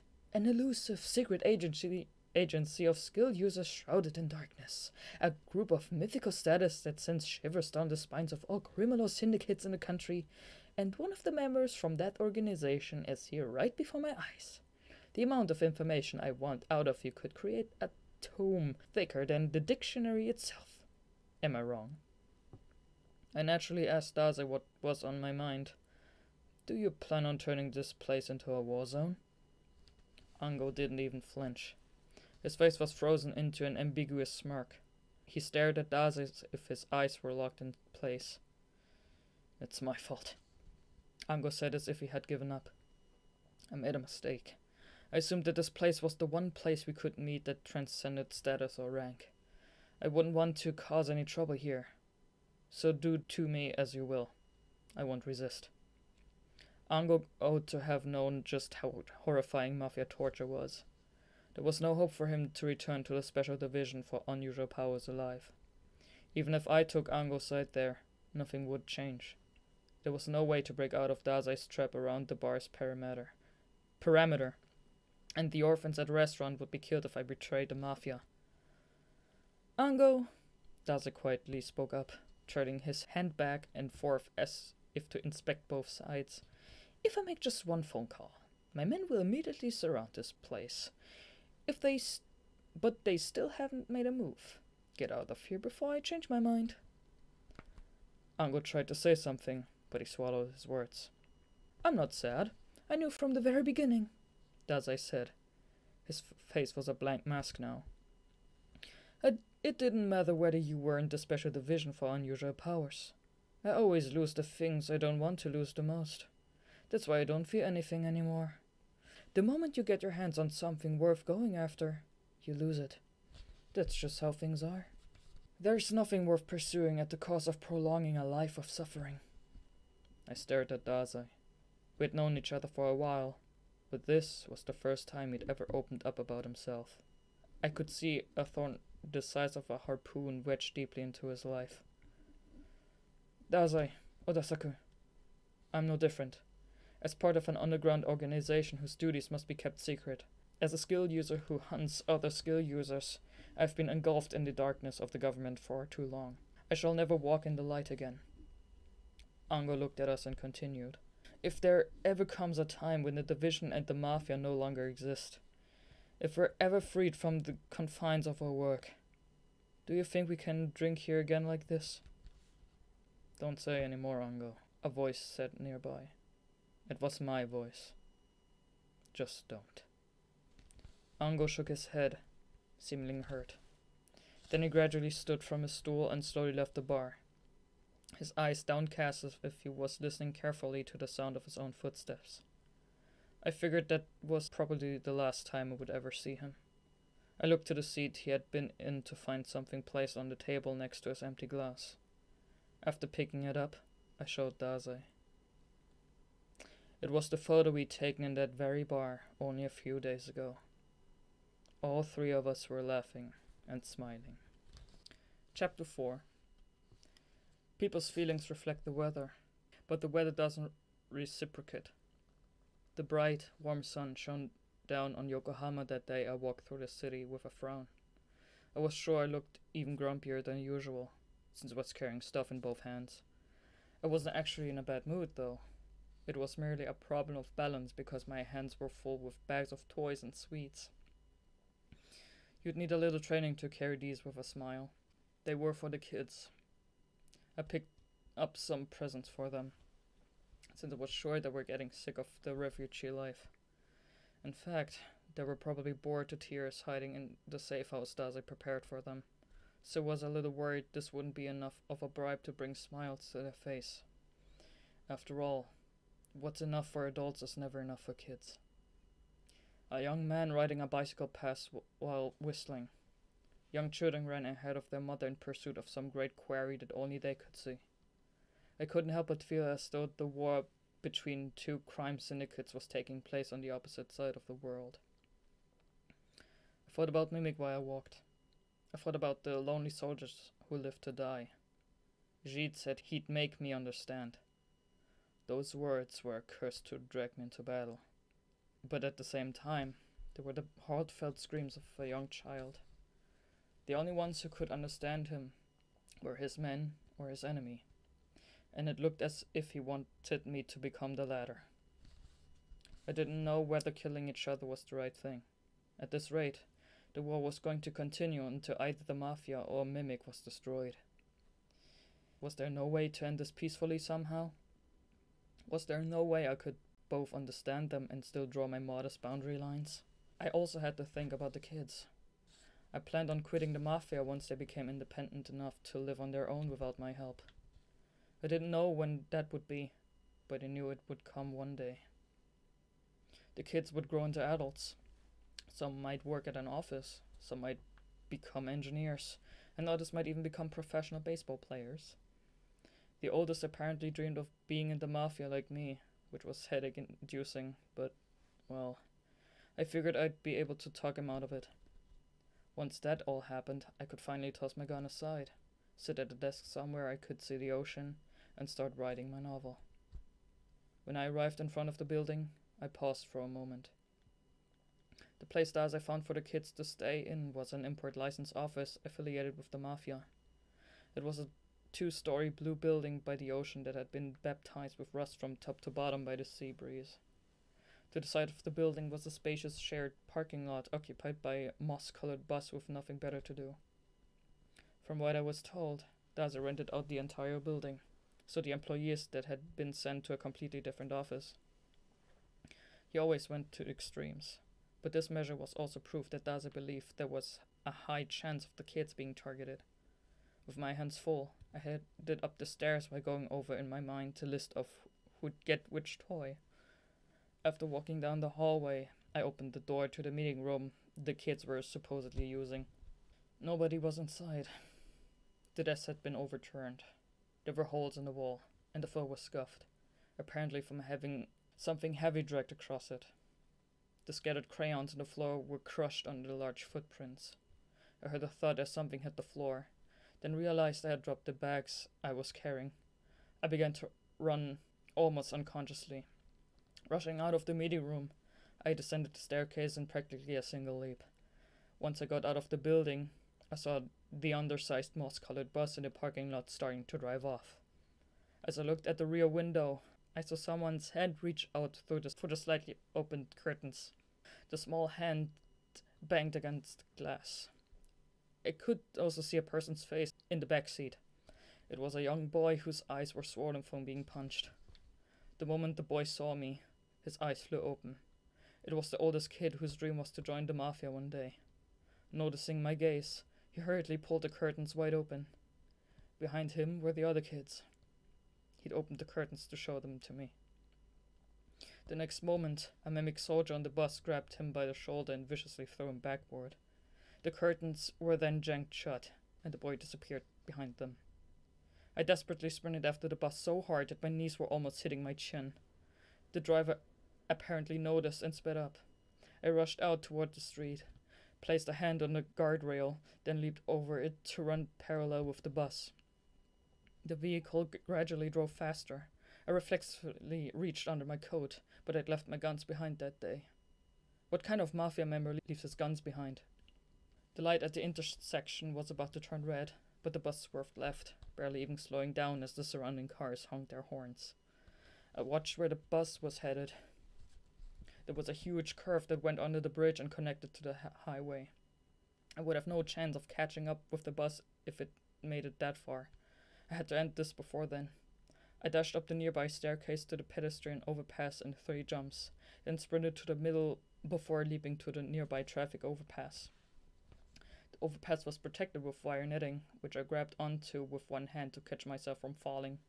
Then I climbed up the netting and stood on top of the overpass. Next, I rushed down the concrete until I approached an area that intersected with the road below. At that very moment, the bus began to pass below my feet. I waited until the time was just right to jump. My coat billowed with air and rustled in the wind. I landed on the roof of a red minivan that was driving in front of the bus, throwing out my hand and one knee to blunt the fall. I heard someone inside the minivan scream.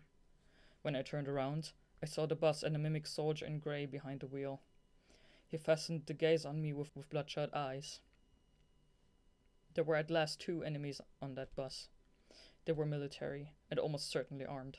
I, on the other hand, had no backup or weapon to defend myself with, but I would be able to handle things as long as I got just one look at the enemy. The bus itself sped up, closing in on the minivan. It looked as if the bus driver wanted to hit me along with the car.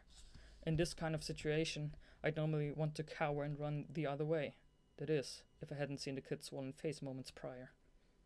After a brief yet silent apology, I violently kicked the minivan's side view mirror with my heel. The metal snapped as the mirror lazily fell, only to dangle by the vehicle's side.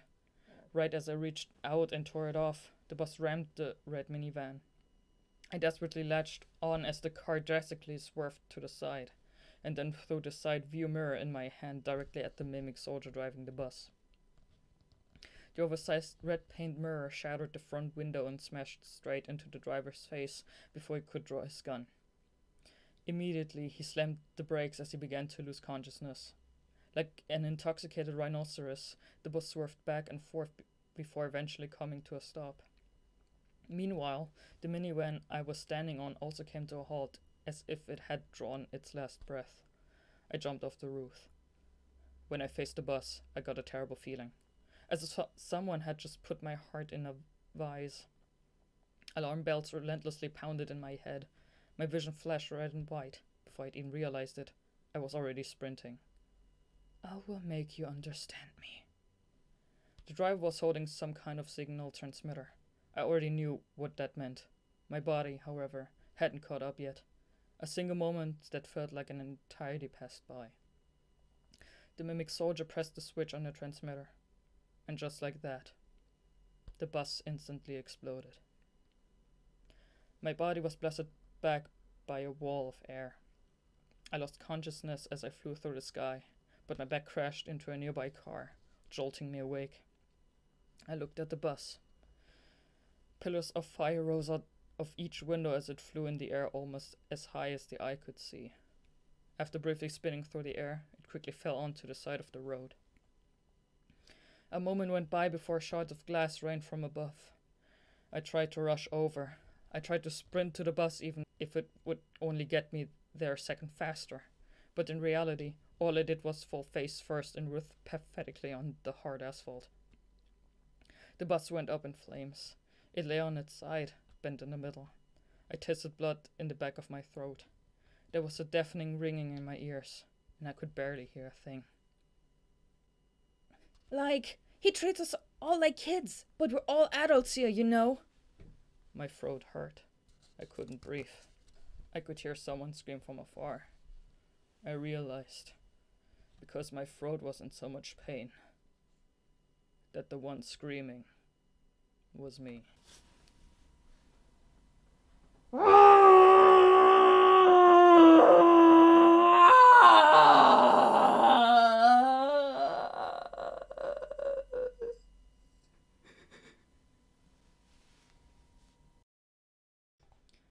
A small sightseeing ship floated in the Yokohama Bay. Gentle waves glittered in the rays of sun from a crystal clear sky. The ship quietly drifted through the waters as it bathed in the reflected glare. Only a few people were on board the vessel. In the center stood a young man with scholarly features and round glasses. Ango Sakaguchi, an agent with the Special Division for Unusual Powers. A man was sitting to his right. Ango, it's been a while. Thanks for inviting me. How have things been since returning to your real job? A man with slicked back black hair and a white coat, the Port Mafia boss, Ogai Mori, spoke to Ango in a friendly manner. Without saying a word, Ango simply lowered his gaze nervously.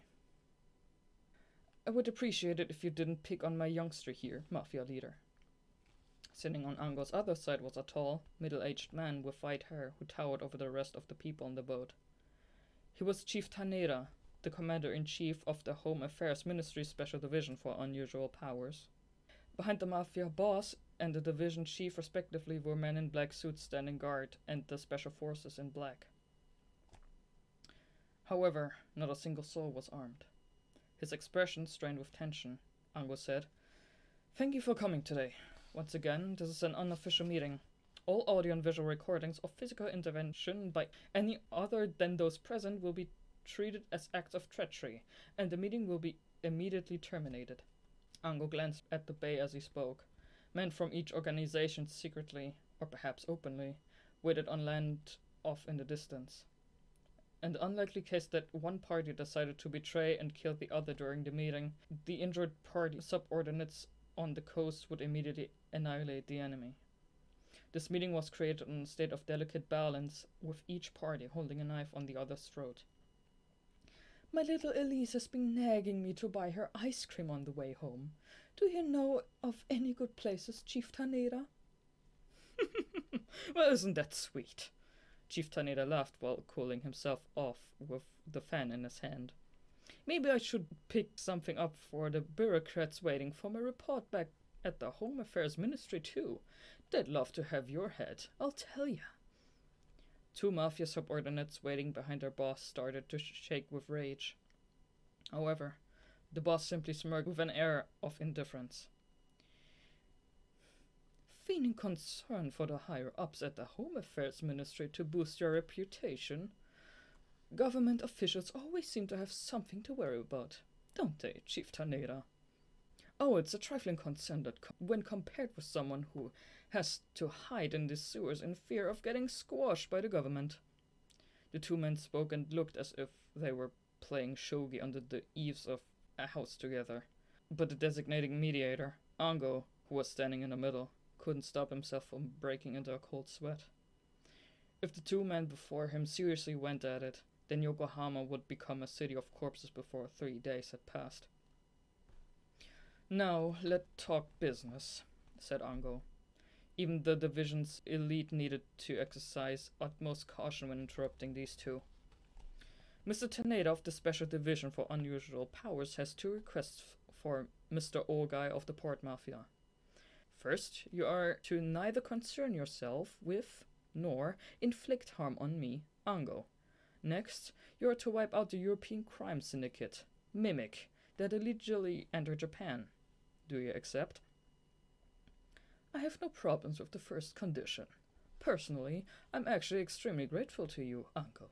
You're talented, and you supported me a great deal with my work, regardless of the fact that it was part of your job as an undercover agent. Additionally, thanks to your mediation, I was able to have this meeting with the Special Division for Unusual Powers. I almost want to embrace you and send you a bouquet of flowers. Then, however, I cannot make a definite promise in regard to your second request. Mimic is a horrifying group, after all. We're still under a lot of pressure thanks to them. If I could, I'd rather just run away crying. It's that bad. Ogai looked at Taneda with an indiscernible smile. A piercing flash of light illuminated the depths of Taneda's eyes. He closed them before giving Ango a signal with his gaze. Next, the Port Mafia requested the Special Division for Unusual Powers. Chief Taneda let out a sharp, deep sigh. Then he pulled a black envelope out of his suit. Meaningless images swirled in my head. I was standing in a white, barren hotel room. Next, I was standing in the planted forest in front of the art museum again. After that, I was on the restaurant's second floor. Sakunosuke Oda, a peculiar mafioso who believes killing is never the answer. I was in the waste-ridden back alley, then the quiet bar in the middle of the night. Then, I was riding the elevator at the Mafia headquarters. After that, I was sitting in a seat by the window at the cafe on a rainy day. Writing novels is writing people. You are perfectly qualified.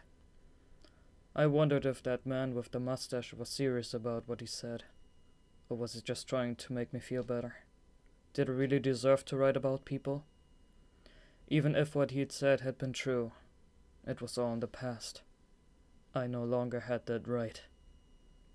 At the sight of the explosion, I somehow managed to stagger my feet and check inside the bus. I shouldn't have. It would have been easy to simply imagine what it was like inside. After that, I decided to leave the scene before I drew too much attention. I went over to the restaurant. They're an army. These men don't know how to live outside of a battlefield. They're known as Graugeist, men with no master. The lights were out. It was quiet. When I went inside, I found the owner, Pops, dead. He was lying behind the counter on a pot and a shelf for cooking utensils. He'd been shot in the chest 3 times, and his eyes were still open. His hand was still gripping the curry ladle. He must have tried to grab onto whatever was nearby on the spur of the moment. I wondered how he'd planned on fighting against armed mixed soldiers with only a ladle. Just what you would expect from the owner of a mafia-affiliated restaurant. Only when I gently closed Pop's eyelids did he actually look dead. I could feel my soul being tightly squeezed out of my body. It was the sound the spirit makes when it is irreversibly disfigured. A military knife was stuck in the counter, and underneath it was a map.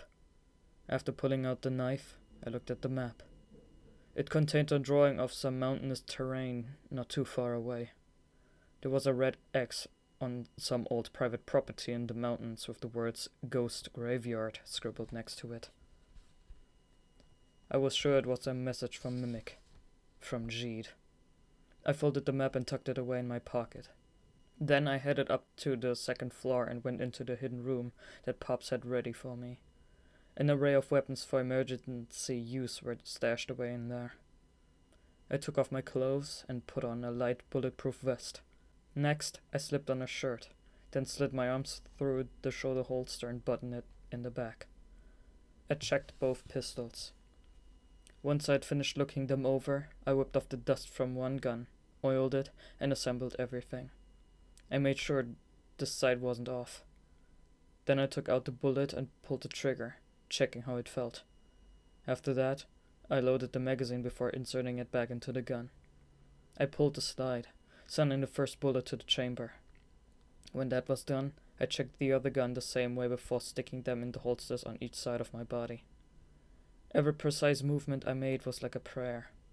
As I got myself ready, my mind separated from my body, and I wandered in my thoughts. Who I used to be, what I'd sought, who I'd talked to, what I'd felt, how I'd wanted to live. All I knew in that moment was that everything I sought in the past was already gone, thrown away like a crumpled up piece of paper. I wrapped my wrist in bands packed with spare magazines. Then I slid my arms through the sleeves of the Kevlar woven coat, into which I stuffed grenades and as many spare magazines as I could. I hesitated but decided to not bring any bandages or painkillers along. I wouldn't need them. Instead, I found a box of cigarettes from when I'd quit years ago. I headed to the adjacent room with the cigarettes and a match. It was the room the kids used to live in. The same place we'd roughhoused together just a few days ago. It had hardly changed. The bed railing colored with crayon, the filthy floor, the stained wallpaper. The only difference was the 5 shadows that should have been there too. "Good night, Kosuke," I said as I lit a cigarette. That was the name of the oldest boy. "Good night, Katsumi. Good night, you. Good night, Shinji. Good night, Sakura." I watched as a trail of pale smoke quietly rose from the tip. "Sleep well. I'll avenge you." Holding the cigarette between my fingers, I gazed into the smoke until the cigarette burned out and the smoke disappeared. I began to walk. "Odasaku!"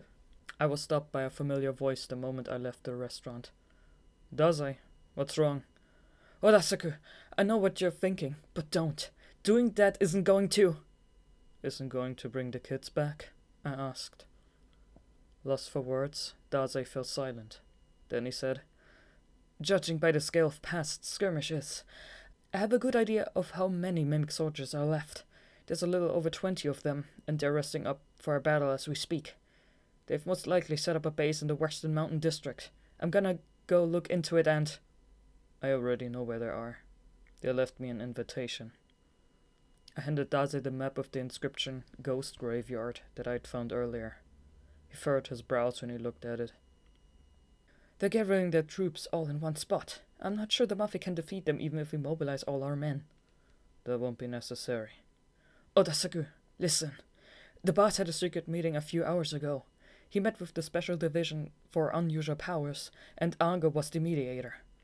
The meeting was so secret that I couldn't get any more information. But there's still something fishy going on with this mimic stuff. I can feel it. So until we know what that is..." "Something?" I looked at Dazai. "There isn't anything." "There isn't anything, Dazai. It's all over. Everything. Whatever else happens now is meaningless. Just like what I'm about to do. Am I wrong?" "Odasaku," Dazai said softly. "Forgive me for the absurd wording, but don't go. Find something to rely on. Expect good things to happen from here on out. There's gotta be something." Odasaku, do you know why I joined the Mafia?" I stared at him. We had known each other for a long time, but he'd never even attempted to talk about that. "I joined the Mafia because of an expectation I had. I thought if I was close to death and violence, close to people giving in to their urges and desires, then I would be able to see the inner nature of humankind up close. I thought if I did that..." Dazai paused before continuing. "I would be able to find something. A reason to live." I looked at him. He looked back at me. "I wanted to be a novelist," I said. "I thought I wouldn't deserve such a life if I killed someone during a mission. That's why I never killed anyone. But that's all in the past. There's only one thing I want now." "Odasaku!" I began to walk away. Dazai yelled out, but I didn't turn around. Heading west, I started my journey. Just like always, everyone walked in whatever direction they pleased. They all had somewhere to go, someone to meet, a home to return to. That was the world we lived in. That was the world I wanted to write about in my novel. That was the world the kids were supposed to belong to, where they'd each walk the streets however they pleased. They all found peace. Nobody can take that away from them. I recalled what Ango said that day long, long ago. Were the kids somewhere peaceful, or had they become ghosts to wander the world of the living? Just like Gide and me. As I was walking, I bumped into a small young man coming from the opposite direction. "Whoa!" Nothing happened to me, but the young man lost balance on his rear. Everything he'd been carrying scattered across the ground. "What do you think you're doing? Watch where you're going. With eyes that high up, you ought to be real good at that." "All the detective equipment the boss gave me." I helped the young man pick up his scattered belongings. Recording paper, a pen, a camera, and a bag for storing forensic evidence. Maybe he was a forensic technician on a murder case. "You're a cop?" I asked for no particular reason. "Me?" He squinted his already narrow eyes in utter disgust. "I'd appreciate it if you didn't lump me in with a bunch of incompetents. You don't know who I am. Soon I'll be a household name throughout all of Japan, so don't you forget. I'm the world's greatest detective, Ron Poero." "Sorry about that." I cut him off mid-sentence. "No, if you excuse me, I'm in a hurry."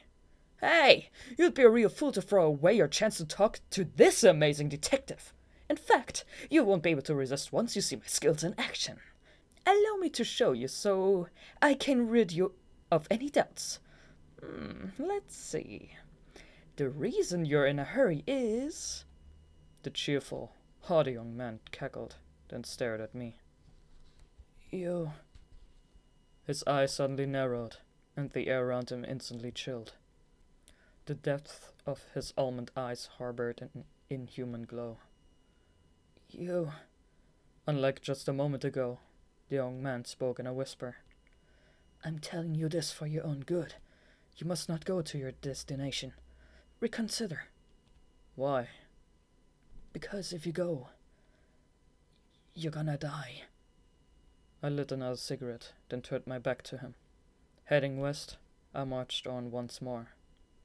As I walked away, I responded to the young man behind me. "I know."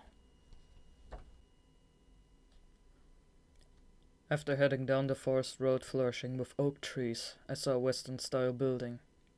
The first things that caught my eyes were the violet slate roof and the semicircle pediment with its religious motive. Basking in the evening sun, it idly stood out against the forest. At the end of the narrow gravel path stood two mimic soldiers with submachine guns. They must have been the guards. "Can I ask you something?" I casually struck up conversation as I strode toward them. The soldiers, taken by surprise, pointed their guns at me, but I'd already drawn my pistols from the holsters under my arms. I fired 2 shots at once, one to the left and one to the right. The bullets buried themselves in their heads before shattering through the opposite side of their skulls. The blood and brain matter splashed against the trees behind them, and they perished without really even knowing what happened. Their bodies hit the ground with a wet thud that echoed through the forest almost simultaneously. After putting away my pistols, I continued to walk without even looking at the bodies. As I followed the pathway, I headed to the building's front door. I looked up at the attic space on the 3rd floor near the rooftop on the other side of the lighting window. There was a sentry on watch holding a sniper rifle. Since I'd avoided his range of sight as I approached, he had no idea there was an intruder right below him. I snapped my fingers to get his attention. When he followed the sound and noticed me, his eyes opened wide in astonishment. I put the bullet in his head before he could even get a hand on his rifle, and the sniper fell backward and crashed to the floor below with a bang. The soldiers inside had surely noticed that something was wrong now. I headed toward the porch, walking at my normal pace, then stopped to take out a cigarette and lit it. The murky smoke filled my lungs. I stared at my hands, the hands that had just killed 3 people. They were my hands in every respect, no different from the hands that had avoided killing for all those years. My fingers harbored no lust for blood. Neither did the trigger, nor the bullets. The urge to kill dwelled deep within the reaches of my mind. Soon a ruckus began to break out inside the building, sounds of yelling, running, and magazines being loaded. I slid to the side of the French front door and leaned against the wall next to the stone pillar. With my back against the hard stone wall, I reached out to my side and knocked on the door. Immediately, there was a rumble as if the ground had cracked open, and countless bullets shattered the door, turning it into nothing more than sawdust in the wind. I looked out of the corner of my eye with both pistols at the ready. 5 seconds. 10 seconds. After 12 seconds went by and the soldiers tried to reload their guns, I pulled the pin out of a grenade and threw it into the building. As the explosion blew out the interior, I spit the cigarette out of my mouth. Then, holding out my 2 pistols, I rushed inside. Bullets soared through the smoke. I pitched myself forward onto the floor, firing twice. The flash from the guns lit the room up in white. After rolling forward, I shifted to the side and leaped toward the corner of the room while firing 2 more shots. Bits of plaster, spurts of blood, and smoke were illuminated by the gunfire. As submachine gun bullets hit the ground below me, I ran alongside the wall, knowing where they would land. Numerous empty shells hit the floor, playing the music of war. Before long, I pulled my guns together and fired twice at the enemies in the room's center. Then there was silence. All the soldiers that were in my way when I broke in had been taken care of. I surveyed the room. The entrance hall to the Western-style building, having been blown apart by gunfire, was now an atrium. The stained glass near the ceiling dimly tinted the dust and gunpowder smoke inside. 6 mimic soldiers lay dead underneath. According to what Dazai had said, there were still quite a few enemies left. The bloodbath still had a ways to go. I began to hear the footsteps of soldiers at the opposite end of the carpeted stairs. My skill allowed me to see only up to 5 seconds into the future. That wasn't enough time to figure out what kinds of traps and battle formations the enemy had set up ahead of me. After reloading my guns, I slowly walked up the staircase. At the top was a long, narrow connecting corridor. If the enemy closed in from the outside, I could take cover while putting up a barrage. I saw soldiers at the end of the corridor, and they immediately drew their guns. I decided to charge the enemy instead. I rushed down the corridor. It was so narrow that I had almost no space to dodge. There were 4 enemies charging at me while firing submachine guns, the most optimal weapon at this distance. I bent forward and sprinted toward the mimic soldier in the very front, then fired my pistol. His forehead took the bullet, bending him backward. Next, I swiftly rushed into the pocket and used the soldier's corpse as a shield by firing 2 more shots. A bullet fatally pierced the second soldier's throat. His finger spasmed, causing him to shoot a line of bullets into the ceiling. I kicked the corpse's sternum, sending it flying into the soldiers directly behind him. While the third soldier tried to push the body away, I slipped to his side and struck him in the chin with my palm, then put a bullet through the top of his skull. Crimson liquid splattered against the wall. While the last soldier fired a submachine gun, I jumped to the side and dodged. Then I kicked off the wall once more to evade the line of fire horizontally pursuing me. Just as my leap took me right above the enemy, I unloaded the rest of my clip. I landed at the end of the connecting corridor. Only a brief moment had passed since the first shot. After another second had gone by, I had the soldier collapse to the ground in the background. I only used the sound to confirm his death before once again continuing on ahead. At the end of the connecting corridor was a spacious lounge facing the courtyard. It had a large fireplace with medieval-style decor, a red velvet armchair, and a war flag encased in a golden picture frame. This mansion used to be the residence of foreign aristocrats. When I researched the place beforehand, I learned that the owner of this vast estate returned to his homeland after his assets had been confiscated with the spread of the war. Ever since then, the mansion's ownership remained up in the air as it patiently waited for an occupant who was never to return. I stopped. I knew there was a remote directional mine up ahead, and if I went any farther, I'd get caught in the blast. My only option was to shoot through the wall to destroy it. I aimed my gun. The moment I did so, I realized my failure. There was another directional mine right behind me as well.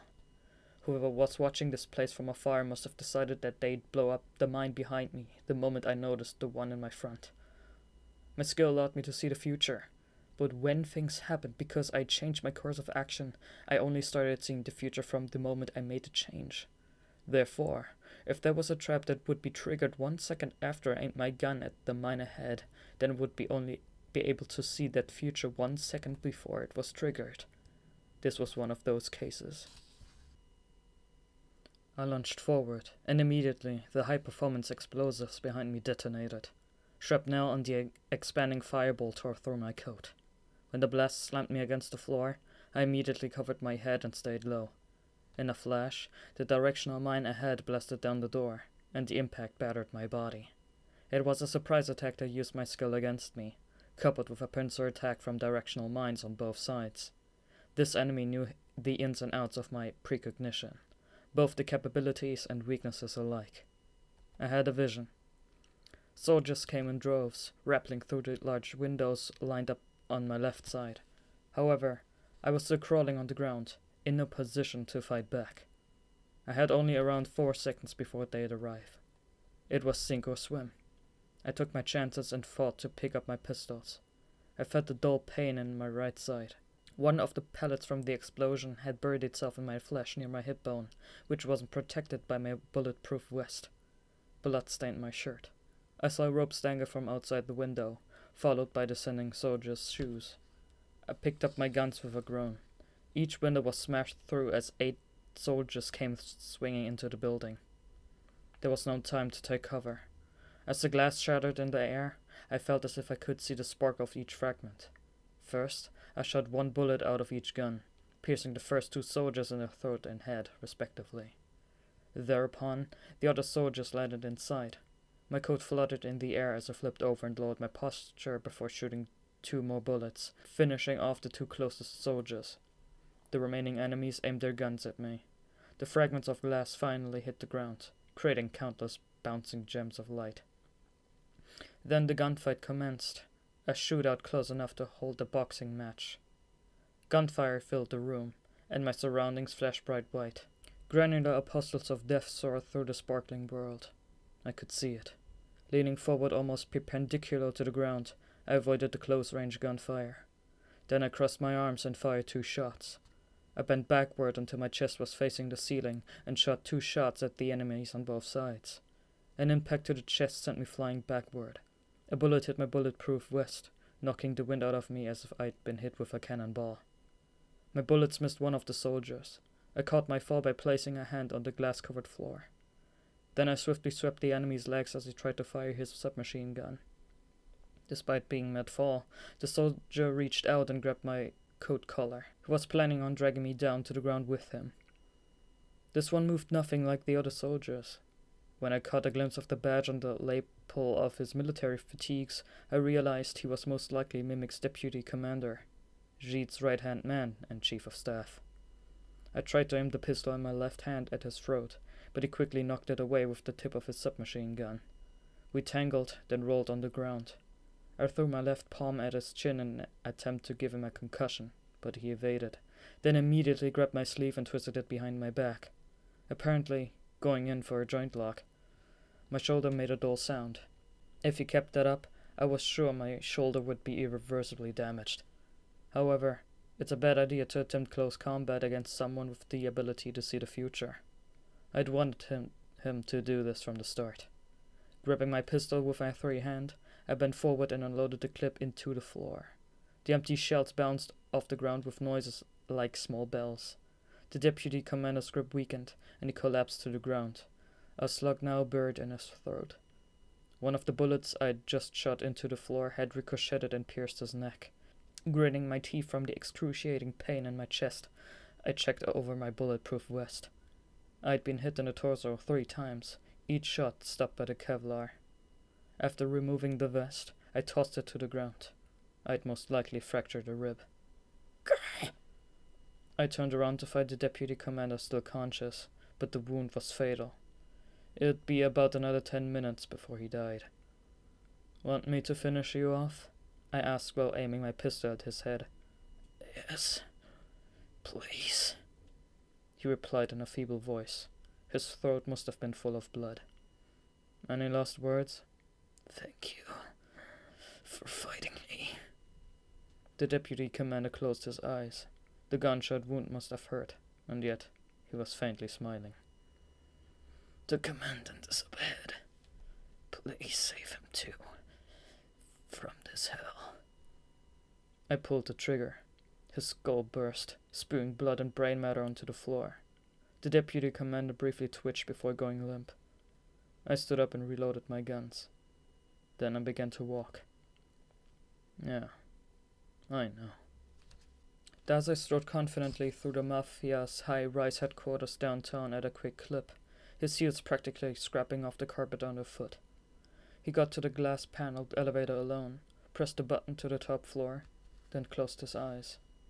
When the elevator reached his destination, he opened his eyes again. His gaze was focused on only one thing, the office at the very end of the hallway. Dazai drew in his chin and began to walk. The large-built man in black suits guarding the door silently blocked Dazai's path. Both were carrying automatic rifles. "Move," Dazai ordered without even looking at the men's faces. The colossal guards, twice Dazai's size, froze. Then they took a big step back, seemingly intimidated. Without even waiting for the guards to react, Dazai opened the door to the office and barged in as if he owned the place. He then walked over to the large desk in the middle of the room and stopped in front of it. Seated before the desk was the Port Mafia's boss, Ogai Mori. "Well, well, Dazai, it's not often you come here yourself. Allow me to bring some tea. I received some extremely expensive leaves from Northern Europe. Pouring this tea on top of a steam bun makes an exquisite—" "Boss," Dazai cut him off. "You know why I'm here, don't you?" Ogai didn't answer his question, though. He just grinned mildly while staring at Dazai. Only after a few moments went by did he reply. "Of course, Dazai. It's urgent, yes?" "It is." "Very well. Whatever it is you wish to do, you have my approval." Ogai gave a confident smirk. "I trust whatever plan the genius Dazai has. You have always contributed greatly to my and the Port Mafia's endeavors. Expect you will do the same today as well." Taken by surprise, Dazai fell silent. Even he felt as if he were walking on fine blades whenever he talked with Ogai. If he made just one little mistake, he could fall off the path. After pondering to himself for a moment, Dazai said, "I need permission to form a small team of executive-level skill users to attack Mimic headquarters and rescue Odasaku." "Fantastic," Ogai nodded. "At times, revealing your true intentions first can become the greatest tool of negotiation. Very well, you have my permission. However, I would like to know why." Dazai stared back at the boss without breaking eye contact for even a moment. Ogai's narrowed eyes harbored a tinge of cleverness, as if they could see into his heart. It was the same kind of light that was once in Dazai's eyes when he looked upon his enemies or allies. "Odasaku is currently scouting the enemy headquarters alone," Dazai said, keeping his emotions in check. "I sent an emergency response team of Mafia members to the area, but it isn't nearly enough. At this rate, we're going to lose a valuable skill user." "But he's our lowest-ranking member." Oga curiously tilted his head. "Of course, he's a dear ally of ours. But is he worth sending executive-level men to the front line to save?" "Yes," Dazai confidently declared. "Of course he is." Ogai fell silent. He looked at Dazai, who looked straight back at him. It was an eloquent silence. The two men understood the other's state of mind and how they would counter. "Dazai," it was Ogai who put an end to the wordless debate, "let me ask you this. I understand your plan, but in all likelihood, Oda doesn't want help. What do you think about that?" Dazai tried to answer, but he could not find the words to say. Ogai pulled an envelope out of his file cabinet on his office desk, then stared at it while he spoke. "Dazai, do you know what it means to be the boss? It means you're simultaneously at the top of the organization and still a slave to it as a whole. No matter what the cost, you have to get yourself dirty to keep the Port Mafia going. In order to deplete the enemy, maximize your allies' worth, and keep the organization alive and thriving, you must also willing perform any logically conceivable atrocity. Do you understand what I'm saying?" He placed the envelope on the desk. It was large and made of high-quality black paper with small gold inlays in the corners. Whatever was inside appeared to be extremely thin. Dazai's eyes were inadvertently locked on the envelope. Suddenly, he caught his breath. This envelope. Something began to thrash and flicker in the back of Dazai's mind. It gradually turned into physical shaking, causing his head to go numb. "I see." Dazai managed to squeeze out just those two words, his face deathly pale. "So, that's what this is." Then he turned on his heel and put his back to Ogai. "If you excuse me." "Where are you going?" Ogai asked. "To Odasaku." Without turning back, Dazai walked all the way to the door to the hallway. But as he reached for the decorated handle, he heard several noises coming from behind. Something that sounded like metal parts locking together. Dazai's hand suddenly froze. Then, realizing his failure, he closed his eyes. With a soft sigh, he turned around to find 4 armed mafia grunts who had noiselessly appeared from the adjoining room. They aimed their guns at Dazai, but he wasn't surprised. He simply surveyed the room before fixing his gaze on Ogai, who hadn't budged from his spot mere moments ago. He was still smiling at Dazai. Just past the doorhead of the battlefield was a vast, high-ceilinged ballroom capable of fitting 100 couples performing Baroque dance. A decayed chandelier hung askew from the 3-story high ceiling. Both sides of the ballroom were dressed in crimson curtains with gold embroideries, which were ripped and coming undone at the seams, creating a gloomy atmosphere that seemed to resent the prosperity of times past. At the front and end of the hall stood 2 oak doors each. When I walked to the center of the room, I heard a voice coming from behind. Unless a kernel of wheat falls to the ground and dies, it remains only a single seed. I immediately drew my pistols and turned around while pointing them in the direction of the voice. He stood before me, the handsome ghost with silver hair and clothes. Pointing my guns at him, I finished his sentence. But if it dies, it produces many seeds. The ghost squinted, then smiled. John 12:24. You're surprisingly well read, Sakunosuke. Jit stood alone before the oak doors. There were no traps. His men were gone. He didn't even draw his gun. The sight of my pistol was aimed directly between his eyes. If he even squeezed the trigger a little, the bullet would shoot right at my target, right in the forehead of that faintly smiling man. Thank you for your hard work, he said. I pulled the trigger, but Jit moved his head to the side, avoiding the bullet. I'm sorry for what I did to the children. His expression didn't change as he began to approach me. However, it appears it was worth it. The muzzle of my gun followed Jit's every step as he walked alongside the wall. I shot once more at his head. My skill told me he was going to swerve right, so I purposely fired slightly farther to that side. However, Jit swerved to the left instead. Your eyes are the same as mine. He continued to walk noiselessly, a slight grin spreading across his face. Those are the eyes of a man who has strayed from the path of life, just like Merman and I. Jit still didn't reach for his gun. He didn't even seem worried that I was shooting at him. A chill ran down my spine. Welcome to a world, Sakunosuke. Then, with no warning at all, he drew his guns and aimed them at me. I couldn't react to the sudden movement, but not because I was surprised. It was because I felt as though he wouldn't hit me even if he shot. With our guns pointing at each other, we stood in silence. The muzzles of our guns stared the other down. You sure talk a lot. Then the talking shall end here. I had a vision. 5 seconds from then, Jit shot 1 bullet at my forehead and 1 at my heart. Which way should I swerve? To the side? No, if I did that, then it would adjust his aim to the side. Down? No, the outcome still didn't change. I had 3 seconds left. That was when I noticed something. Oh, now it makes sense. 1 more second. Rapidly firing both pistols, I charged forward at my opponent, and just like that, all hell broke loose. Gunfire illuminated the area between us.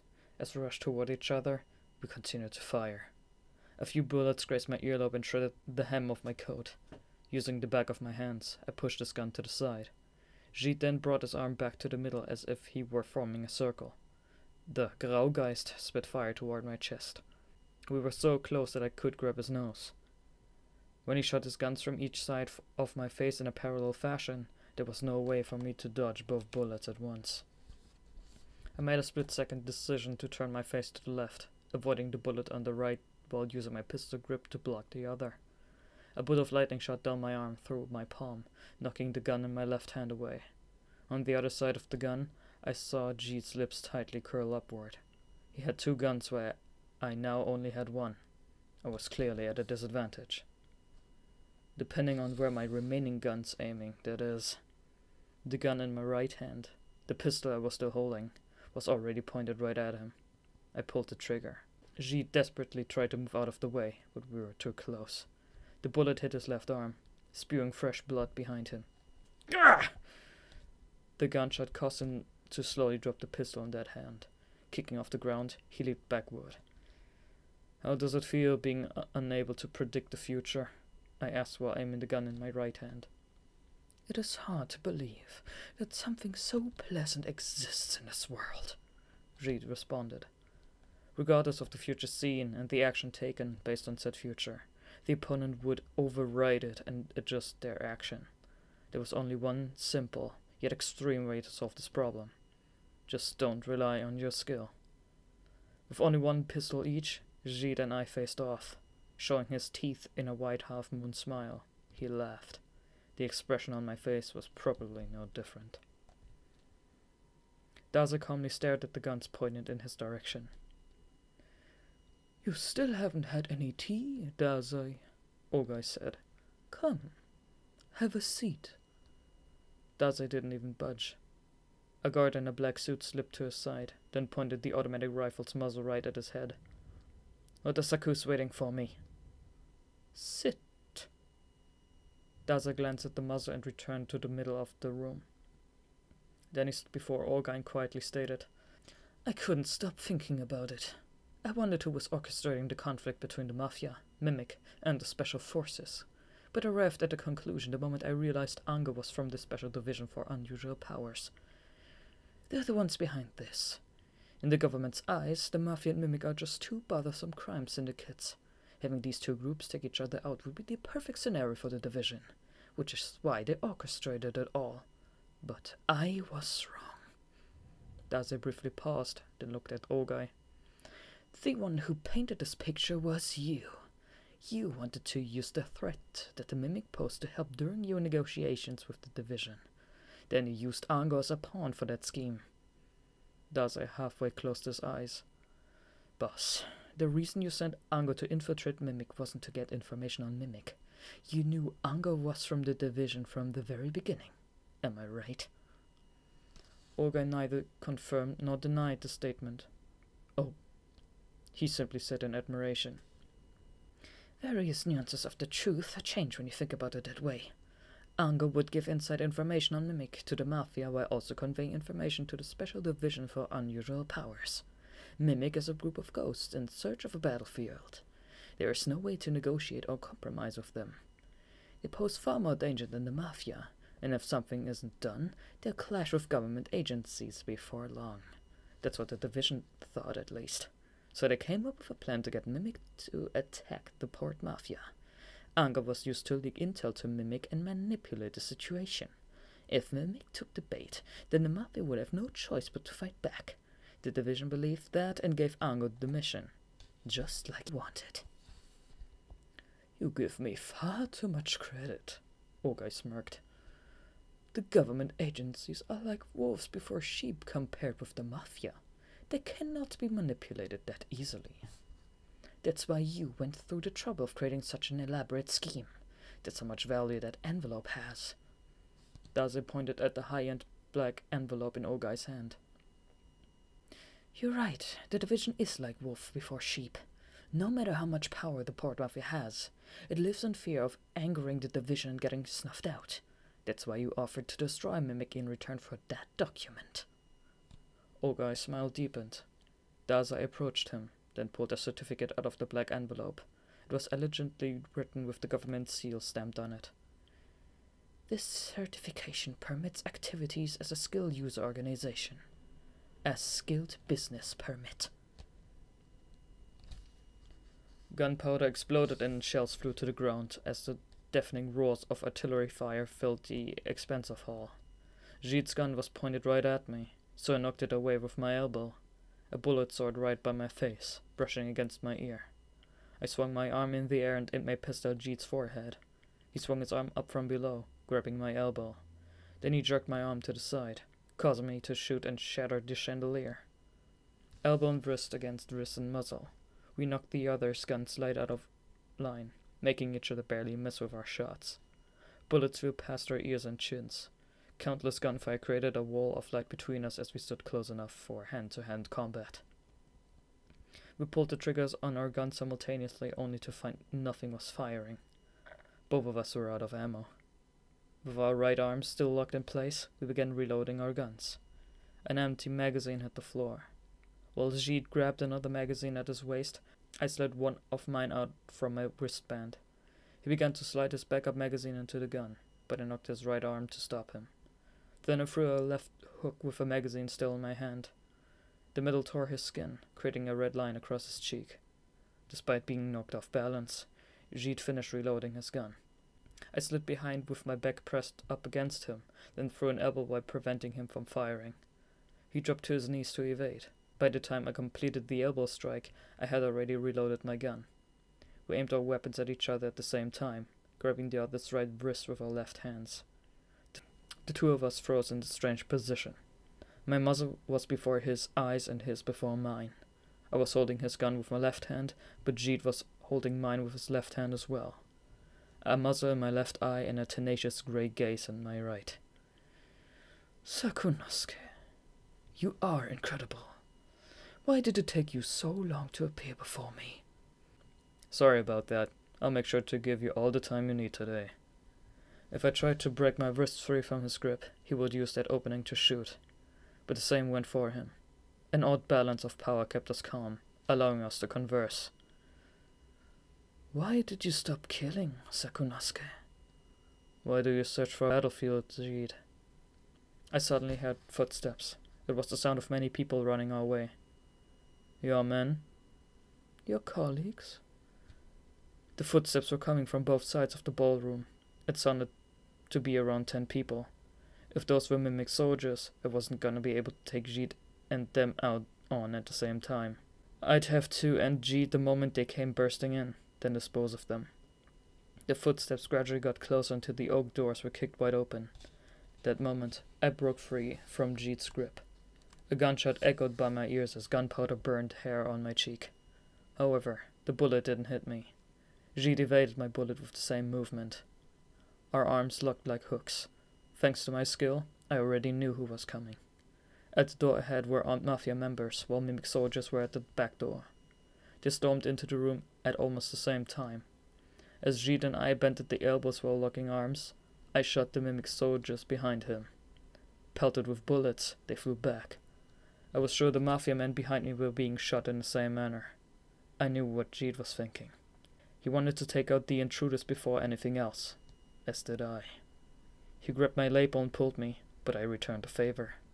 While we used each other as a fulcrum, I faced my enemies once more. I shot. Another mimic soldier was knocked backward.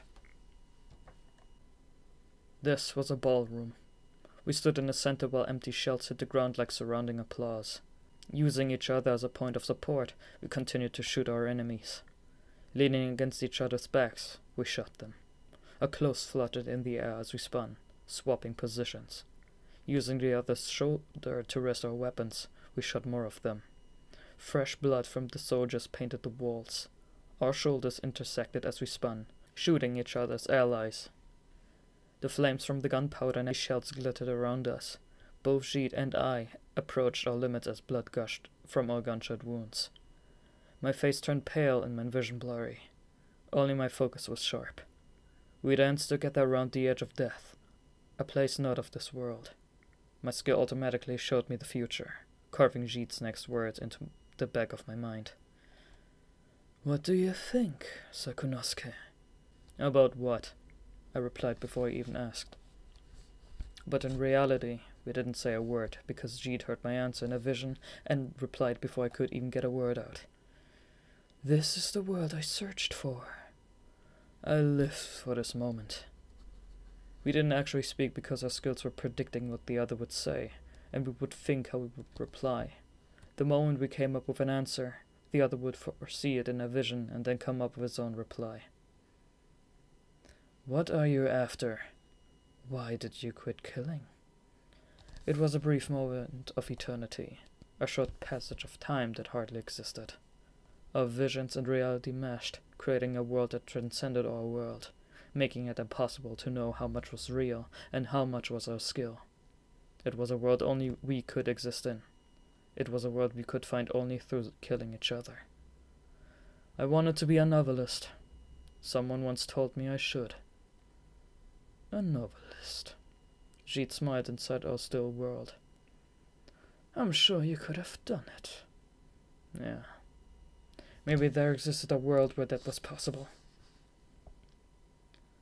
This man I talked to gave me a novel. It was the last volume to a series I'd been looking everywhere for. Before I read it, he warned me that it was terrible.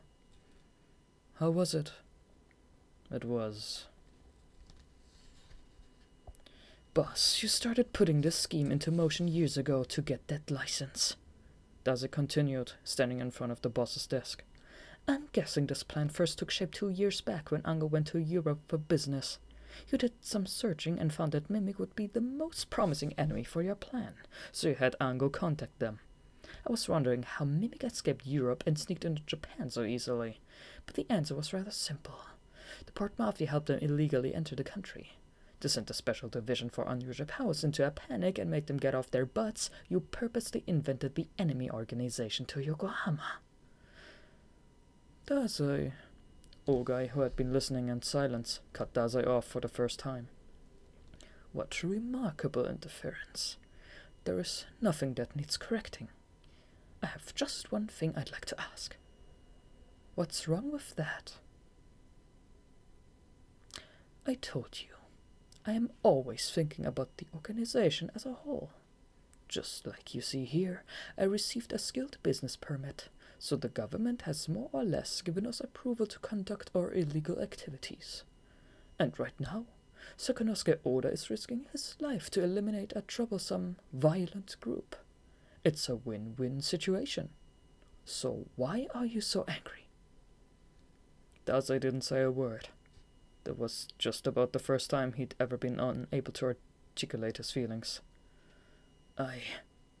There is nothing worth pursuing at the cost of prolonging a life of suffering. Awaken me from this oxidizing world of a dream. His voice came out strained. I just don't get it. You were the one who tipped Mimic off about the orphan safe house. No one else could have found out about the location I chose. You killed those kids to get Urasaku to fight Mimic's leader because he's the only one who can defeat him. My answer is the same, Dazai. I will do anything for the benefit of the organization. Besides, we are the Port Mafia. We have always brought darkness, violence, and cruelty to this city. Why is that a problem now? Dazai knew. He knew Ogai's calculations, his mentality, and the rationale behind the plan. That was just the kind of organization the Port Mafia was. Logically speaking, Ogai was right, and Dazai was wrong. But he turned on his heel, then began walking toward the door. Immediately, Ogai's guard pointed their guns at him. You cannot go, Dazai, Ogai called out to stop him. Stay. Or do you have a logical reason for going to him? There are 2 things I want to say, boss. Dazai turned around and glared at Ogai. First, you're not going to shoot me. And you're not going to have your men shoot me either. Why is that? Because you wish to be shot. No, because it wouldn't benefit you in any way. Ogai grinned. True. However, you wouldn't gain anything by disobeying me and going to him either. Am I wrong? That's the second thing I wanted to say, boss. There's nothing in it for me. There's only one reason why I'm going. Because he is my friend. Now, if you excuse me. The guards placed their fingers on the triggers. However, Dazai paid them no mind and simply strolled to the door as if he were going for a walk. The guards looked to Ogai as they waited for orders. Without saying a word, Ogai crossed his arms while he gazed at Dazai's back with a faint smile. Then Dazai opened the door and walked down the hall until he could be seen no more. "The last volume was amazing," I said. I'd never read a book that drew me in so much. Every word touched my heart, and I saw myself in every character. The man who gave me that book said it was awful, but it felt the complete opposite. I read it in one sitting practically without eating anything all day. The moment I finished the book, I opened it up again to read once more. It felt as every cell in my brain was reborn after reading that book. Once I'd finished it, the world I'd known before completely changed. Before that, all I had was killing. I would kill people for the mission, rob them of their lives. That book opened my eyes like the sun at dawn. That last volume only had one flaw. There were a few pages near the end that were torn out, so I never knew how one of the key scenes unfolded. It was a scene where one of the characters, an assassin, explained why he gave up killing. There wasn't enough information on the following pages to guess what he did, and not knowing caused me so much anguish. Not only was that scene an important turning point in the story, but it was also crucial to understanding the assassin. The book was nowhere to be found new or used anymore, so I couldn't confirm that missing part. That man with the mustache never showed up again, so I couldn't ask him either. After worrying about it for so long, I came to one conclusion. Then you write what happens next. I decided to write it myself. I would become a novelist and write a story about why the man stopped killing. But to become a novelist, I needed to sincerely know what it meant to live. So I stopped killing. There was one line in that last volume right before where the pages had been torn out. It was something the protagonist said to the assassin. People live to save themselves. It's something they realize right before they die. I continued to think about what that meant after I vowed never to kill again. There probably wasn't any deep meaning to it. It was more than likely just a line to connect information with more information. But whenever I read that line, I thought back to the other man who had so mysteriously given me that book. Even now. Did he know I worked as an assassin? Had he approached me to get me to stop? Was the reason he gave me the last volume, tore out those pages, and told me to write what happens next because he wanted to tell me to save myself? That was what I believed with almost no doubt in my mind. He had told me his name the first time we've met. I had forgotten it for so long, but it was only just recently that I remembered. His name was Soseki Natsume, the same name as the name of the author on the cover of that novel. I was a hero, Gide said. Gide was in a war. He fought for his country and for justice. He fought for his friends who joined him by his side. During a past war that stretched the globe, he had made countless victories and saved countless allies. Gide was a hero.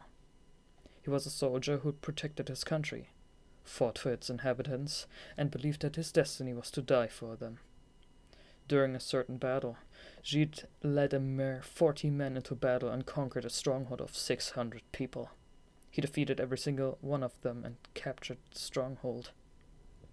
However, that was a scheme thought up by his own allied base. When the country was already finishing up a peace treaty, Gide was used by military staff executive officers in an immoral ploy to crush one of the enemy's key locations and rob them of their transport network. Since peace had already been declared, Gide's actions were deemed a war crime, and allied soldiers were sent to kill him for his betrayal. To ensure their survival, Gide and his 40 men had no choice but to plunder the enemy's equipment, become the enemy themselves, and break through his former allies' siege. Numerous soldiers came to kill the traitor.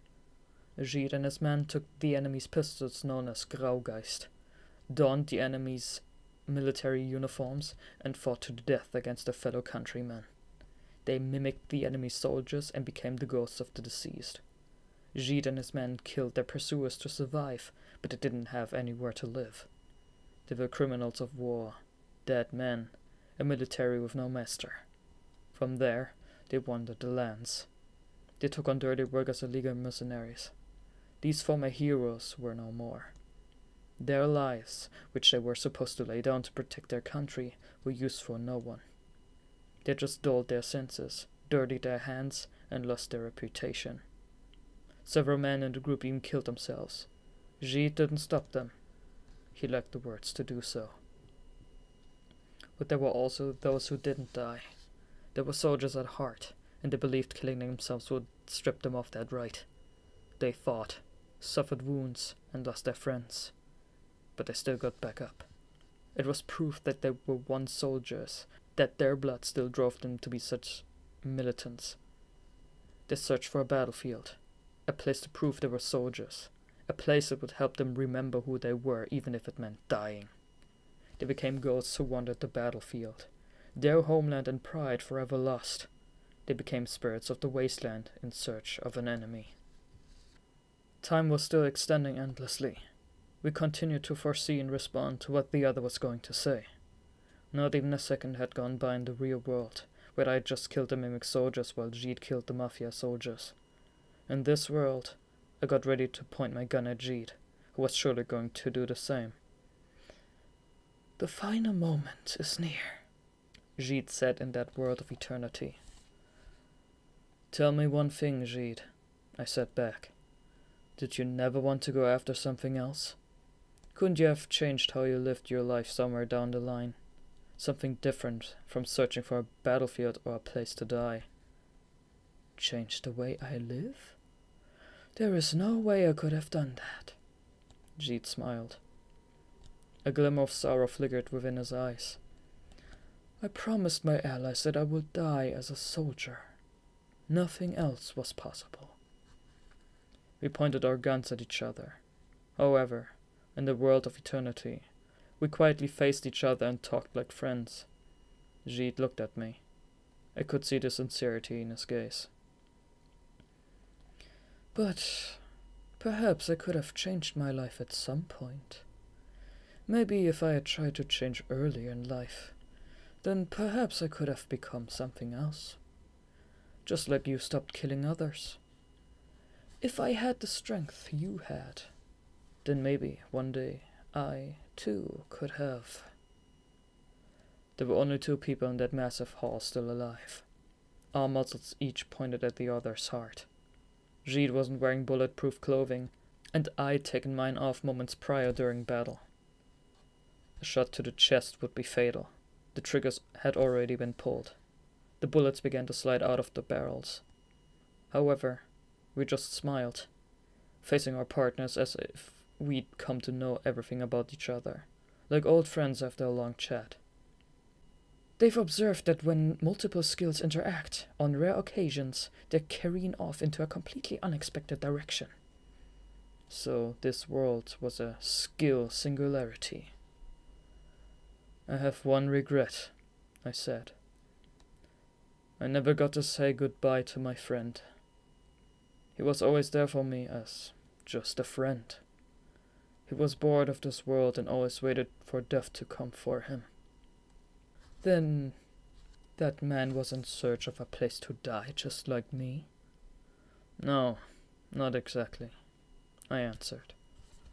"I thought you were similar to Dazai at first, rushing into battle and wishing for death without even considering the value of your own life. But he's different. He's sharp-witted, with a mind like a steel trap. And he's just a child.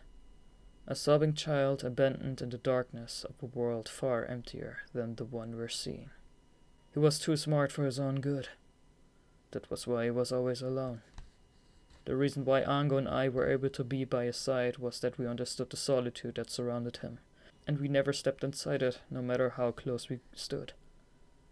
But in that moment, I kind of regretted not stepping in and evading that solitude." The bullets left our gun's barrels and slid toward our chests. "A magnificent shot until the very end," Jeet smiled. "I'm going to go see my men. Say hello to the kids." The bullets reached our chests. The singularity vanished. The bullets penetrated the skin, cut through our clothes, and exited out our backs. At the very same time, in the very same fashion, We both fell backward. Just then, I heard footsteps. Orasaku! Dazai rushed into the building and over to the ballroom, passing the myriad of corpses through the corridors along the way. When he burst through the oak doors, he saw his friend lying on the ground. Orasaku! Dazai rushed over to Odasaku, then checked his wounds. The bullet had pierced Odasaku's chest, and a vast pool of blood had collected on the floor. It was clear that the wound was fatal. You're such an idiot, Odasaku! The biggest idiot I know! Yeah. You didn't have to do this. You didn't have to die. I know. Odasaku smirked with that particular satisfaction of accomplishing something worth the cost. Dazai, there's something I want to say. Don't. Stop. We might be still able to save you. No, we will save you. So don't say such... Listen. Odasaku wrapped his blood-soaked hand around Dazai's. You told me if you put yourself in a world of violence and bloodshed, you might be able to find a reason to live. Yeah, I said that. I did. But what difference does that... You won't find it, Odasaku said in almost a whisper. Dazai stared at him. You should know that. Whether you're on the side that takes lives or the side that saves them, nothing beyond your own expectations will happen. Nothing in this world can fill a hole that is your loneliness. You will wander the darkness for eternity. Awaken me from this oxidizing world of a dream.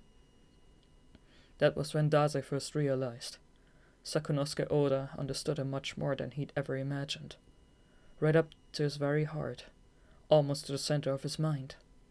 Dazai didn't realize until then that someone had known him so well. For the first time in his life, Dazai wanted from the bottom of his heart to know something. He asked the man before him. Odasaku, what should I do?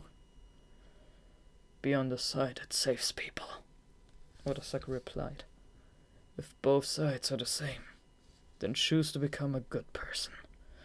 Save the weak, protect the orphaned. You might not see a great difference between right and wrong, but saving others is something just a bit more wonderful. How do you know? I know. I know better than anyone else. Dazai gazed into Odasaku's eyes and saw a glow of conviction. It was clear that those words were supported by some sort of strong basis, whether it was past experience or someone's advice. Odasaku was trying to show Dazai the path he himself had once tried to walk. Dazai knew that. That was why he could bring himself to believe it. Okay. I will. People live to save themselves. It's something they realize right before they die. Huh. He was right. The color on Odasaku's face gradually disappeared until he was almost completely pale. He smiled. I could really go for some of that curry. With trembling fingers, Odasaku reached for the cigarettes in his pocket before sluggishly placing one in his mouth. By the time he pulled out a match, his fingers were too weak to hold it anymore. Dazai took the match and lit the cigarette for him. Then Odasaku closed his eyes, smoking the cigarette as he smiled, filled to the brim with satisfaction. The cigarette fell to the ground. Dropping onto his knees by Odasaku's side, Dazai looked up to the ceiling and closed his eyes. His tightly shut lips faintly trembled. The smoke from the cigarette rose straight up to the top. Nobody said a word. Epilogue. The conflict came to an end, and the city returned to normal. On the surface, the city was no different from before. The economy was good. People woke up and went to sleep, and the bustling days and violent nights continued on. Society and its underbelly appeared unchanged. A light propeller aircraft glided through the skies over the coastline. There were only a few people on board. We'll be arriving at our destination for the next mission in about an hour, a young man in a suit said from the passenger seat. All right. In the reclining chair by the window sat a man with round glasses. In his hands were a few pieces of paper that he was diligently staring at. "Agent Sakaguchi, is that a picture of the next target?" the young man in the suit asked. Ango, the man with round glasses, stuffed the picture away in his jacket pocket in a fluster so that his colleague wouldn't see. "No, it's nothing. Just a personal photo of mine." After putting the picture away, Ango turned his gaze to the world outside the window, wistfully looking down at the city below. Several shadows sprinted through the Yokohama settlement's underground aqueduct. 3 mimic stragglers had escaped to the dark channels.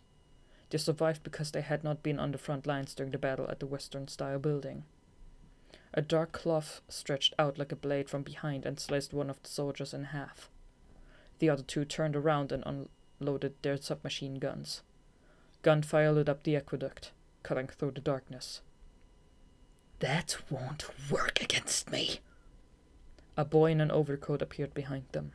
His black coat danced through the narrow passageway as if it were alive, tearing up the remaining soldiers one after another. "I need to get stronger. I must reach greater heights. Until he recognizes me, I will lose to neither military soldiers, nor guns, nor even skill users. I will lose to no one, so take a good look. Behold!" Akutagawa shouted as he sped up the dance of death. Its woeful screams were absorbed into the Yokohama night. In the middle of a verdant mountain trail atop a hill overlooking Yokohama was a cemetery with a view of the ocean. There were many new graves lined up, among them a small white burial marker without a name. Dazai stood before the burial marker, dressed in black mourning clothes and holding up a bouquet of white flowers. He squinted as a strong sea breeze suddenly gusted past. The white flowers fluttered in the wind. "I'll leave this photo here." He took out a picture and placed it before the burial marker. Frozen in time were the smiles of those 3 men. "I really wish you could have tried that hard tofu I made." Dazai closed his eyes and stood absolutely still, rooted to the spot. The Blue Mafia headquarters building towered over the center of Yokohama's most prime real estate. On the top floor of the building was an office. Ogai sat at his desk, resting his chin on his hand. "Nihil admirari," help the man mentioned above without hesitation in the face of any and all trials. Numerous documents were scattered over his desk, lost reports of Mafia-ruled territory. On top of the clutter was the silver oracle that Oga had once written. It had been recovered from the Western-style building after the conflict had ceased. He listlessly picked up the document and stared at it. The subordinate standing to his side spoke up. "Boss, it has already been 2 weeks since our executive Dazai went missing. We should probably gather all the executives for a meeting to decide his successor." "Yes, I suppose so," Ogai replied indifferently while creasing the documents in his hands. "We won't have a meeting. I'm going to leave Dazai's spot open." Ogai stared at the scattered reports on his desk. The organization had received an item of great value, something that more than made up for the total pecuniary damage and loss of talented subordinates. That included Dazai's disappearance as well. Logically speaking, the results couldn't have been better. Everything was going according to plan. Ogai folded the document into a misshapen paper airplane. Then, with his chin still resting on his hand, he threw it. The deformed plane almost immediately crashed into the floor. "Things sure are going to get boring around here." Colorful electric signs lighted the streets of Yokohama's entertainment district. The area was always bustling with people even through the dead of night. Inside a certain pub that had orange lantern hanging out front, there sat a large man with white hair, completely alone. It was a popular pub for cheap drinks. The man drank out of a sake cup with a sour expression. "I can't believe the top dog from the Home Affairs Ministry is drinking alone at a cheap pub like this. Must be lonely, Chief Taneda." Taneda looked up in surprise to find a young man sitting across from him. "You're—" "Allow me to pour you a drink." The cheerful gentleman, Dazai, tilted the sake bottle and poured the chief some alcohol. After knocking it back in one gulp, Taneda shot Dazai a sharp glance. "I've seen your face in our reports more times than I can count. You're regular on the blacklist. So how do you know I was here?" "I can figure out most things if I look into them." Dazai beamed with a shrug. "You're supposed to be missing. What brings you here?" "I'm looking for a new job. Do you have any recommendations?" Chief Taneda stared at Dazai in shock, but Dazai just innocently grinned.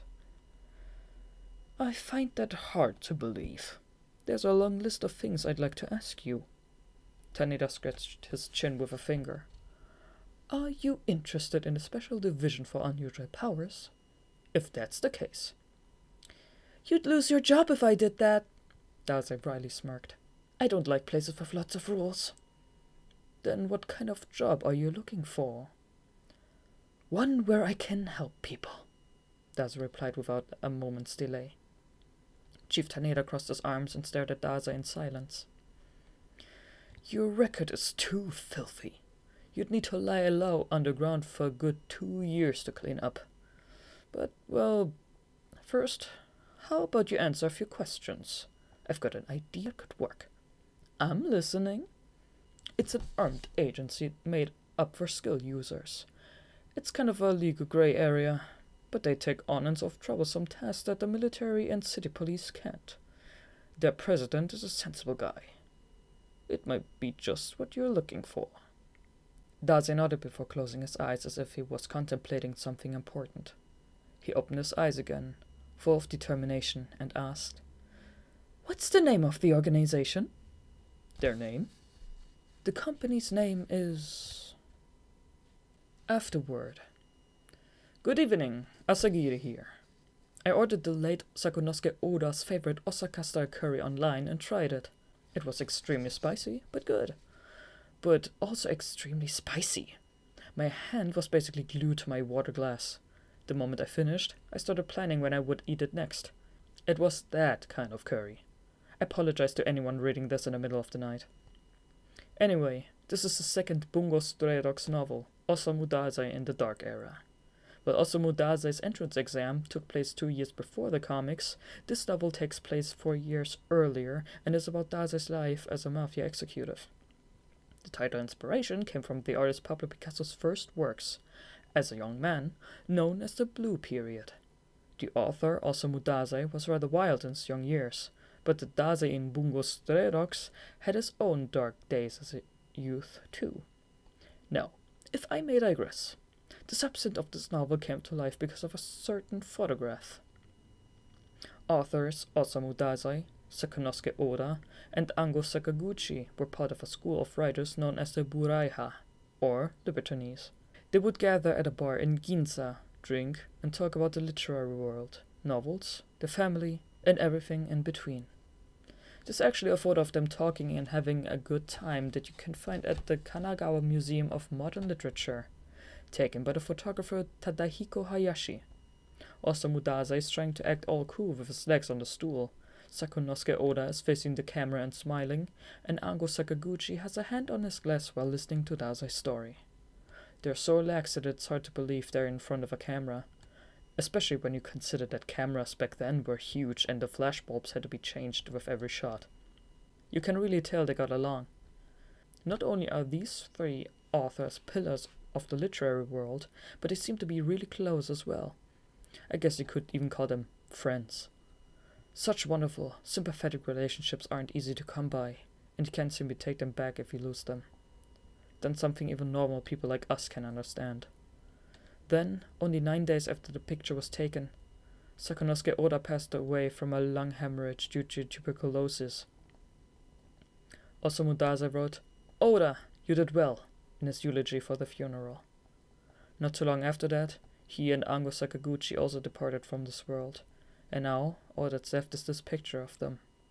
The starting point of the story came from what will never again return, something forever sealed within a strip of film. As you know, the characters in Bungo Stray Dogs don't share everything in common with their real-life counterparts. There are a number of discrepancies in the series setting that contradict historical fact. For example, it was actually Osamu Dazai that looked up to Ryunosuke Akutagawa. I have no qualms with readers treating these as entities independent from the actual history. However, my belief is that the faint glimmers these individuals left behind for future generations, such as the lines written in their stories, or that something within the aforementioned photo, are the very nature of a great author. So, to stretch the point a bit, I feel as though the series wouldn't be able to live up to its name, Bungo, without these glimmers. Enough serious talk. I just wanted to express my gratitude to everyone for their support and love for the series. Thanks to you all, we're planning on a third novel. I'm going to be extremely busy releasing 4 comics and 3 novels within a year, but I really hope you look forward to the continuation of the Bungo Stray Dogs universe. Last but not least, I would like to thank my amazing partner Sango Harukawa for yet again drawing such beautiful illustrations and cool characters. I'd also like to thank the editors, advertisers, agencies, bookstores, and you, the reader. Thank you all so much. Let us meet again in the next volume. Kafka Asagiri.